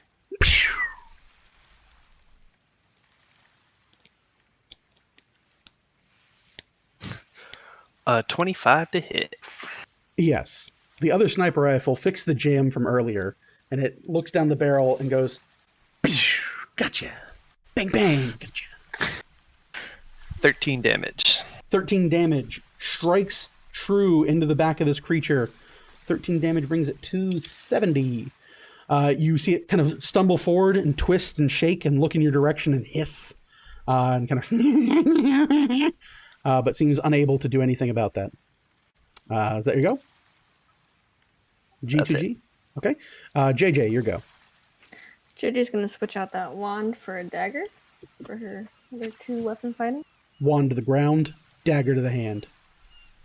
Get my stabbing knife out. She is going to first attack with the dagger. Okay, knife. That's 14 plus 6, so 20. Will hit. 20 will hit. So he will take 7 damage from that. Okay, takes it. And then she will... See it stumble a bit and seem to grit its teeth and stay in the mortal realm. Oh, she made a mistake, but that's okay. Mistakes are just happy little accidents, according to Bob Ross. Who looks the worst for wear around me? Oh, around you, Lamont. Lamont's bleeding out of his eyes and his nose. She was told to keep him safe, so she will. Feeling worried, Lamont. Okay. You heal Lamont, roll the heal. That is 6 healing points to Lamont. Thank you. I had to roll his save. Oh no, he's having a bad day. All right, 6 healing. He takes it. He goes back down to 23. Okay. Keep on fighting, bud. Keep on keeping on. All right, that is your turn, JJ. Vel, your turn. Mine's Okay. winner. Intelligence save. 19 on dice. He goes, nah-uh-uh. Not today, wizard. Not today.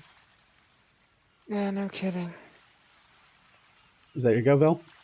Yep. Okay. Fortune looks left, looks right, crosses go, collects a baby. He's going to go for the claw first. 15 on die will hit the claw. The claw. 7 on dice, so 7, 11. Hits it into 6 points, brings it to 80. And then he's going to try to eat this baby. 7 on die, 7 is 14. Does 14 hit? He bites, the kid ducks out of the way. He goes, damn it, I wanted to eat the baby. And then he's going to do his second claw. And 5 on dice will miss too. The spry little piece of shit continues to dodge out of Fortune's grasp. And he yells and feels real bad about it. Aja.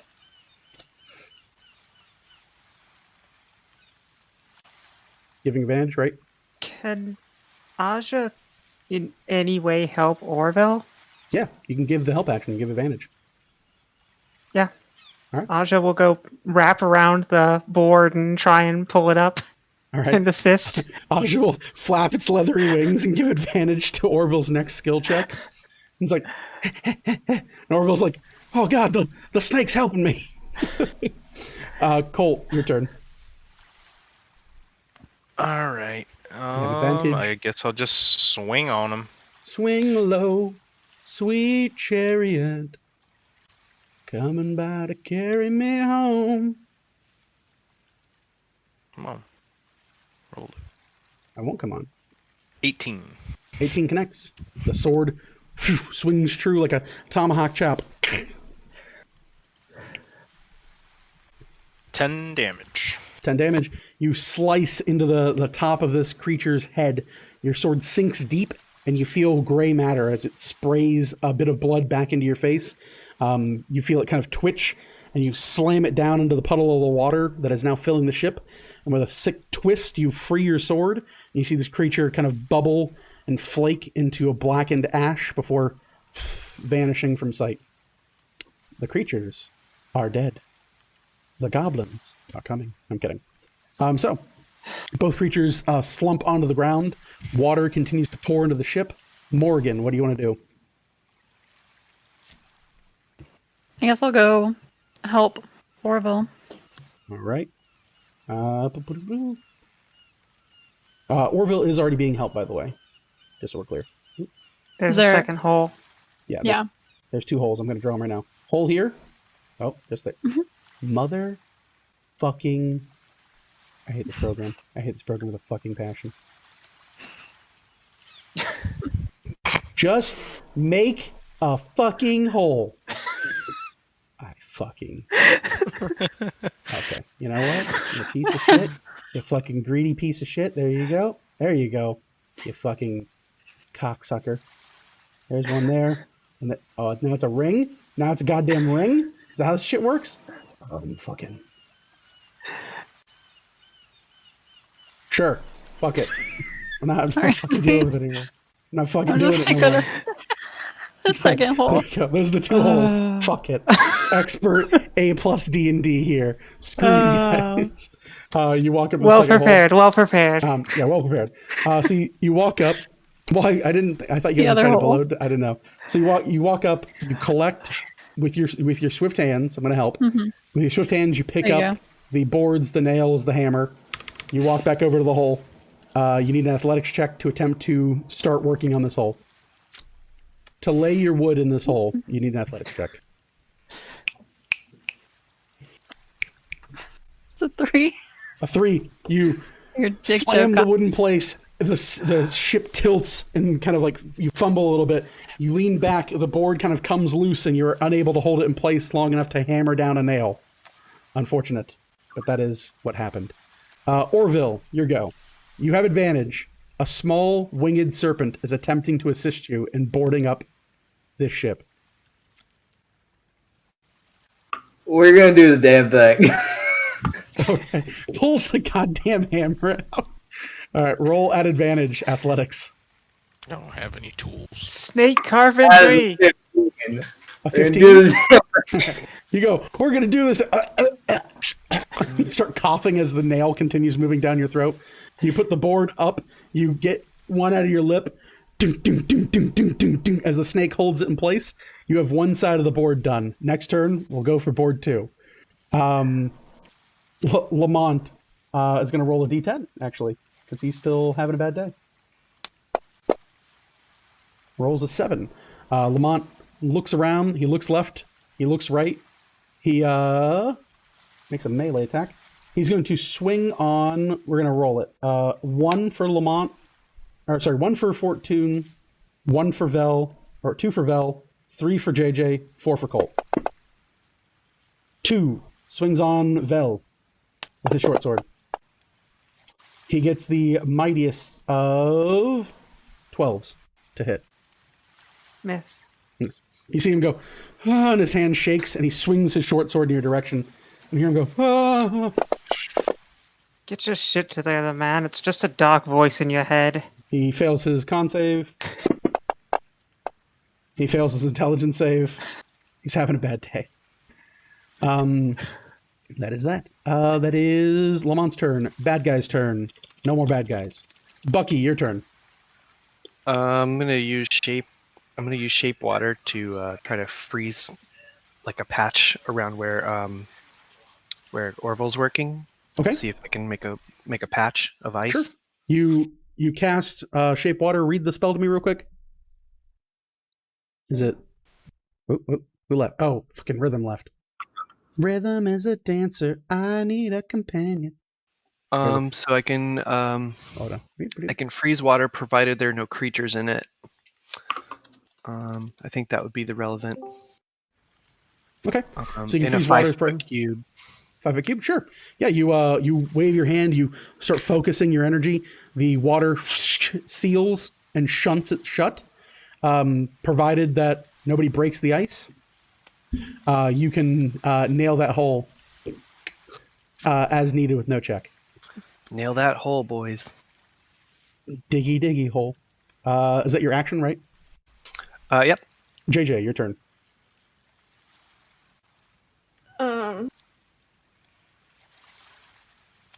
She will help try to fix and patch holes as well. Okay. You walk up, you see Morgan with a board, nails, and a hammer. Do you want to help or do you want to attempt the check yourself? I want to help. All right. Morgan, you have advantage on your next check. Do you also want to inspire Morgan? I am out of inspiration. Ooh, rough. Vel, your turn.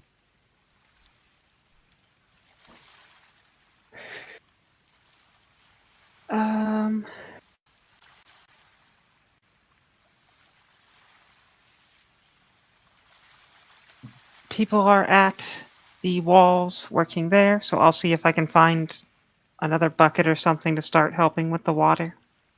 Okay. You seek out for another bucket to start helping. I want this. There we go. It's for the ice block. That's how good we are. It's like light blue. So you go seek out a bucket. You find one right at your feet. You scoop it up. You head upstairs. You dump off a bucket of water. You have started the process of draining the ship. That is Vel's turn. Fortune looks at his mop, feels annoyed, walks over, hammers a plank into place next to Orville. Like takes the hammer out of Orville's hands and hammers it into place. Goes to get another board and presents it to Orville. That is Fortune's turn. Dwarves, Aja. Aja gives the help action to Orville. Or no, probably, I don't know. Everyone has help. Everyone has help or doesn't care. I don't think I'm going to sink the ship. She'll just keep helping whoever, which effectively is nothing now because there's multiple people doing it. Fair. She keeps helping, though. She is It's helping. the snake thought that counts. It's the snack thought. Colt. Hold water up to your shins. They're pretty much covering it right now, right? Yeah. And Lamont's still trying to swing at people, right? Yeah, he took a swing at Vel. Can I attempt to restrain him so that he's not trying to hurt anybody? Sure, make me an athletics check. You're grappling him. That's a 23. 23. He rolls a 0 as he willingly grapples you in a hug. He goes, oh, Mr. Honeycutt. Oh, I knew we were friends. Yes, we totally killed those things together. Did you see me? Did you see what I did there? I did the thing. Yep, you did, buddy. I'm really proud of you. Can I, in the same motion... he's hopping up on you. Move the sword out of his hand? No, it's like behind your neck. He's hugging you like a koala bear. Why don't you go ahead and drop that sword, man? I've got a new one to give you. I got a new sword? Yeah, of course. And he drops it in the water. All right, let's just have this. Let's hug it out for a little bit. Oh, yeah. I haven't gotten a hug in quite a long time. And you can feel, as he hugs you, this human form that he's wearing, it feels rough and coarse. You can feel this kind of burning feeling as this illusion cuts through. And you can actually feel him as he touches you. His arms feel burnt. His chest and whatever he's wearing feels like it's cindered. And you can feel this rough, coarse feeling against his body.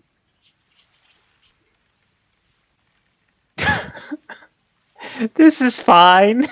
He kind of feels like a burn victim. So that's your turn. Morgan, what's up? You have advantage to patch this hole. It's an athletics check. Hell yeah. And you have a slightly taller JJ with very pronounced bunny fangs and long hair. Kind of look like a werewolf, but if a werewolf was a bunny going, hammer the hair, hammer it here.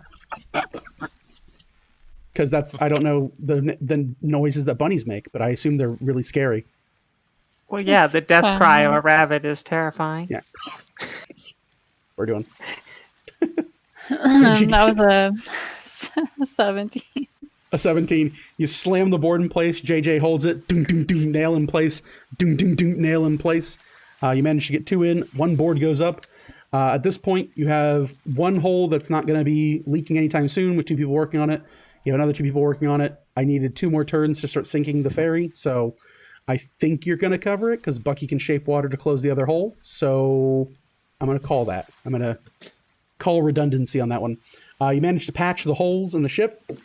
Working together over the next few minutes, you managed to mop up most of the water and start kind of bucketing it out and working in a fireman's carry to get it out. Quas and the dwarves help from above deck once they figure out that, we almost sunk. Quas does return every so often to kind of steer the ship. Looking it over, Quas is again left at this point with himself in Fortune as the crew of his ferry. And he looks at Fortune and he goes, Fortune, my man, let's talk raises and stock options in this company. And Fortune goes, yeah. He goes, how does CFO Fortune sound? He's like, I think it sounds like a cool title. I welcome it. I welcome this new investment opportunity and promotion. It was tremendous. Yes, CFO Fortune. It's like first mate, but way better. So, all right, cool. He's like, how are you at math? He's like, I'm not the best at math. He goes, we'll figure it out together, my friend. Don't worry. You and me, we're going places. It's literally just us against the world now. He goes, yeah. What are we going to do with all the dead guys? He goes, you figured out till he was chosen. Goes, all right. And he goes and goes back to steering as you guys are still dumping out water. Things start to calm down. Lamont shudders and shakes, and eventually this kind of brackish ichor pours from him. As we roll it. Yeah, 13 on die. This ichor pours out of him as you guys start pouring it. Beads of sweat kind of fall off of his... beads of sweat fall off of him, but you don't see him sweating. It's the important part. Yep. So those little demon baby things, they kind of fell into like dust, right? So it's kind of just washed away at this point. Mm-hmm. Yeah, they fell into the water and like burst into black ashes. Can JJ try? Because she still has that lamp. Mm-hmm. Can she try and catch Vel some took of the lamp. that? Oh, that's right. Shh. Never mind. She Do you will want try it? take her Just water ask me for skin. it. No, it's okay. She'll take her water skin. My plans for it are way later, so if you want to do something with it. Well, she's just gonna try and catch like some of the like weird sweat coming off of Lamont. The sweat? Oh, like the black ichor that's coming out of Lamont? Yep. Yeah. Go ahead and make me a sleight of hand check.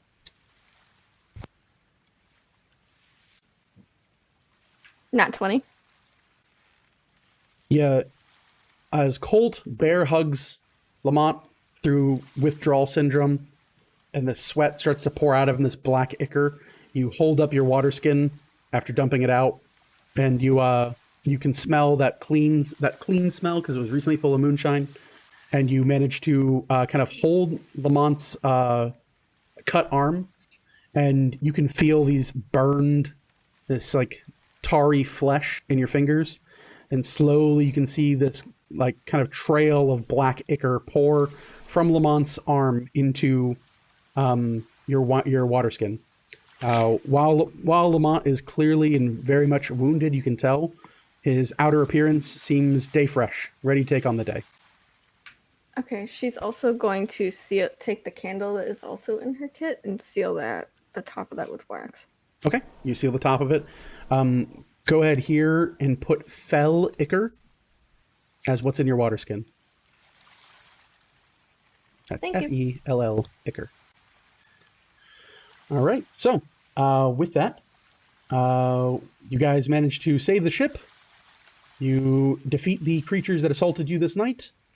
Your journey can continue in the morning, and many questions will be answered. But for now, we are well past time. Holy freaking crap, mega episode. I am so sorry it took so long. Combats take absolutely forever. So if you stuck with us all night, I appreciate you. I heart you. Thank you. We'll be back next week with more Dungeons and the Dragons. The replay will be up hopefully tomorrow, but that's like 4 videos to edit together, and I don't know if they got corrupted or not because I had to close Streamlabs a weird way, so I might have to download it from Twitch. So we'll figure it out. But regardless, thanks for hanging out. Thanks for watching. Hope you had fun. Hope you had a cool night. We'll see you next week. Bye, guys. Take care. Bye.